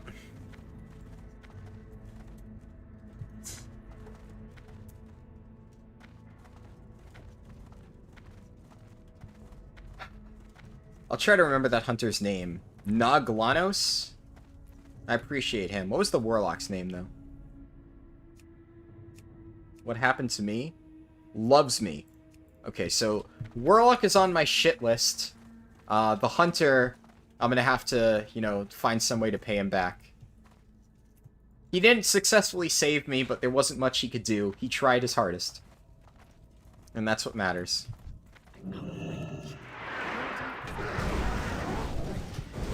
Oh, it's that mushroom.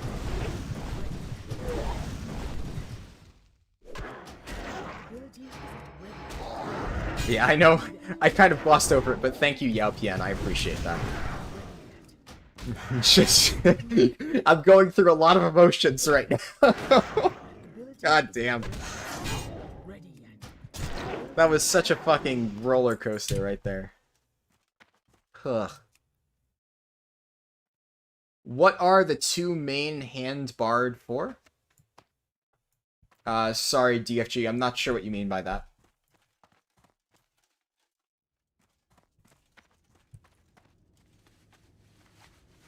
The two main hand barred? Yeah, I'm trying to understand, just, if you could rephrase that, I'm sorry.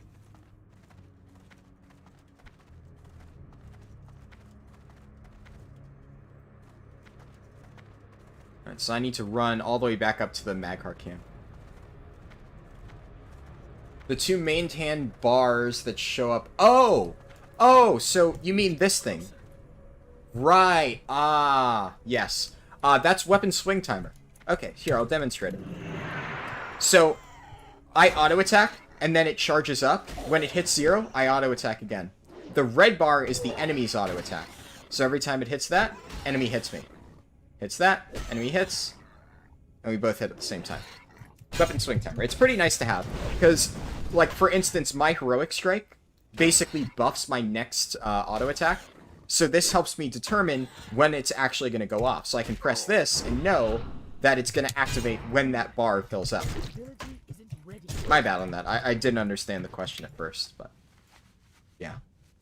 This is an add-on, I should say. So Classic doesn't normally do this, but if you're playing a warrior, I'm probably, you know, there's probably other classes, right, where it's really useful for, but I've only played a warrior. But for warrior, it's really good. It's really nice to know when your auto attack is about to come on.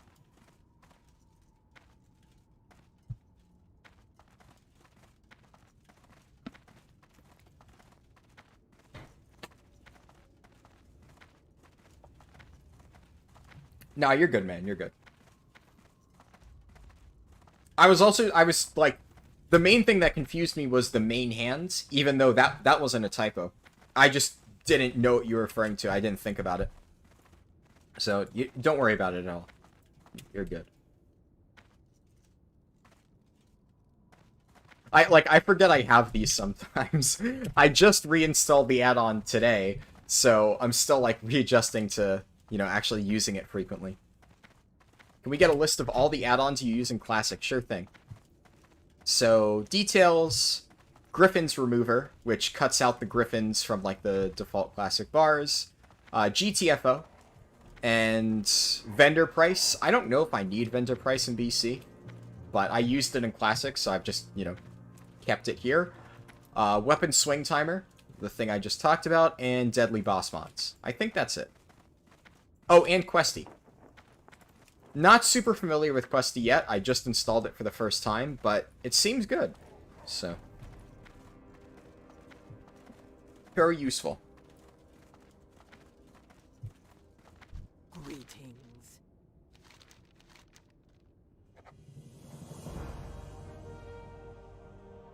Administer the healing salve to 10 debilitated orcs.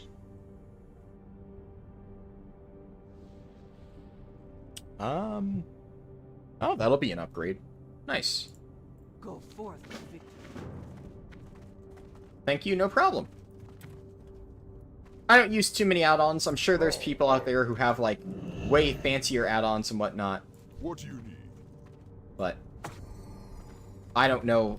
Wait, I gave him shoulder pads? I healed him and magically spawned in shoulder pads for him. This healing salve really does a number on him, huh? Skill recharging. McGraw. I can't use that item yet.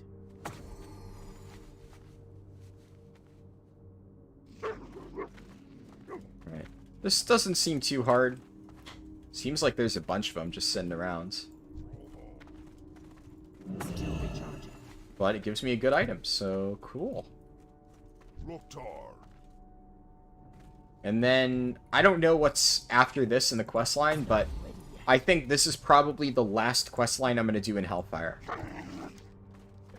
Unless somebody in general posts that they need people for one of the various group quests I haven't completed yet, then not much else I can do here. Speak, friend. McGraw. I should charge him for the shoulders. Yeah.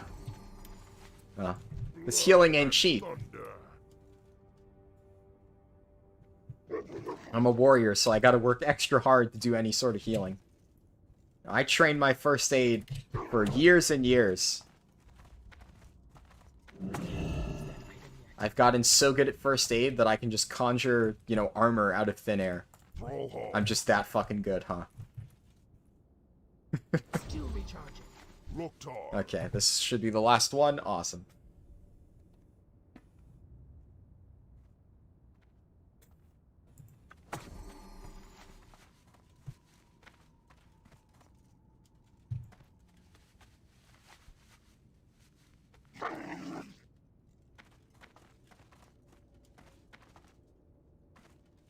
Campo Jache is under attack. Is Campo Jache that town in Feralus?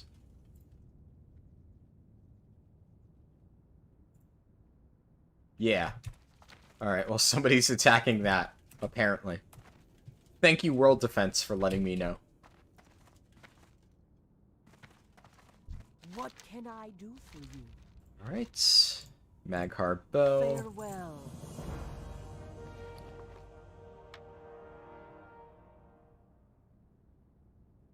I keep... this is gonna sound stupid, but, like, my gut instinct keeps telling me to hop on my Grand Expedition Yak and vendor my gear. That's just my muscle. Oh, nope, nope, no, don't. I was like, oh, you know, I'll just take a shortcut down this mountain, and, nah. That does not lead to where I thought it would.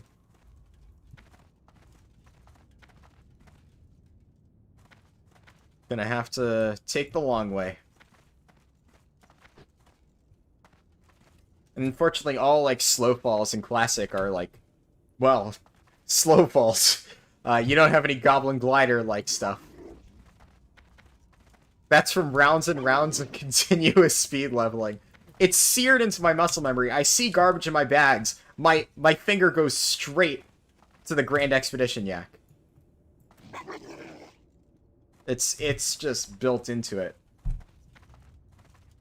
If you ever see this keybind light up, Goblin Jumper Cables, just know that I tried to press Grand Expedition Yak. Because on retail, my mount is still bound to Control 6, but my Grand Expedition Yak mount is bound to Control 7. So if you ever see this button light up, and I don't comment on it, just know in my head I'm thinking, God damn it, I tried to mount on a Grand Expedition Yak again. That's why I pressed that. It's a tough habit to shake. That's a shortcut to something? Yeah, definitely a shortcut to something, alright. Not the kind of shortcut that I'm looking for. It's a shortcut off this mortal coil. But off to Zangarmarsh we go.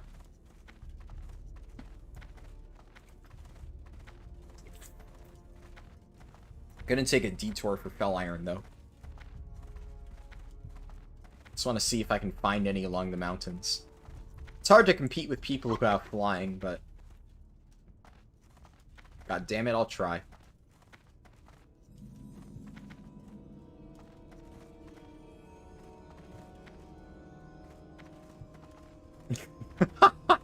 Okay, to be fair, a Saint, I've thought of doing stuff like that, but that is a colossal undertaking for editing. Like, actually, one idea that I had for a video, for, like, a highlight thing, that I just said, I can't do that, is, I was gonna, at one point, I think in one of my speedruns, I said something to the effect of, like, you know, one of the few times when I die in speedruns is when, like, you know, I misjudge the distance and accidentally fall to my death. And then I said something after it, like, luckily that doesn't happen too often. And then I thought about making a highlight reel of all the tons of times that I have misjudged the distance and fallen to my death. Because I did that, like, 5 different times during the Nightborne speedrun. Just walked off a cliff because I thought I was safe and splat. So I considered it, but I would have to go into so many different speedruns, find so many different 5-second clips, and then edit them all together. That's one of those where it's like, that's rough. I'd imagine it would be a good highlight, but that's the kind of thing that is really tough to edit. Especially in terms of time, because watching that much footage and identifying that many, you know, single, you know, moments, I guess, is tough. And then, you know, having to piece it all together.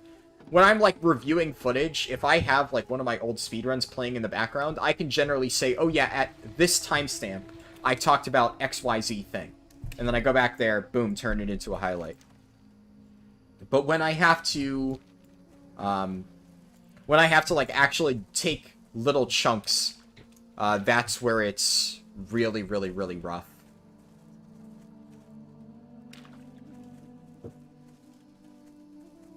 Trying to think of times I've had to do that in the past. The good example would be in my, like, speed leveling guide, the one that's, like, my most watched video, right? Where most people found about my channel. In that guide, there's a section where I go over all the rare mobs, and I show every single rare mob. Like, I'm not just listing off the rare mobs. I have the spawn location and the visual of the rare mob attached to every single one that I talk about in that guide. And that was actually, like, it's a short segment. It's like, in total, 30 seconds or something out of the 30-minute video where I talk about that. And that literally took, like, a quarter of the editing time. That 30 seconds. Because, I mean, I wouldn't say just the editing time, but getting all of those individual clips of every single one of those rare mobs, first of all, being able to find it, because it's a rare mob, so finding all of those rare mobs, and then getting all of the footage precisely edited together so it matches, like, the time that I spent talking about it, that was brutal. So that was, like, a 30-second clip in that video with, really, you know, planned out and edited footage, and it still took me that long, so that's the kind of thing that can be a little bit rough. So I need to kill 10 of these things.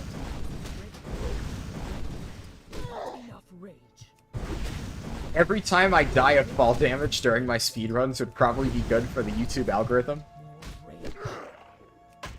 Yes. I would probably need a catchier title, though. I've been trying to make, like...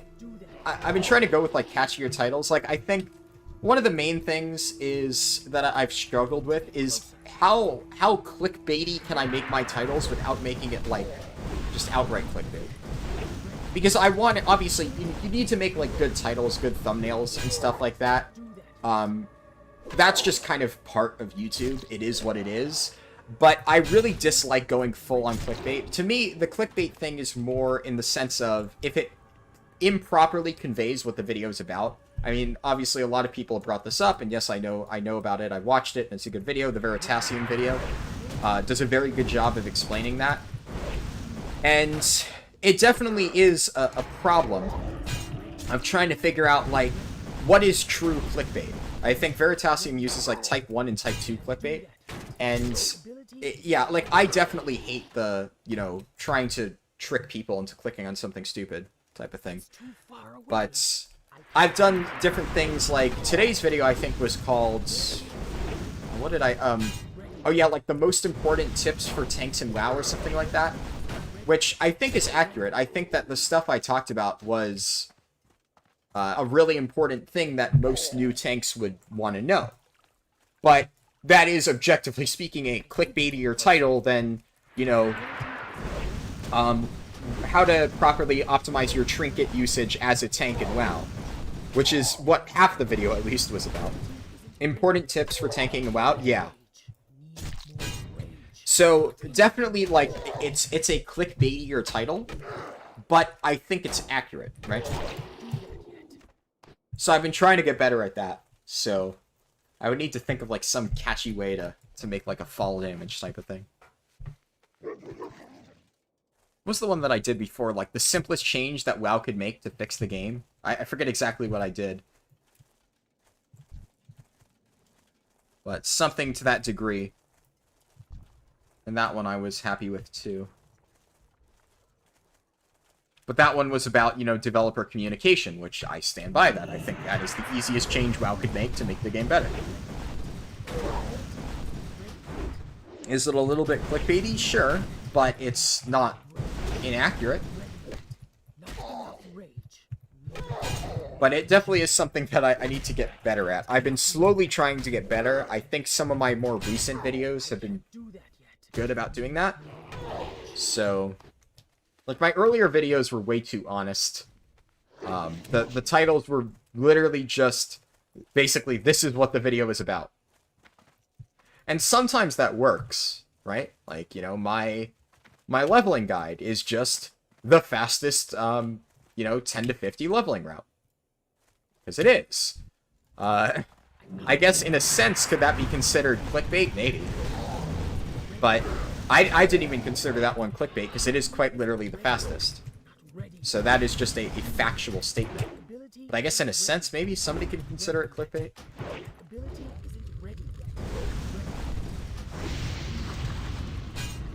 I need to get closer.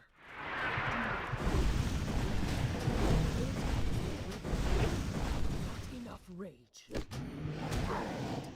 Need more rage.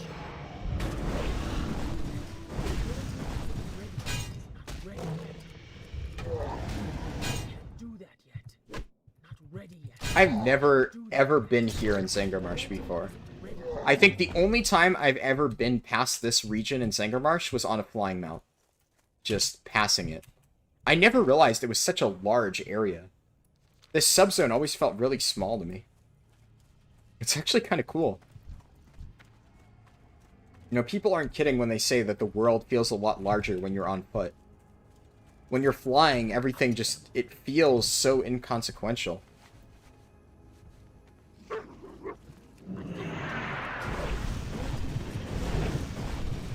Ready yet.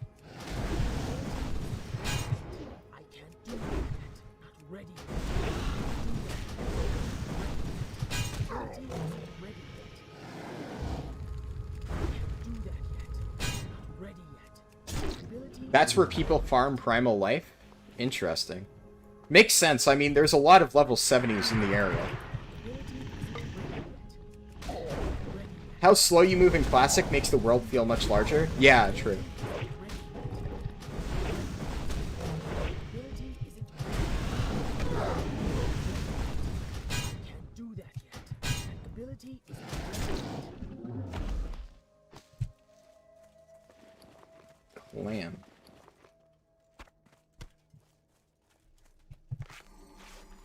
Flying is both good and bad, yeah.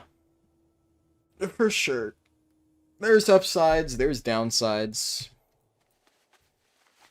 I think in retail at this point, if Blizzard thinks that they're going to create some sort of sense of exploration by not letting us have flying for a while, they're fucking kidding themselves. They've removed any sort of sense of exploration from retail. But in Classic, yeah, definitely.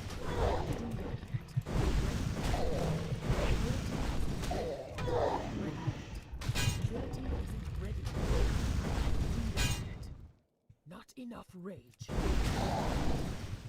more rage. I can't do that. Ability isn't ready yet. I can't do that. Ready. Ability isn't ready. I can't do that. So I'm guessing for Primal Life, they kill those withered giants? Is that what it is? Rage. Because there's a bunch of 70s killing those things.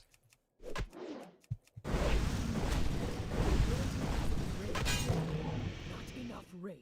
Ready. Rage.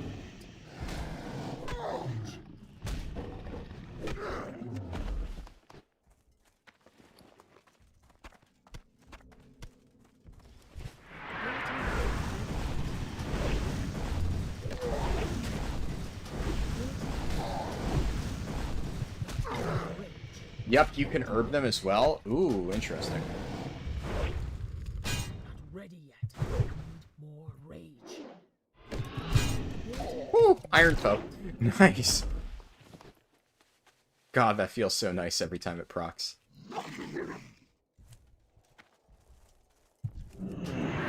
Okay, maybe if I kill it really quickly, they won't notice.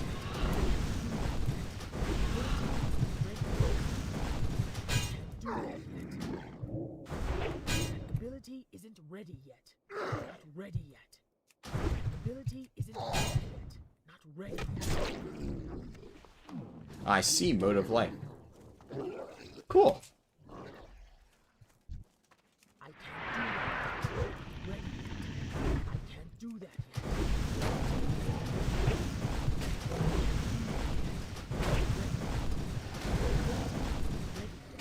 Ready yet. Not enough rage. Oh. That hurt. Rage. Should not have missed that hit. Ability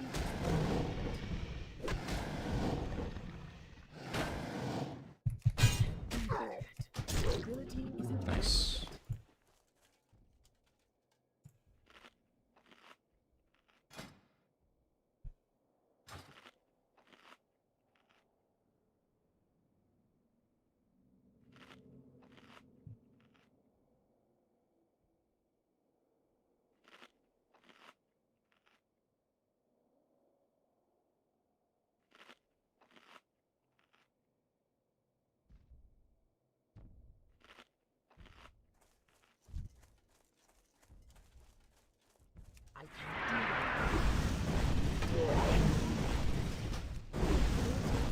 shield slam and then pop my cooldowns. That didn't work for some reason. Alright. Ability isn't ready. I'm out of range. Not ready. Ooh. I can't do that yet. Not ready yet. Ability isn't ready. Holy shit. I need to get closer.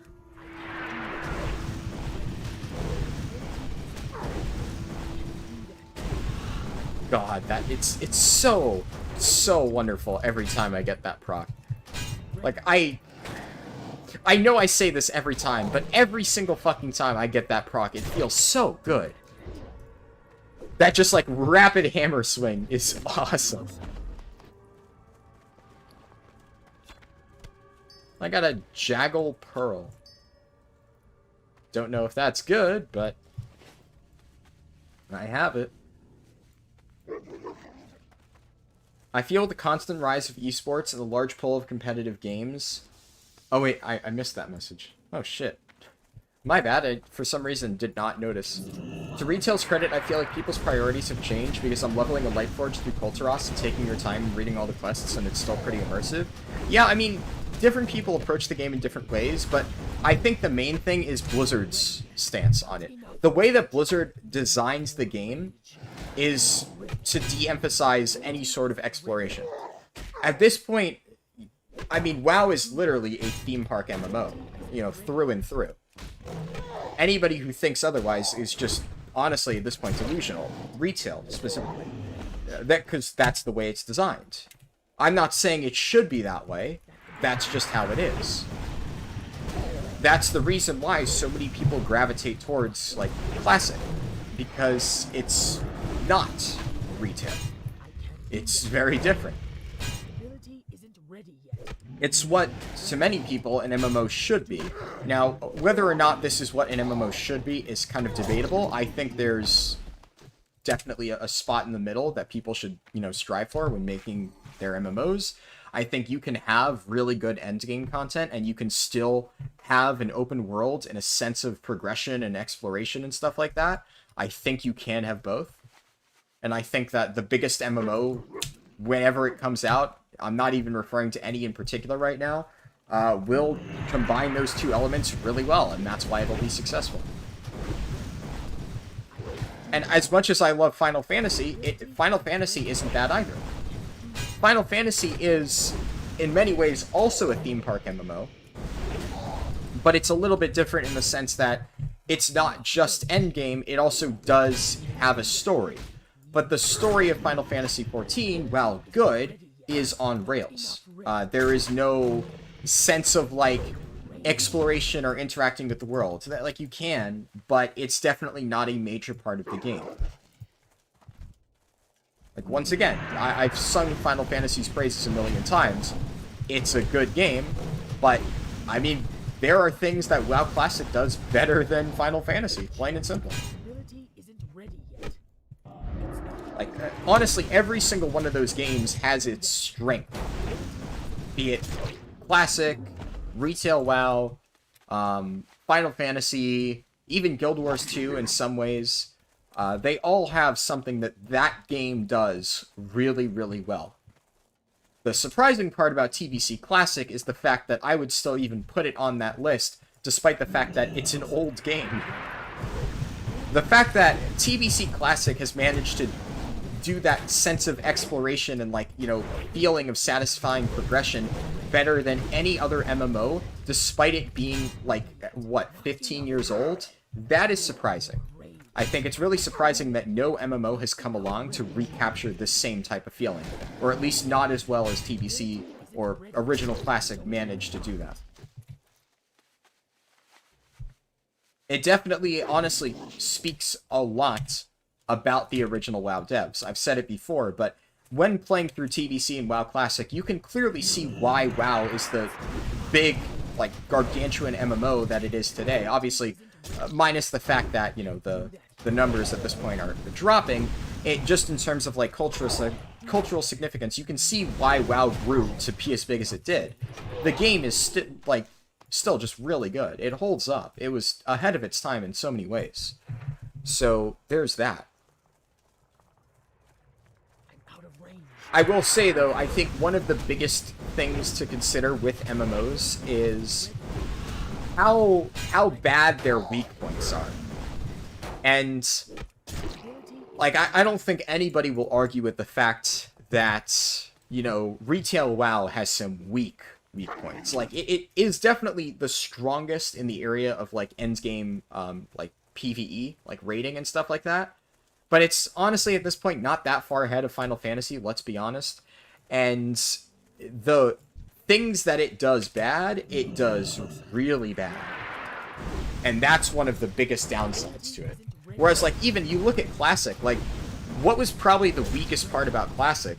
Honestly, probably just the, I mean, aside from, like, the technological aspect of it, I would say the rating. You know, I'm not saying TBC rating is bad, but it definitely has gotten a lot better over the years, whereas other aspects of WoW have honestly gotten worse from TBC on. So, the rating in TBC, though, I don't think people are going to say it's bad, and I wouldn't say it's bad either. It's not amazing, but it's, you know, still not bad. So even the weakest part about TBC is still pretty good. I guess the leveling could be a weakness depending on how you look at it. I personally view it as a strength, but to some people, they won't like it. They'll see that as its biggest weakness. That's, you know, entirely up to your opinion kind of thing. But, you know, you look at other games like Guild Wars 2. Like I said, Guild Wars 2 has a lot of really big strengths. But Guild Wars 2 is honestly in many ways similar to retail WoW in the sense where the stuff that Guild Wars 2 kind of fails at, it really fails out at. Guild Wars 2 is a game of very high highs and very low lows. And luckily, a lot of the stuff that it doesn't do well at is like... It doesn't do well at, like, providing you with more content, kind of. Like, certain forms of content are just lacking. So it kind of feels a little bit better to play than retail in many ways, because you don't feel like you're actively being punished for doing anything in Guild Wars 2. It just sometimes feels like you don't have anything to do. Whereas retail WoW has a lot of really fun content, but just kicks you in the shins for trying to engage with that content in many ways. And Final Fantasy, I think, in my opinion, the reason why I've said that I think Final Fantasy is the best MMO on the market right now is because Final Fantasy does... I mean, it definitely is the leading MMO in terms of, like, story content and anything like that. But everything else, it does really well. Like, I would say world events and stuff like that, Final Fantasy is probably behind Guild Wars 2, but close. In terms of rating, it's very close behind WoW. Savage rating and Ultimate rating are almost on par with Mythic raids in WoW. Like, give it a few years and I wouldn't be surprised if WoW starts to lag behind. It's good. And then a lot of the other stuff in Final Fantasy is honestly just really good. And it has some really unique things. Like, it has the Golden Saucer, which, like, there's just kind of no real comparison to the Golden Saucer in any other MMO. So it's like, it's the winner in that by default, kind of. At least that, as far as I know of. I don't really know of any serious MMO that has something like the Golden Saucer. I guess the closest thing you could compare it to would be the Darkmoon Faire, but the Darkmoon Faire looks just, like, so rudimentary compared to the Golden Saucer that you could hardly actually compare them. So, I wouldn't, personally. But I would say Final Fantasy as a whole feels like a better, more well-rounded game. The only weakness of Final Fantasy is PvP content, but you're not forced to engage with it at all. So it's kind of like Guild Wars 2 in that regard, where it has one aspect of its game that is severely lacking, but it's just like, yeah, it only really matters if this is something that you play the game for. If you are playing World of Warcraft for PvP, then yeah, you might struggle to enjoy Final Fantasy because of the lack of that type of content. And I will say that is actually a significantly important weakness. It is very bad in Final Fantasy. Some people will defend it, but I'm going to be completely real here. I don't think PvP is good in Final Fantasy.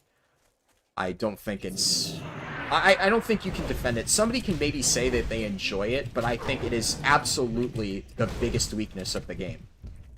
I don't know if I would necessarily say they should improve it. Obviously, it would be cool if they did, but it's like... I don't think it's something they should focus on. They already do so many things right, I'm kind of okay with that being the one thing that they kind of fail at a little bit. As long as they don't, like, drop the ball on other stuff, which doesn't seem like they plan on doing. Botting and boosting is the worst part about TBC, and it's pretty bad. Yeah, but okay, to be fair, botting and boosting in retail right now is also really bad. That's not a TBC problem, that's a Blizzard problem. And that honestly doesn't have anything to do with the game. That is 100% to do with the company and the modern state of the company. Because, correct me if I'm wrong, but botting and boosting was not that big of a problem back in original TBC. So it's not like this was a flaw within the game design that could have been fixed but wasn't, or something like that. It's just the developers of World of Warcraft now not really giving a shit and not being willing to actually make the necessary changes to make the game, you know, better. And once again, it's also a retail problem, so it's not unique to BC in that regard. Now, maybe I'm wrong. Maybe there's something specific about BC that makes it a serious problem within just the game design. But I wouldn't use that as something against TBC, just because, you know, Blizzard can't get their shit together and can't, you know, moderate their own goddamn game. That's just kind of ridiculous. Requires mining 325? Ah, shit. Oh well.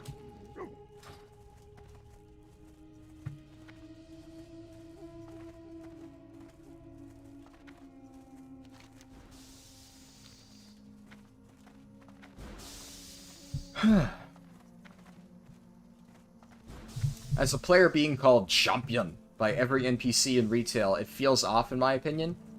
I don't want to be the story, I want to be in the story. I agree with you. I'm not saying that I don't think retail does it poorly, but I don't think there's anything wrong with involving the player in the story, and if you want a good example, just look at Final Fantasy, honestly. Your character plays a major role in the story in Final Fantasy, but, like, your character in Final Fantasy actually has a personality. Like, the playable character in Final Fantasy isn't just, like, an empty shell that is piloted around to, you know, basically view the story. Like, the issue that I have with the way WoW does it, yay, 62, 12 hours, cool. The issue I have with how WoW does it is WoW basically just has you there as, like, an observer. You're just there to watch what's going on.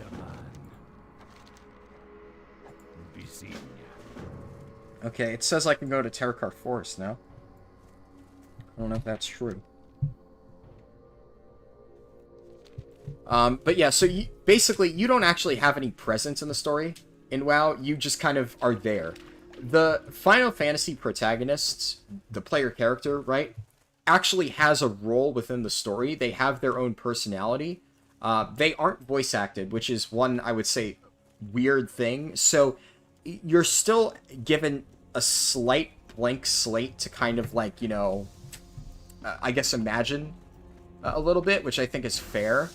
But for the most part, you actually have an active role in the story, and your playable character feels more like just a character within the story rather than just someone along for the ride who for some reason gets all this credit for doing everything special.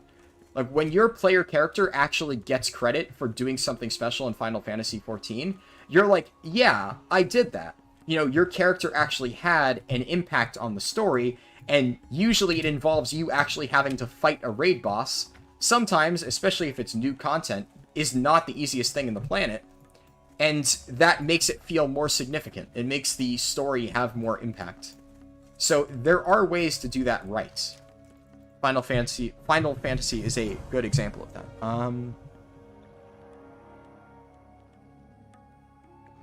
I'm not going to replace Belt of Might just yet.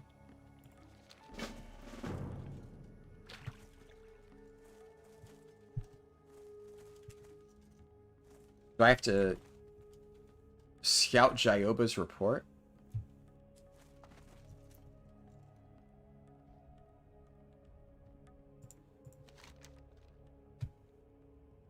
from the withered giants. Oh god.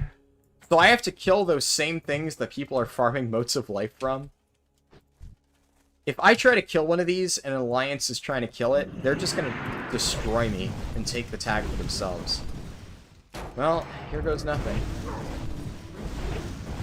You're not just an observer, you're also a delivery boy. Yeah. I mean, in A Realm Reborn, sure. I would say the further you get in the story, you actually do have more impact.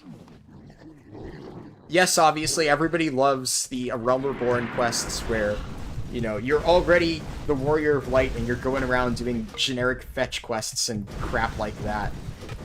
But, yeah, A Realm Reborn definitely needs some overhauling. Oh, you were talking about WoW. But yeah, okay, fair. That is true. They do that in WoW as well. Isn't ready yet. Can't do that yet. Boglord Tendril? Huh.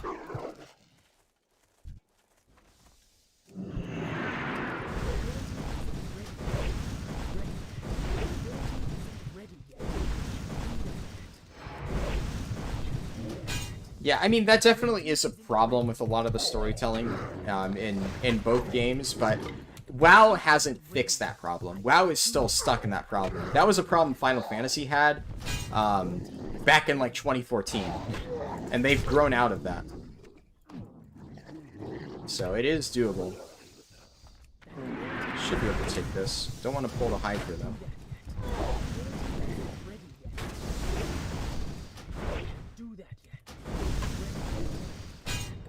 Isn't ready. Not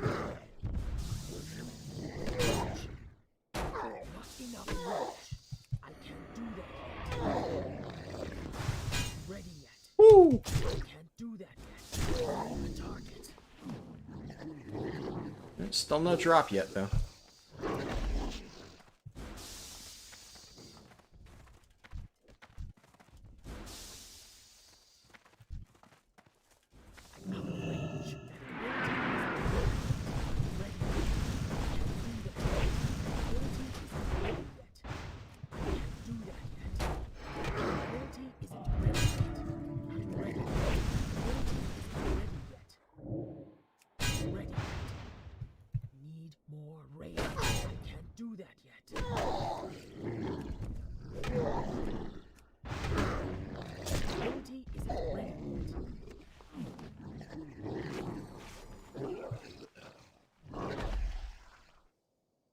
Slowly but surely, I'll make my way through all these runecloth bandages.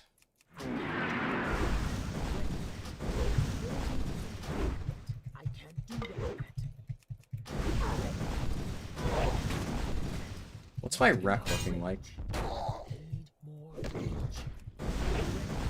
Got a long way to go with Sporagar. Honored with Thralmar.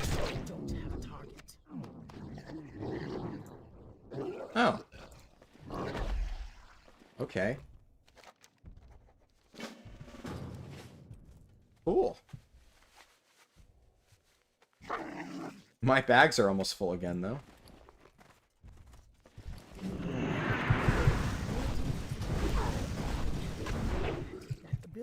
Are there, like, actually cost-efficient large bags that I can get?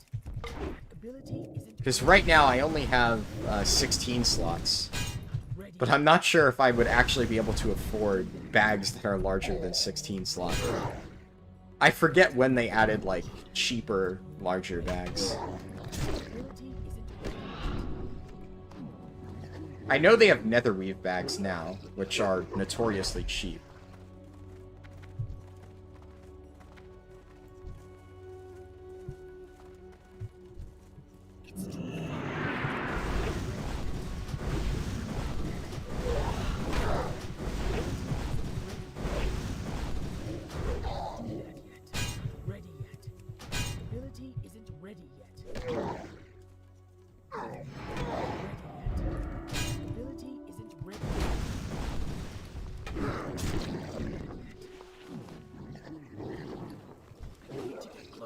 God damn, it really doesn't want to drop this, huh?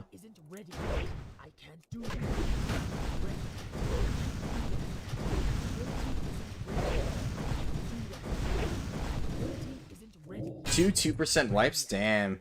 Enough rage.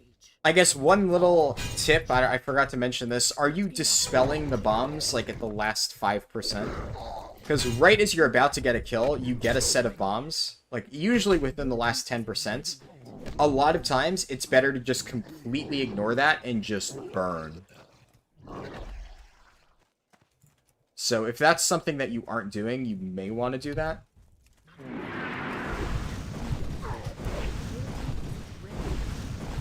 Because honestly, just doing that mechanic can wipe you potentially. And it also makes you lose so much damage uptime trying to handle it at the last second. Which is time that you could just be nuking it. People are... Oh, they're just forgetting about the chest. Yeah, I feel that. Definitely been there myself.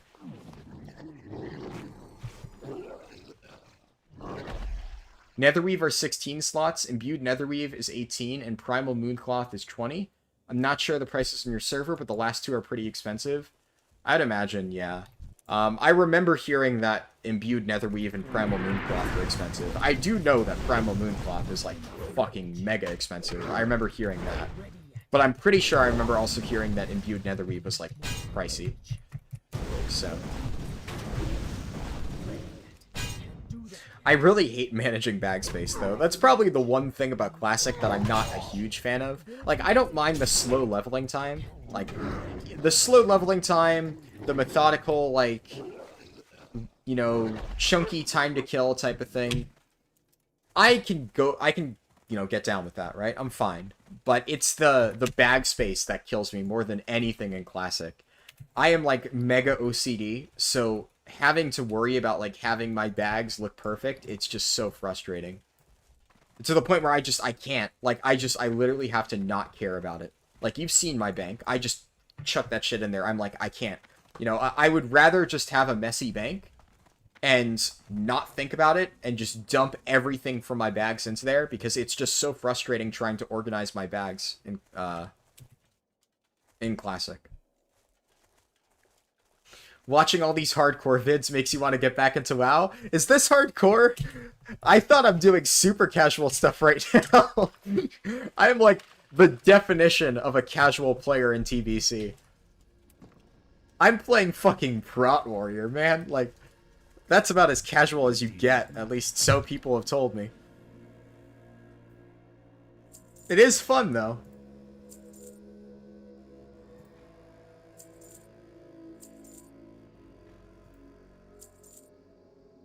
Just take the gauntlet.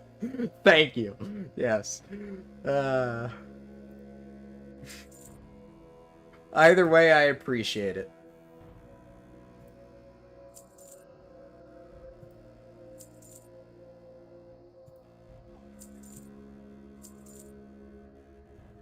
Alright. I really need some way to store all this. I might need to send stuff to my bank vaults. I'll have to do that off stream, though. I don't want to take time to do that now. What's the highest vendor value?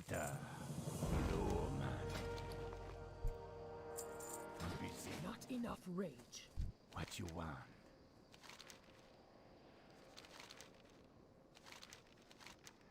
Spirits be with you.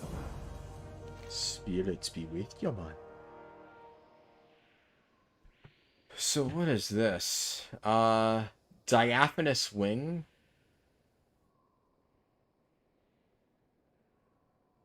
Oh, there's better ways to get it.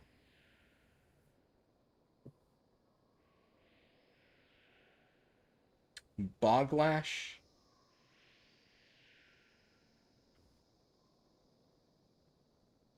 Oh, there's another escort quest over there.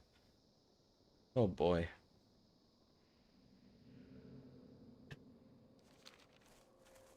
You quit playing back in WoD. Oh, wow. Yeah, so you haven't been playing for a while, then. I mean...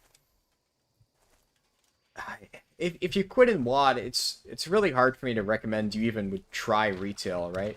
Like, I can enjoy retail for the rating, but... I mean, presumably, if you quit in WoD, I would imagine rating isn't, like, a big thing for you, because... Honestly, the only people who didn't quit in WoD were the people who really enjoyed hardcore raiding. And at this point, unfortunately, Shadowlands is, it's WoD 2.0. That's the sad reality of it, so, yeah. TBC Classic, maybe. I mean, TBC Classic is free outside of a sub, so maybe if you really like TBC, maybe that's something you'd enjoy. I have no idea.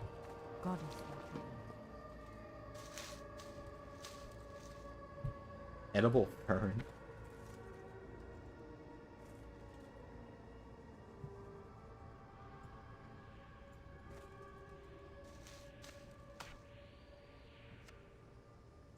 Yeah, I'm gonna start to slowly work my way through a lot of these food items that I have. Greetings. Go in peace. Peace be with you.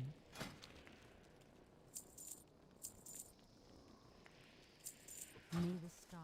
You hated all PvE, all you did was arenas and BGs? I see. Well, you definitely would hate Shadowlands then. I'm not a big PvPer, but everything I've heard about PvP right now in Shadowlands is that it's like literally one of the worst states that PvP has ever been in. So, yeah. I suppose arenas aren't the, or BGs aren't the worst, but arenas especially I've heard are just absolute cancer right now. I have some friends who like to push arenas and they say it's god-awful. So that kind of sucks. Can't speak for TBC arenas. I don't know how good that is. I'd imagine it would still feel dated, though. Like, if you're used to the playstyle of, you know... WoD is still much closer to retail, by far, than it is to TBC, so...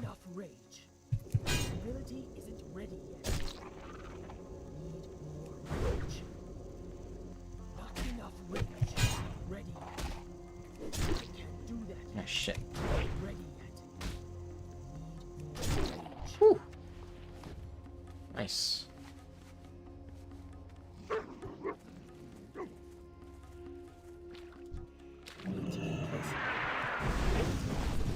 You play games with the intent of making people quit in BGs? Well, I mean, if you really enjoy making healers, like, break their keyboards, then maybe Shadowlands would be for you. I don't know. But I've heard that a lot of DPS specs can literally make healers quit the game right now, so... yeah. Could be something you're interested in, I guess. I know all of my friends that play healer, which unfortunately is not many at this point, because most of them have quit, but the ones that still do play really are not having a fun time.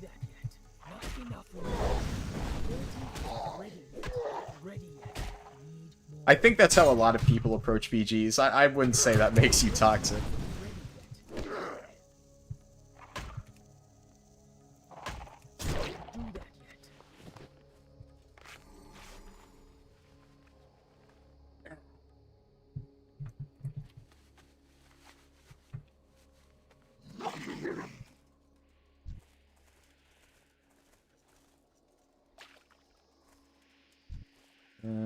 I don't think I can take this guy. I could try, but every time I've tried to fight an elite, I've just gotten my teeth kicked in, so I think I'm just not going to do that this time, and just learn my lesson.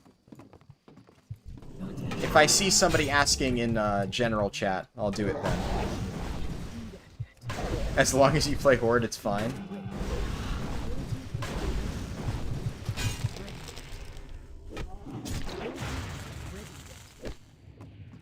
You feel obligated to check back in on the game, seeing as how you wasted your childhood on WoW? I feel that, yeah. I mean, that's... For me, it's the same thing, except I actually come back and play it, right?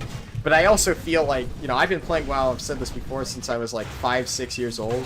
I forget exactly at this point, but one of those two. And I've been raiding pretty consistently for a while. I kept saying, I was like, you know... Sanctum of Domination, you know, they really fucked it up this time. This is going to be the first tier in, like, you know, 4 or 5 years where I don't get AOTC. And then, well, now I have AOTC on 3 characters, and I'm still making my way towards cutting edge. What can I say? I mean, I like WoW. I like raiding, specifically. But yeah.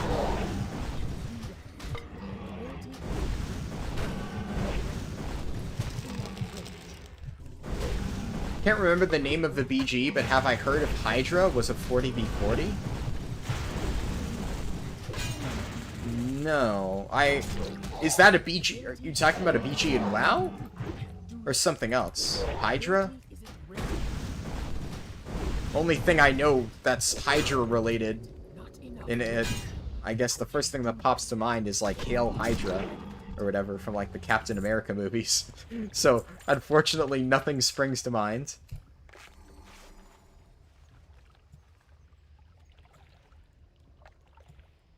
Okay, so I don't need to loot anything off these guys, I just need to beat them up.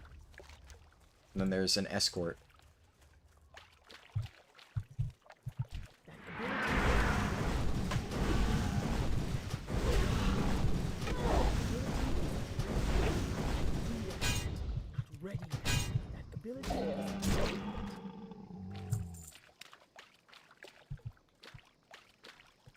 One thing that I do kind of miss about Classic, which unfortunately I can't do on stream, is I'm not gonna lie, for nostalgia purposes, I absolutely played Live to Win on repeat while doing questing in Classic.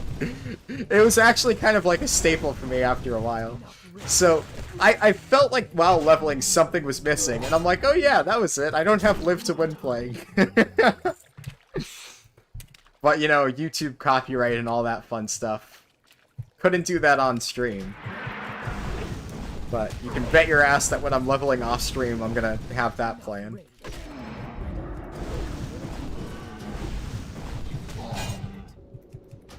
It's like, it's hard not to play that while you're leveling through Classic, though, let's be fair.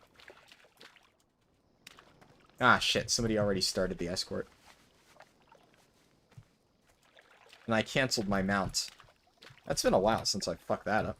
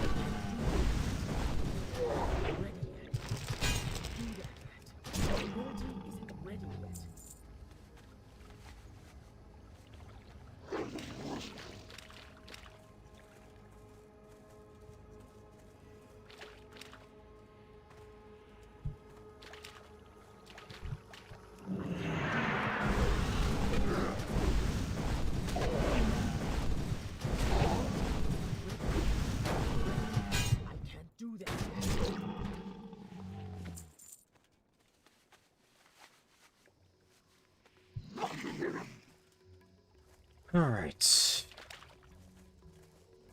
How many more of these things do I need? 3 more sears. Fuck. Missed that kit.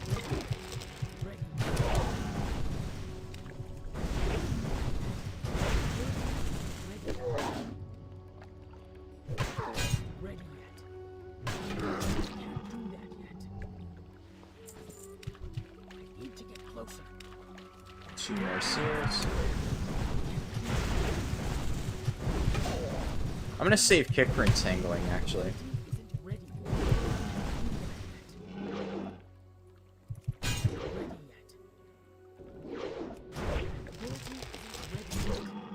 Nice.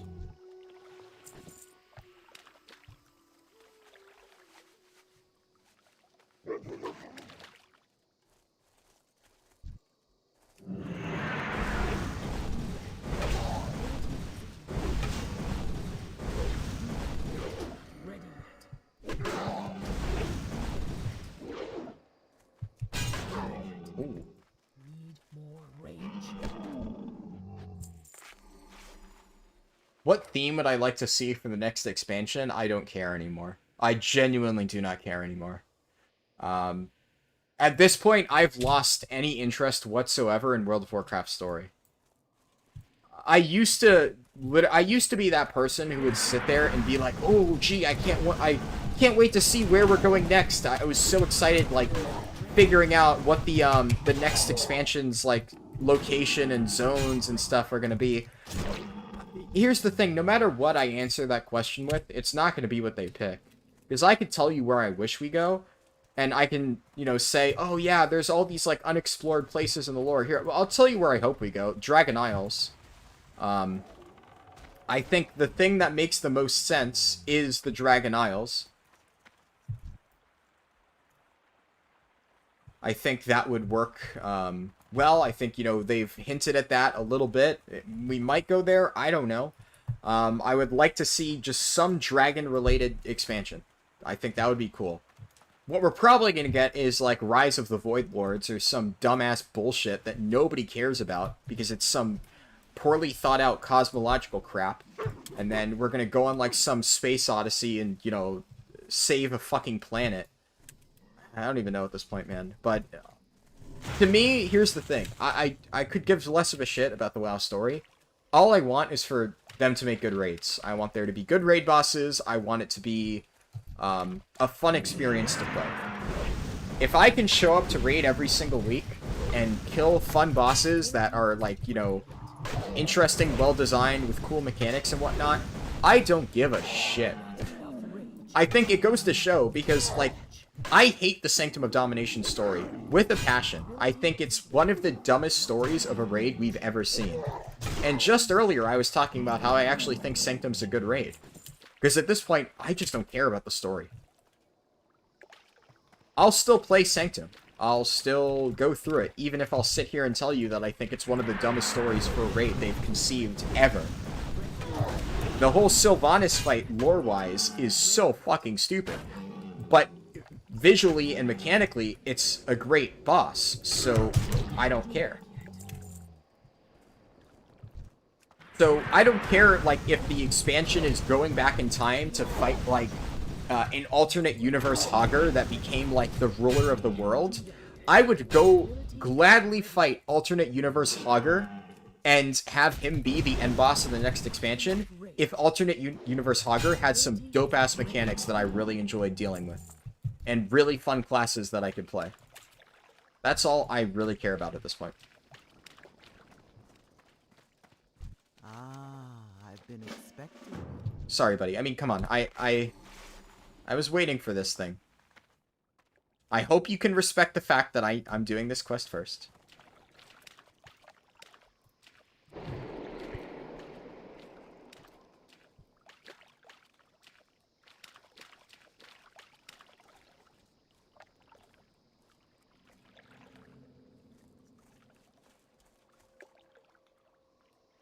Okay, I think he's gonna be nice.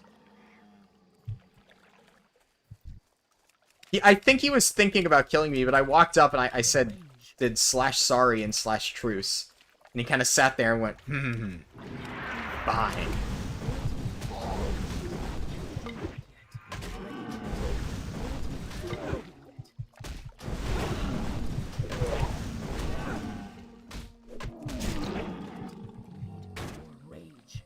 Where the hell is the escort going? Dragons over spaceships? Fuck yeah. Oh, come... God damn it!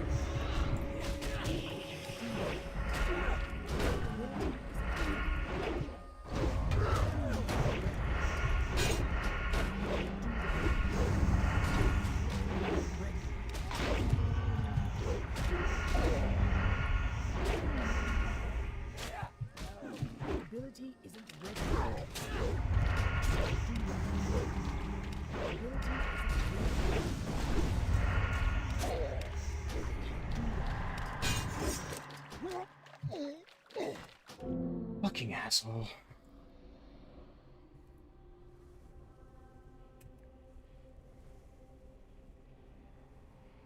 Oh, Horde pre-mades? No, I never did that. I don't know anything about that. I could have popped Retaliation there. Just... I feel like Retaliation... I don't know if that would have actually helped. I should have used a potion. At this point, I shouldn't be playing Classic. In fact, I'll level a bit more and then I might stop 5-hour stream. I'm honestly not feeling it right now. I'm kind of exhausted.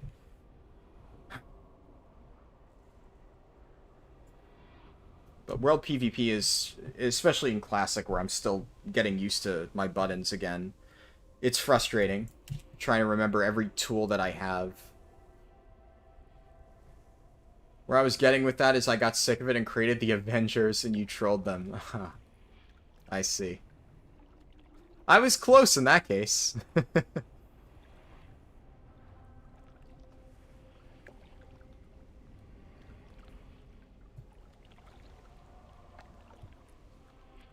Well, the rogue popped evasion, and I didn't pop any cooldowns, so... I feel like Overpower never used to have a didn't used to have a cooldown, right? Because I feel like I used to be able to spam it. Either way.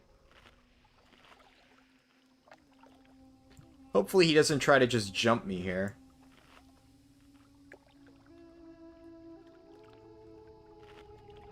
Would like to be given a chance to at least get back on my feet.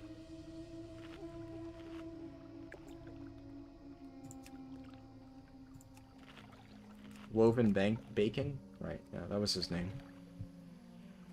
Okay, well, if I manage to find him, he's now on my shit list, so...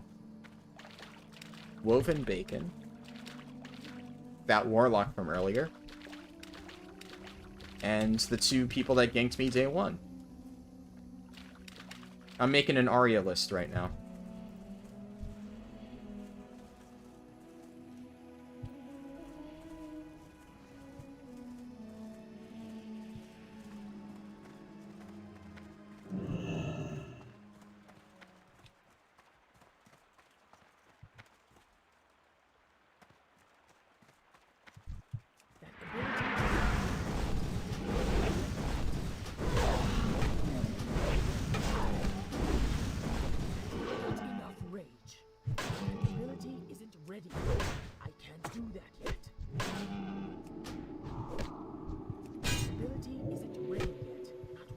God damn it.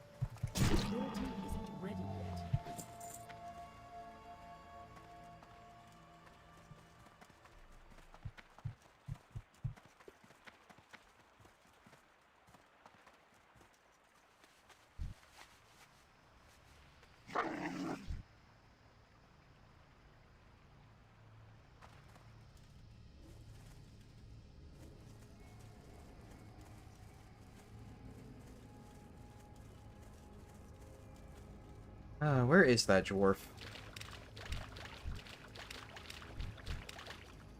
Motherfucker, he's grouped with the mage. Well, how am I supposed to fight them now? The mage was nice to me, so I don't want to kill him. That dwarf was a fucking twat. He had to wait for the respawn anyway. What a dick.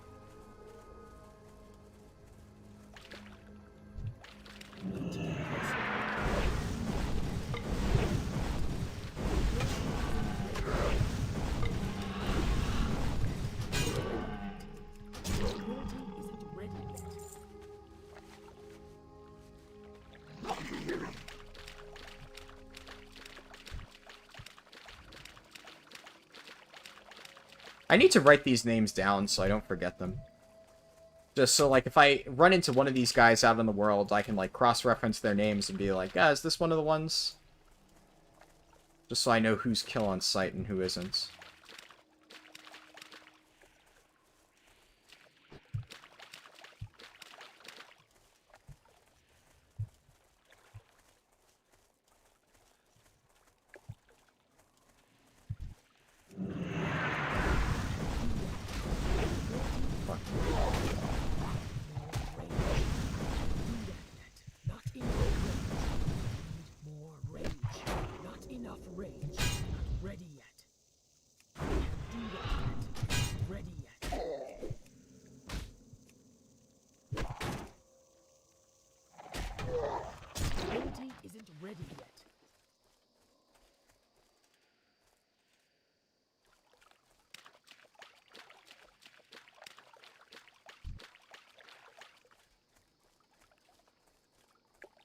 That's the neat part, you don't? Ability isn't ready. What do you mean? I can't do that.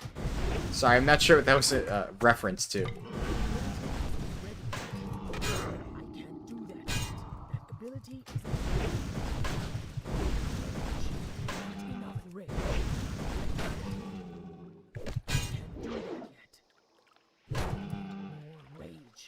It's too far away.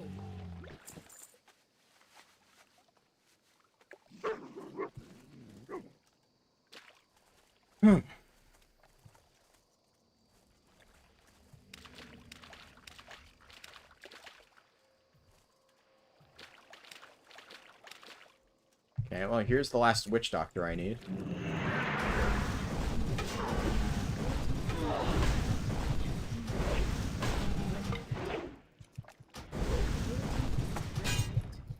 Ready yet. I can't do that. I don't have a target.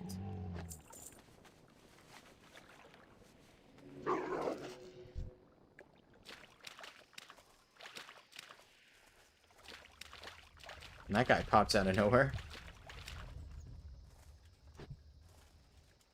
But yeah, Ignacio, I don't know what you meant by that. So, if you want to explain, just let me know, because I have no idea.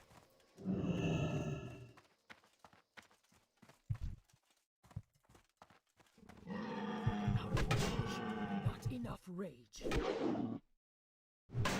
Shit. Can't do that yet. Ability isn't My ready ear has yet. really been bugging me Ready. for some reason. I don't know why. Ready yet.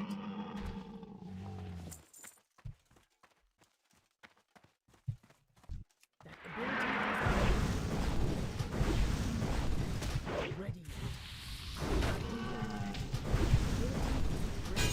ability isn't ready yet. Not ready yet. Do that. Rage.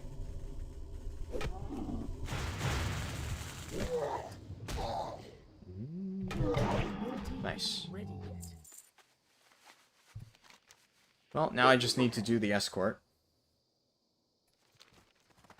I guess it's probably going to take a bit to respawn, so I might as well kill some wasp things while I wait.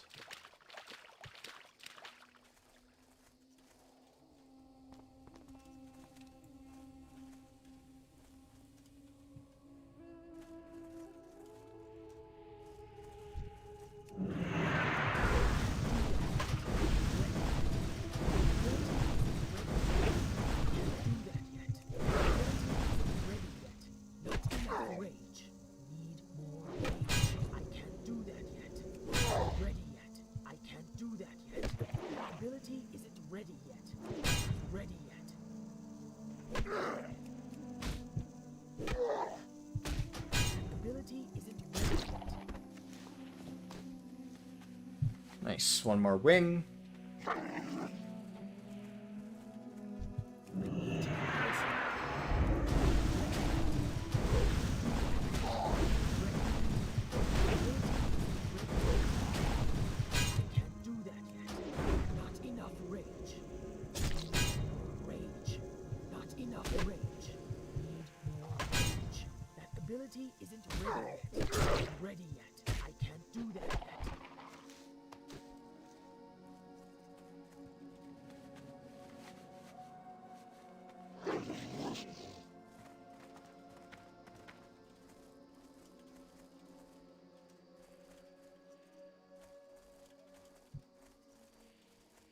Alright, might have respawned by now. I'll go back and check. Wouldn't be surprised if somebody else already scooped it up, though.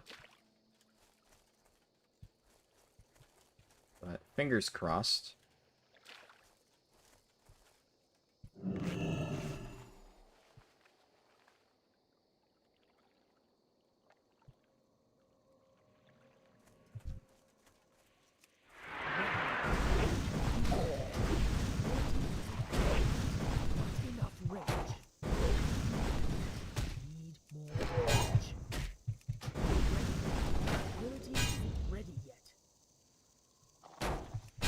Do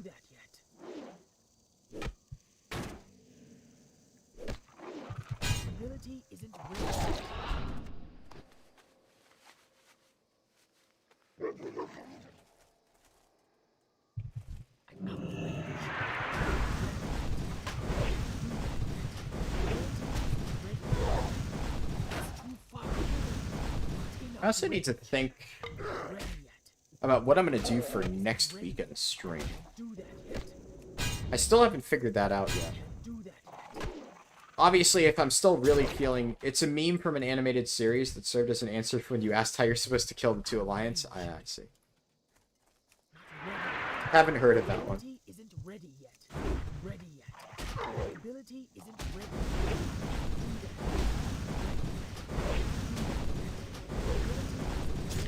But yeah, I mean, I might still play more Classic, but I'd have to see. I might want to spice it up, because admittedly, I get that this isn't the most entertaining thing ever. I know some people wanted to watch this. I mean, for all, like, 16 of you guys still watching, I'm sure people have expressed that they enjoy just watching leveling and stuff and having it as background noise, right? So, I get that that's probably enjoyable, but one thing I have expressed is I'm not sure how to feel about streaming the leveling process, mostly because of the frustrating aspect of it. Like, especially yesterday for people who weren't there. I mean, the whole ganking thing is... It's too far away. I'm not even saying, like, at no point am I trying to act like people are sniping me. I would know if somebody was, like, deliberately watching my stream and killing me as a result. That's usually pretty easy to tell. It's just there's a lot of world PvP that happens, and it's unfortunate, but it is what it is. It's a part of the game. But I think there's an important distinction between saying that, you know, oh, I shouldn't be getting ganked, or, you know, getting frustrated about getting ganked. Like, I can sit here and accept that, you know, world PvP is a part of the game, that it's something I'm gonna have to deal with. And even if it frustrates me, I know that it's what I signed up for. I'm playing on a PvP server. It's part of the deal, right? So I get that. But I do think at the same time I still have, you know, the right to be frustrated. Now, I don't want to get too frustrated, because I know not everybody really enjoys that. But that's kind of a natural reaction, especially with the time yesterday. But, yeah, I got pretty pissed off yesterday with the whole... you know, escort quest getting sniped at the very end. And I think, yeah, it caused some problems, because some people are like, oh, you know, you shouldn't be getting angry at this. And it's like, yeah, you know, on one hand, I know that obviously it's not good, but I can't just, like, there's only so much that I can, like, moderate my emotions, right? Obviously, I do kind of need to, you know, have a more muted, emotional state most of the time. Sometimes that seeps through, and I go off on, like, you know, an angry tangent or something like that. And I would say on the average, a lot of people seem to enjoy that. I think I generally like to not filter my content or filter my thoughts too much, but I know that, like, excessive, like, yelling and cursing and just being angry, it's not an enjoyable viewing experience. And that was kind of tough to hold back yesterday when I was getting ganked repeatedly. Sometimes by the same people, but sometimes just randomly. Like, the Warlock thing today was funny, but that one was more funny just because, like, the whole thing where the Hunter goes in to try and save me, and then the Warlock goes in and kills me. Like, that was amusing, I suppose, just because of, like, how everything ended up transpiring. But usually it's more frustrating when I'm just getting kind of just destroyed and there's not much I can do about it. It's not fun for me, I'll say that much. And, you know, it's not easy to sit there and just go like, that's annoying. A lot of times you want to just yell, fuck, really loud and get pissed off. It helps to vent frustration that way. It's just a fact. For me, at least. Like, you know, maybe it's not how it is for everybody, but I can guarantee you that, you know, if something frustrating happens, if I yell, fuck, really loud, like, it helps me relieve some of that stress. You know, if I'm sitting there bottling it up, I feel worse. I don't know how to describe it. But I know a lot of people feel the same way in terms of, like, relieving frustration. Like, vocally venting it can help a lot of times. So, on one hand, I don't want to make the thing too, like, over dramatic or whatnot, but a lot of times I do tend to not intentionally just get over dramatic when I get ganked or something. And, I don't know. It's not good for everybody, but especially something like this, it's hard because it keeps happening. And I keep feeling like, you know, I've already expressed the variety of stuff, like, you know, I'm just exhausted in general. But when I have to sit here and then try to moderate my emotions on top of that, you know, it feels like I'm fucking working a retail job, right?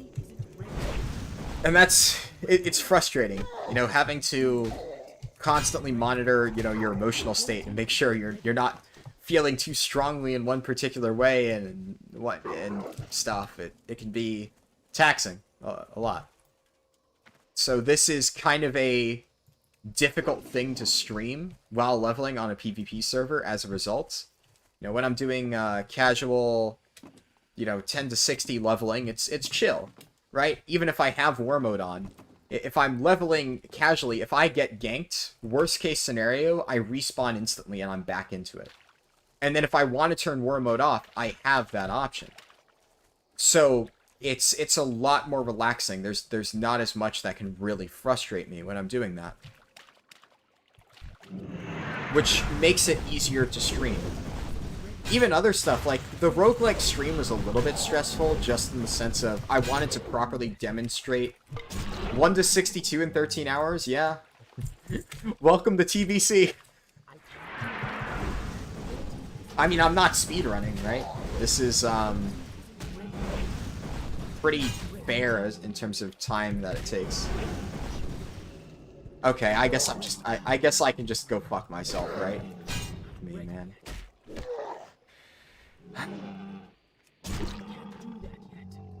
At least they didn't kill me. They had the decency enough to just take the quest. That's insane.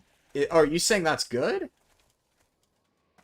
Or that's bad? Insane in a good or bad way? I don't think... This is slow, as far as I'm aware. Apparently, people have told me I can get much faster times by dungeon leveling. But, in terms of questing, this is about as good as it gets. I've also been told that apparently Prot Warrior, which is what I'm playing, is the slowest thing to level. Doesn't feel super bad to me. Like, I've been enjoying the leveling experience. It's slow, but it's fun. But people have told me that I picked the literal hardest thing to level. Which, cool, I guess. But all that to say, it's easier to stream other stuff that I'm more comfortable with. It's one of the reasons I like streaming leveling in retail WoW. Even, first of all, I don't think it's super enjoyable to do. And people enjoy watching it. In fact, the irony is, like, I get my most views on the stream when I'm doing a retail leveling run. Which, even if it's not hardcore, like, it can be a casual retail leveling run, and that's where I get the most views. Which is strange to me, because I don't see how that's interesting to watch, but apparently it is for a lot of people. But maybe it's because I'm just more relaxed when I'm doing those runs. So it's easier for me to, like, just focus on just chilling out and not getting upset or anything like that. Maybe that's it? I don't know. But I'll have to figure something out. I kind of wanted to at some point stream, like, PTR. Like, I wanted to stream Legion M+, but I just don't have anybody to do that with. And I'm not going to pug it on stream. That sounds difficult. That would be even more frustrating.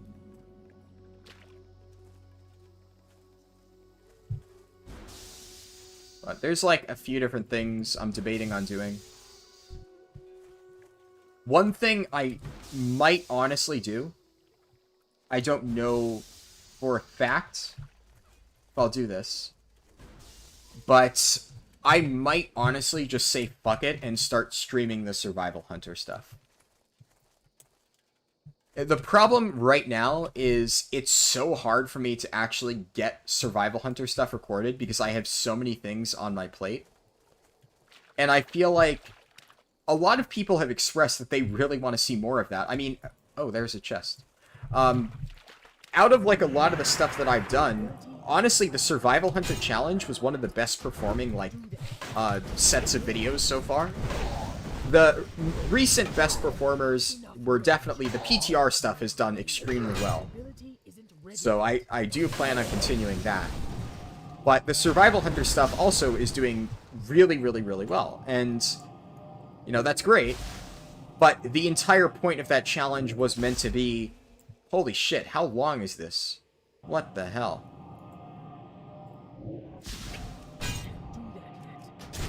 Fuck me, I guess. It's too far away. I'm out of range. Not enough rage. I can't do that yet.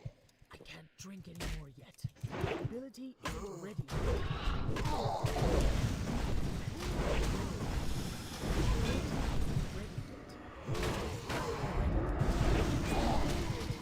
Ability is ready. I can't do that. That ability is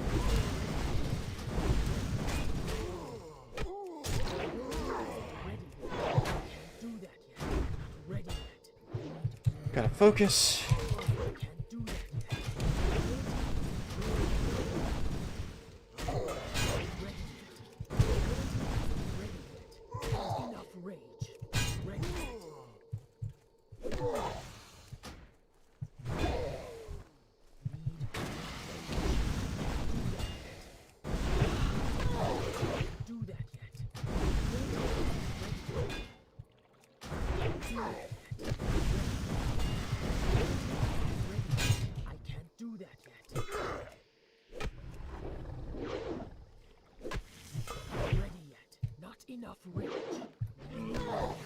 Nice. Okay, need to heal real quick. But yeah, the Survival Hunter stuff has done really well on YouTube, and the main issue is I just don't have time to record it. Because, like, I've said this already many times, but main priority outside of, like, off-stream and off videos, or outside of streaming and video editing, right, is the, is just Mythic rating. Well, school, of course. So there's school. But then outside of that, it's Mythic rating. It's the commitment that I make. It's, you know, I have to show up and do all that stuff. So everything that's required for that. And then with the little time that I have remaining, a lot of times I do additional challenges, like, you know, the Jevil thing, like it or not. That was something I wanted to do. So I did that. Then, you know, you have various, like, PTR stuff. That takes a while to, you know, actually get set up and whatnot. So it's a lot of work, and then the end result is that when it comes down to the Survival Hunter stuff, it's just like my time to actually spend on that is next to none. And I know that people want to see it. Oh my god, there's another one?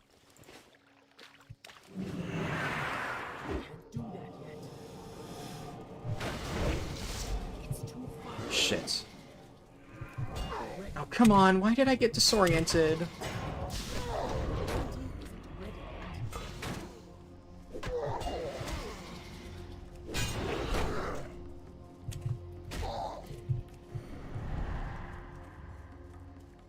Your leveling streams are chill and make studying way more bearable, so thanks for the content. I appreciate it. I'm glad they do. But yeah, so I'm thinking the only issue with the Survival Hunter one is I will fully admit that if I were to stream the Survival Hunter thing, it would, in a sense, ruin some of the integrity of the challenge. You would kind of need to accept that there is a slight possibility that I am getting, you know, invited because somebody, you know, wants to help me out. I would, of course, put the disclaimer at the start that, you know, please don't go out of your way to try and help me in this. That's the point of the challenge. But I would hope to do that once I got my Survival Hunter to a point where I feel like I could actually make it into a group based on my own merits.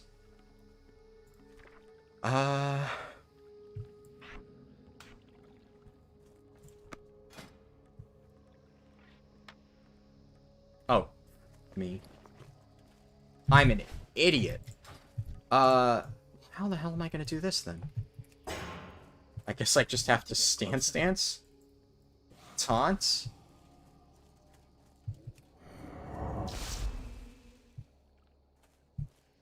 That was a fun raid. How did it go, Toph? I assume you did Sanctum? Is that what it was? Oh, freezing circle. Okay. Oh, God, I hit the wrong button. I'm so fucking shit. Not enough rage.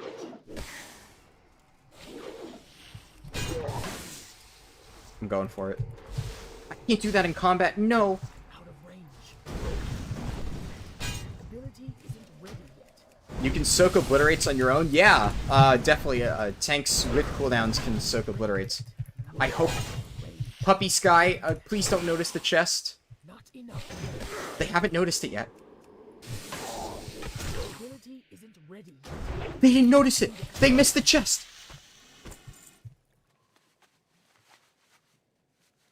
Come on. Come on, come on, come on. Don't notice me. Don't notice me. Ah! Ah! Yes!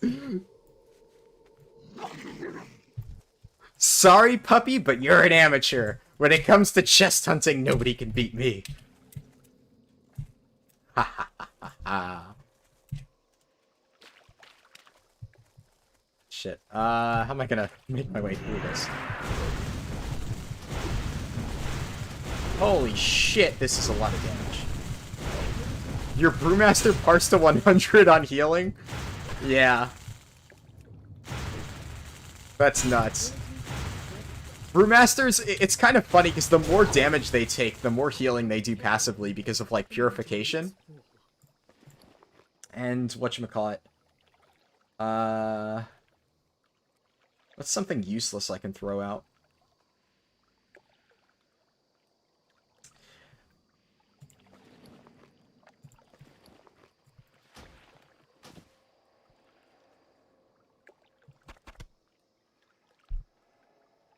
Some other quest item I don't need. Impact shot, sure. Oh, that person scared me.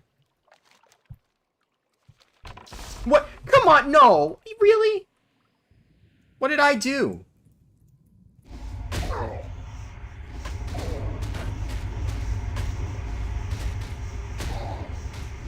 Can I just, like...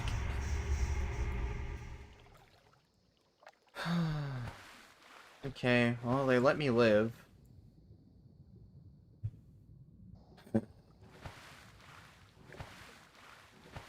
Brewmaster is really fun, yeah. Brewmaster is one of my favorite tanks. I mean, honestly, I like almost every tank right now except Blood DK. Blood DK is the only tank that I still, to be honest, don't really enjoy. I played it on stream, I gave it a chance, and I'll be completely real. I said as much when I was playing it, I just don't find it very fun. It's not as bad as I remember it, but even given that, it's still just not a very fun tank to play. I would say other than that, though, like every other tank right now in WoW, it feels really good to play. Except Vengeance, actually. I don't like Vengeance. Vengeance is fun if you play the off-meta builds, but the current meta build for Vengeance feels like ass to play, in my opinion. What don't I like about Blood DK? The resources. You're starved half the time. I think it sucks having to sit there and just wait for runes, and you have to hold on to death strikes because you can't just, you know, spend your main spender. Like, your main source of damage is also your main source of healing, and it's reactionary based. So, it just kind of sucks as a result. It feels really bad. That's just one of the many things. If I sat here and talked about what I hate about Blood DK, we'd be here forever. I could go on for ages. But yeah, Brewmaster is very fun.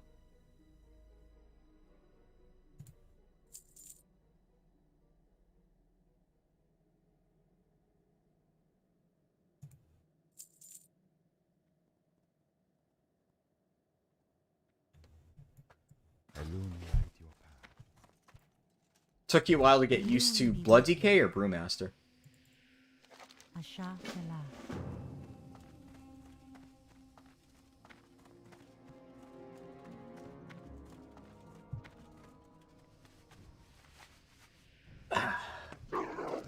Blood DK, it's nothing really to do with getting used to it. Like, I know how to play Blood DK, right? I just, first of all, I mained Blood DK for all of MOP and all of WAD. I played a ton of Blood DK. It's not like I don't know how it works. I've played it for years. It's obviously a little bit different now, but it's still inherently the same tank, or at least the same type of playstyle, except now you have way less resource generation. Back in the day, things felt way smoother. They've just gimped Blood DK and haven't fixed it ever since Legion. And you have fucking Bone Shield, which honestly feels like ass. I fucking hate Bone Shield. Anybody who played Blood DK back in MOP or WAD would never say that it's good right now. Like, good, it's powerful, it's a good tank, but it feels like shit, honestly. It's just not fun. It feels slow, clunky. Reactionary tanks, in my opinion, need to be way more responsive to actually work properly. Like, Blood DK works because it just has so much fucking armor and health that it doesn't fucking matter if you're not good at it. Like, literally any person with, like, a half-functioning brain can play Blood DK right now because it's just so overtuned, and it needs to be so overtuned because it needs to be overtuned to make up for the fact that its kit is fucking garbage. What? Why are you following me, man? Are they seriously waiting for me to walk out just so they can kill me?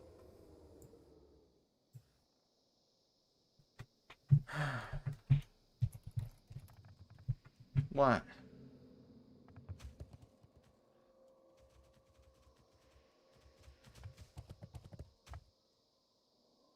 Anyways.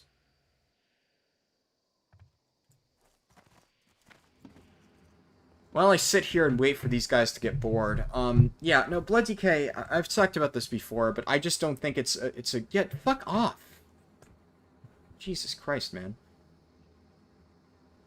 I just don't think it's fun. I don't think it's a very enjoyable tank to play. I don't think it's interesting. I don't think it has I mean, I like to play very fast tanks. I like to play stuff that feels good, that feels responsive. And Blood DK is not that, plain and simple.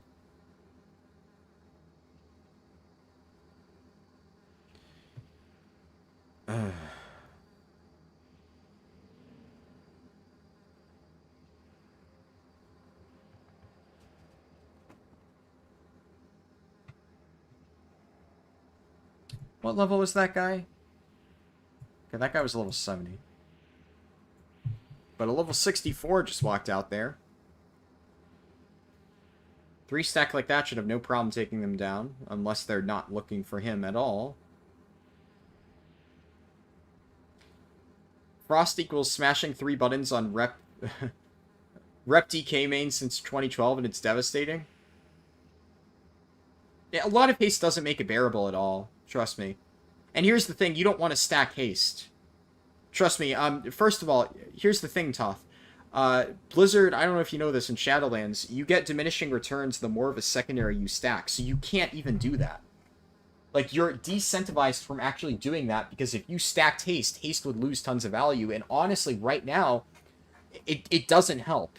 Stacking haste, it'll help you on AoE, not because of the runes, but because of Blood Boil. Getting more Blood Boils out in AoE helps, which is why haste is good there, but on single target, you just want crit and verse. Mostly crit. Crit is your best stat.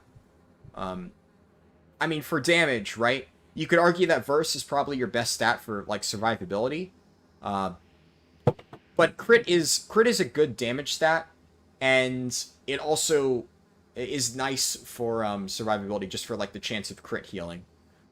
So I would say go crit over verse as a Blood DK, but, like, mitigation as a Blood DK doesn't fucking matter, right? Because it doesn't matter mitigating damage when you heal for a percentage of your recent damage taken. So you just sit there holding onto Death Strike like a fucking bonobo, and then, you know, the moment you take a huge chunk of damage, you press Death Strike. I should know. I just tanked Sylvanas as a 216 Blood DK.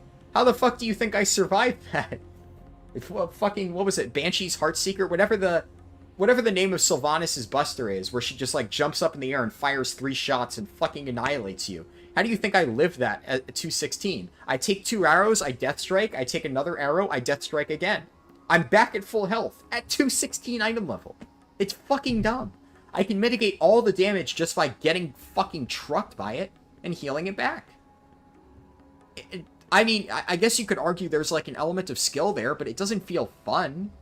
I don't enjoy having to sit there and pool runic power and just sit there waiting for Sylvanas to hit me so I can actually use my abilities. Like with Prot Warrior, I have problems with Prot Warrior, but at the very least, I can actively plan out my mitigation. And Brewmaster especially is great because Brewmaster, it does it all passively. You mitigate the damage up front, and then after the fact, you can purify the excess off. But a lot of your upfront damage as Brewmaster is completely passive, and then you have now Celestial Brew, which is even better. So if you really need to do upfront mitigation, you slap a beefed up Celestial Brew on, and you just mitigate a shit ton of damage. It's really nice. So that's really, really good. It feels really nice to work with.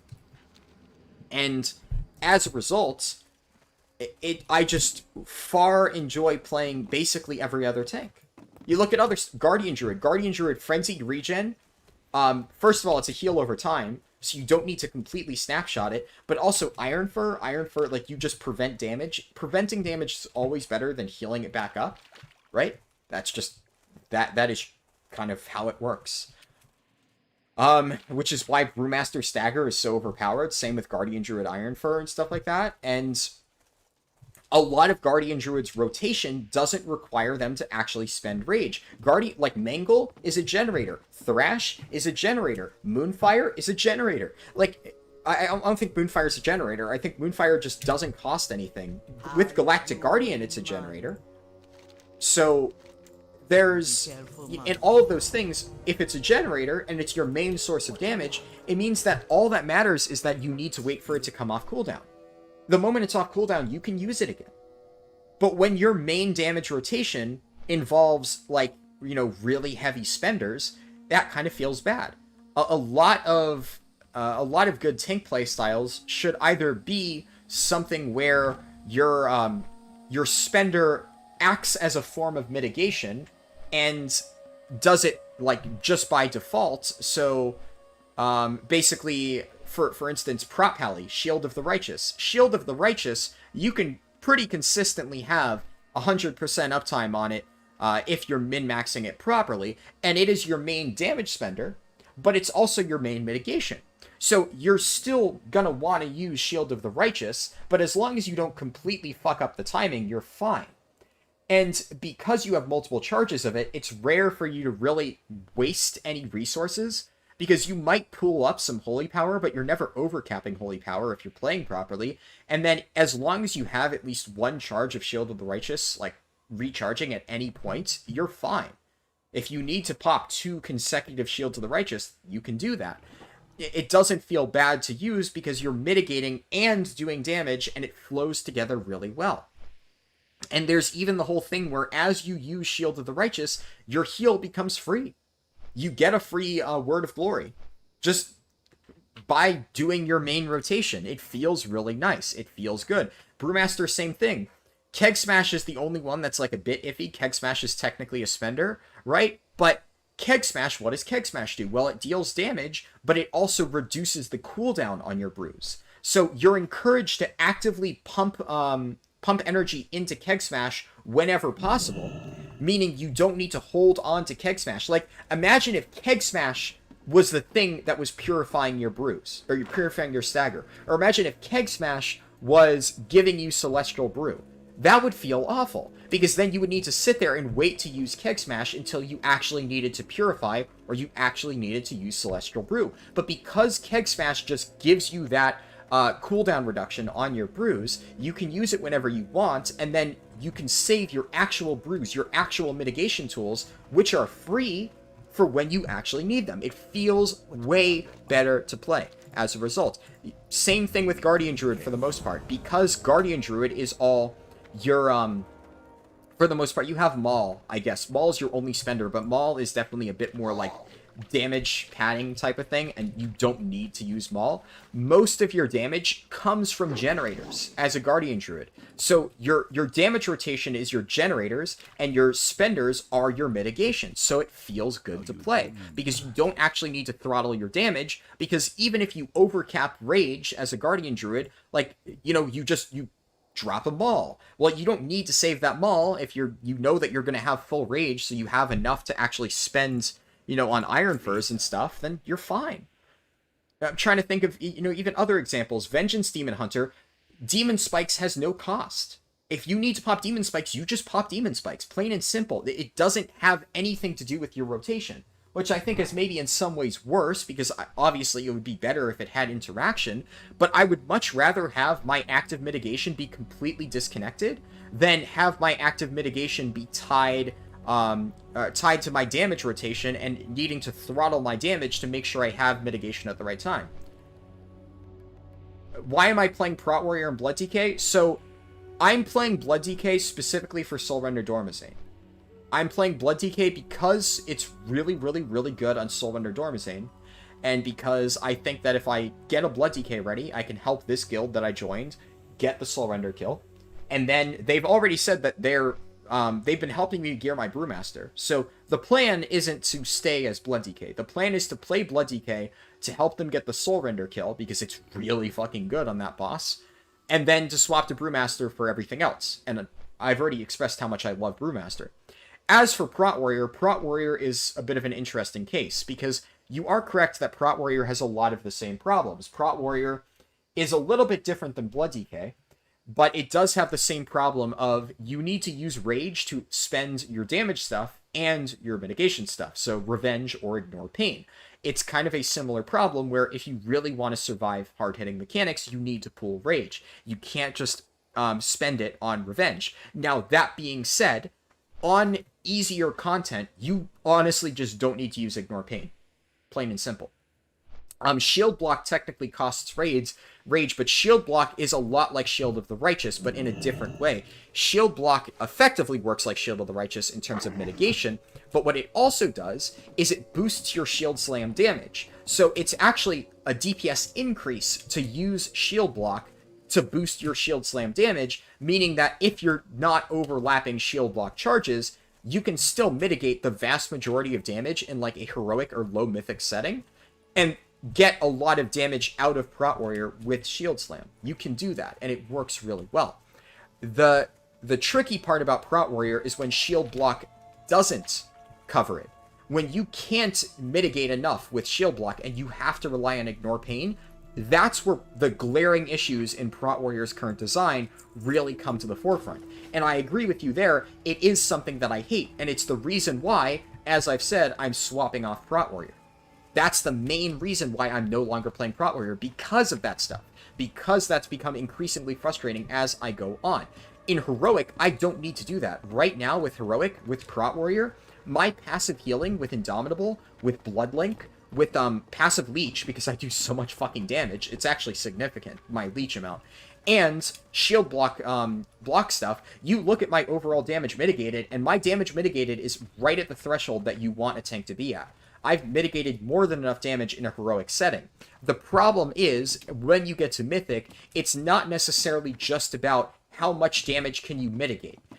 You can't just, you know, cruise through it like on Heroic, where you mitigate most of the damage taken, and none of it is really going to seesaw your health bar at all. So as long as you don't get bursted too hard, you know, the healer can just top you off, right? So that works with Prot Warrior in Heroic and in early Mythic bosses. Eye of the Jailer is a minor early exception where you actually do need to use, or should be using, Ignore Pain for Eye of the Jailer's tank swap, because it does like an extra effect based on how much damage you took, so it's important to mitigate that as much as possible. But for instance, like on Remnants, you kind of can use Ignore Pain, but Shield or Spell Reflect is enough to cover most of it, and a lot of his other damage is auto attack, so Shield Block will do most of that as well. Even Soul Render isn't going to be hard, but when you get to Painsmith, and you have to deal with hammers, right, you need to have an Ignore Pain for that hammer. You go to Guardian, you need to have Ignore Pain for those tank swaps on Guardian. Fate Scribe has a lot of bursty stuff. Kel'Thuzad has a lot of bursty stuff. Sylvanas especially. Sylvanas, you need to start really pumping Rage into Ignore Pain. And all of this is to say Need something? that as I continue playing Prot Warrior, I will have to stop playing Prot Warrior the way I enjoy playing Prot Warrior. I will have to start playing it the way that I've described I have a problem with, which means I'll have less fun. So, as a result, I'm just swapping off it. So to answer your question, I do have a problem with that, and that's why I don't want to play it. If that makes sense. But Blood DK is an interesting case. Blood DK is for a single boss. I don't necessarily enjoy Blood DK. I don't hate Blood DK, but I absolutely do agree that it's not for me, and it wouldn't be something I would want to main. But if I only have to play Blood DK for a single boss to make it a free kill for my guilds, I'll play Blood DK for that one boss, right? You know, it's whatever. Oh yeah, I need another talent. I'll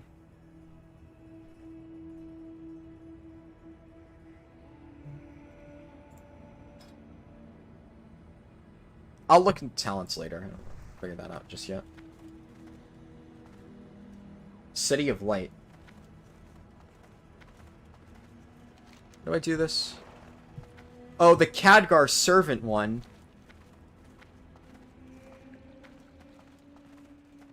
Where did that thing go? I lost sight of it.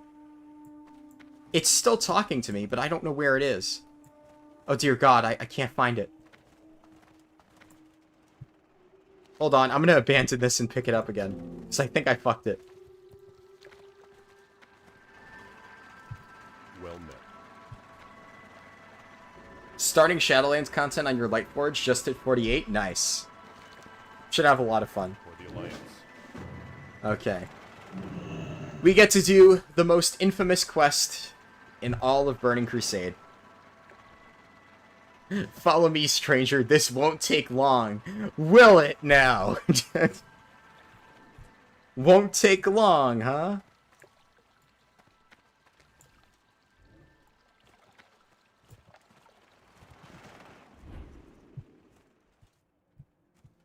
I remember this quest, trust me. I could never forget the Khadgar Servant quest. I knew what you guys were talking about there. I've done this on live before. There was some other quest that you guys were talking about that I didn't know what you were referring to. Holy Alliance players, though. What the fuck?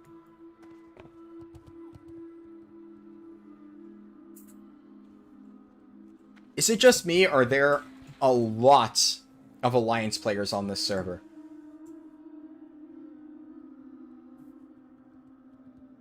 I hope there's actually still a decent amount of Horde people.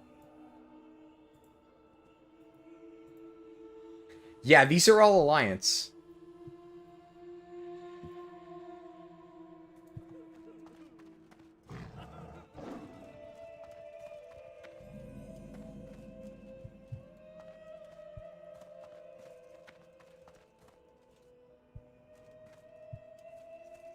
You're gonna go take a shower? I might finish by then? I probably will, yeah. We're nearing the end here. But either way, it was good to have you here, Toph.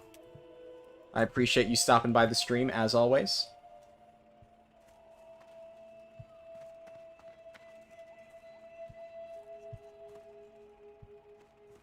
I lost the elemental made of light. You know, there's a lot of people around here. It's hard to keep track of them all. You can AFK for 5 minutes and sit by where the quest ends, unless they fix that. You know, I'll do it for real.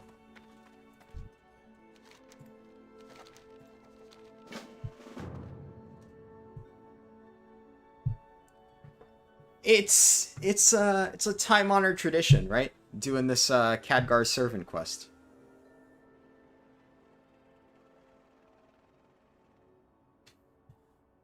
I've heard this monologue a million times.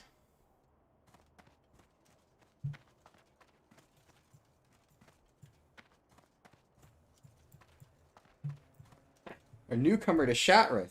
make sure to drop by later. We could always use a hand with the injured. I mean, look, I get I have first aid, but I don't really think that a warrior is the one to ask to help with the injured.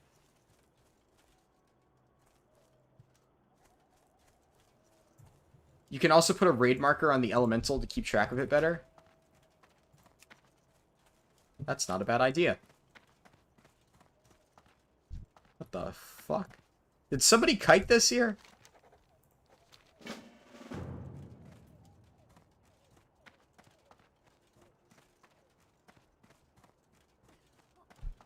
You can't help but remember he said this wouldn't take long, but I could be wrong. That was like 3 years ago. Yeah, exactly. Just put them out of their misery. Yeah.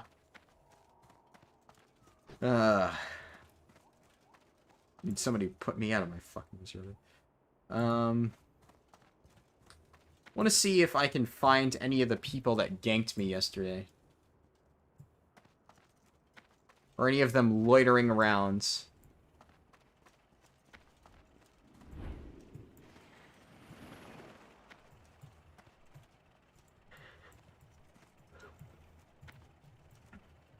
I wonder if anybody has Alar yet.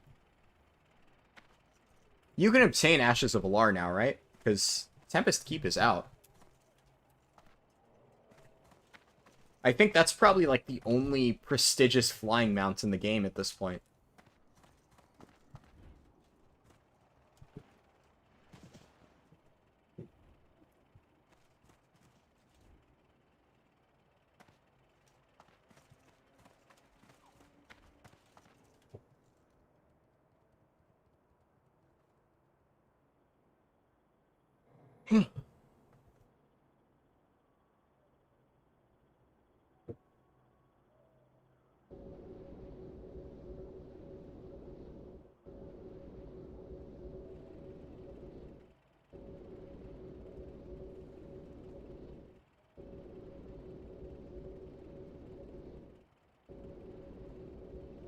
I still remember all the stuff about the Aldor and the Scryers and blah. I can't really pick one yet, though, because I have no idea which one I'm supposed to go with. I don't know if there's, like, something really useful from one of those two that I should pick. There's more Horde players over here. Yeah, still a lot of Alliance players, though.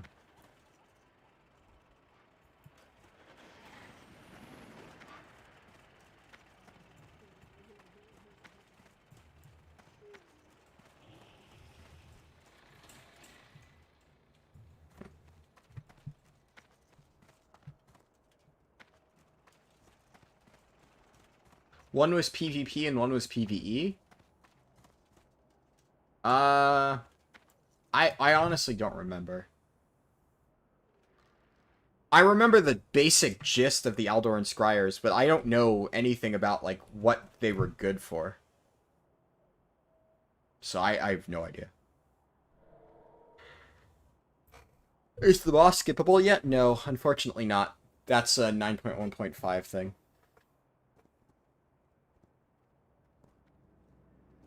How did this guy hit level 70 without doing the Khadgar escort quest?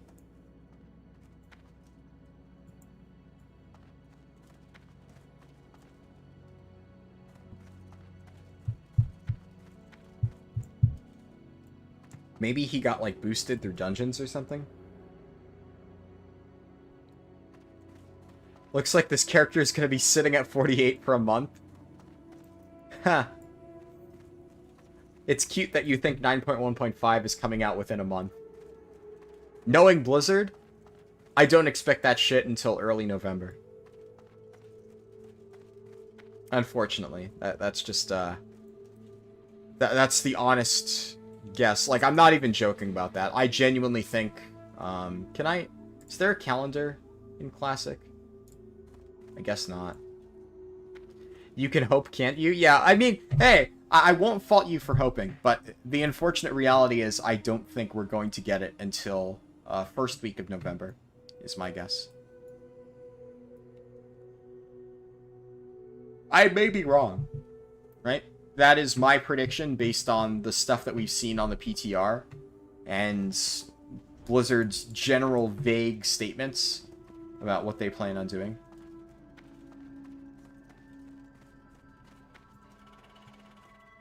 They have different crafting patterns and different enchants for your shoulders. Yeah. I've heard there's a lot of, like, vague differences and stuff. I just don't know what I would need. Because I'm going to be playing Prot Warrior, right? So that's what I'm focusing on. There is already a... Wait, is there? Did that happen in the time that I've been streaming?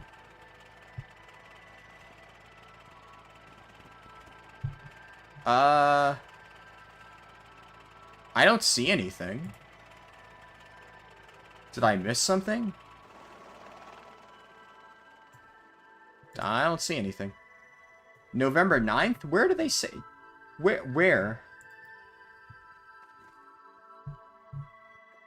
I mean, I'm pretty sure that was like the release date that I estimated, right? So if I look at the calendar. I'm looking at my own calendar on my computer. No, I don't expect November 9th. I think it'll be on November 2nd, but I haven't heard of that. It was a prediction, gotcha. Yeah, I think November 2nd. The strongest evidence I have for November 2nd is if you look at... How did that guy die?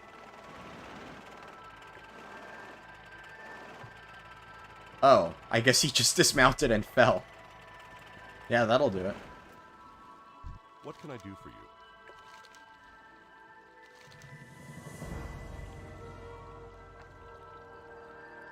Be careful.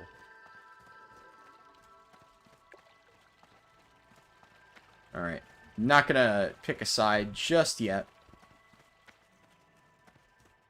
I'll have to think about that a bit more. Yeah, I think it'll be November 2nd, specifically because on the PTR, the stated date for Legion Time Walking before they changed it was November 2nd. So I think it would make sense if Legion Time Walking launched with the new patch. It fits with the timeline. Like, everybody is expecting a range of, like, 4 weeks or so. And out of the 4 weeks that people are expecting it to be one of, I would say that is the one that, to me, makes the most sense. Oh, there's quests for completing. Huh. Cool. It's like the Ouroboros stuff. Alright. Yeah, so probably November 2nd. That being said, I've said that I'm gonna make this stream a little bit shorter, which means I'm ending it now. Unfortunately, I just am really, really tired today. I did end up starting it late, so if I had started it on time, this would have been closer to 7 hours, which is within my normal streaming range. Unfortunately, no, I fucked it up. I started it late. So apologies on that again. But I am just completely exhausted today. And I've said before that I'm probably going to do or said earlier, I'm probably going to do the Hunter on next weekend stream. I might change my mind, so I'm not going to set that in stone. I'm definitely going to be playing TBC Classic more. I'm probably going to be doing that a lot off stream. If I'm really not feeling like doing the Hunter on stream, I'll probably just do more TBC Classic next weekend. We'll see. But I really want to get the Survival Hunter Challenge done, so I might just do that on Saturday and Sunday next weekend. Your reaction to the entirety of Shadowlands? Oh, cool. Yeah. Thanks for the stream, dude. Take care. Thank you, March. Cosmic Bear said, okay, goodbye. Don't forget to sleep. Appreciate it. Good night, said Voltaire. Well, I'm not going to sleep. I just need to relax. But yes, thank you, Voltaire. Thank you, Ignacio. But anyways, that's it for me. Thank you all for being here. I hope you enjoyed the TBC Classic stuff. I should probably stop my timer, right? I'll probably do more of this at some point, be it in videos or on stream. I just don't know when the next time I'll stream TBC Classic is. But I do plan on continuing playing this. But anyway, thank you all for being here, either today or yesterday. And I hope to see you either in one of the... Or I hope that you tune into one of the videos this week. Have a few pretty good ones planned, or, you know, I hope to see you again on next weekend's stream. But I'll catch you all later.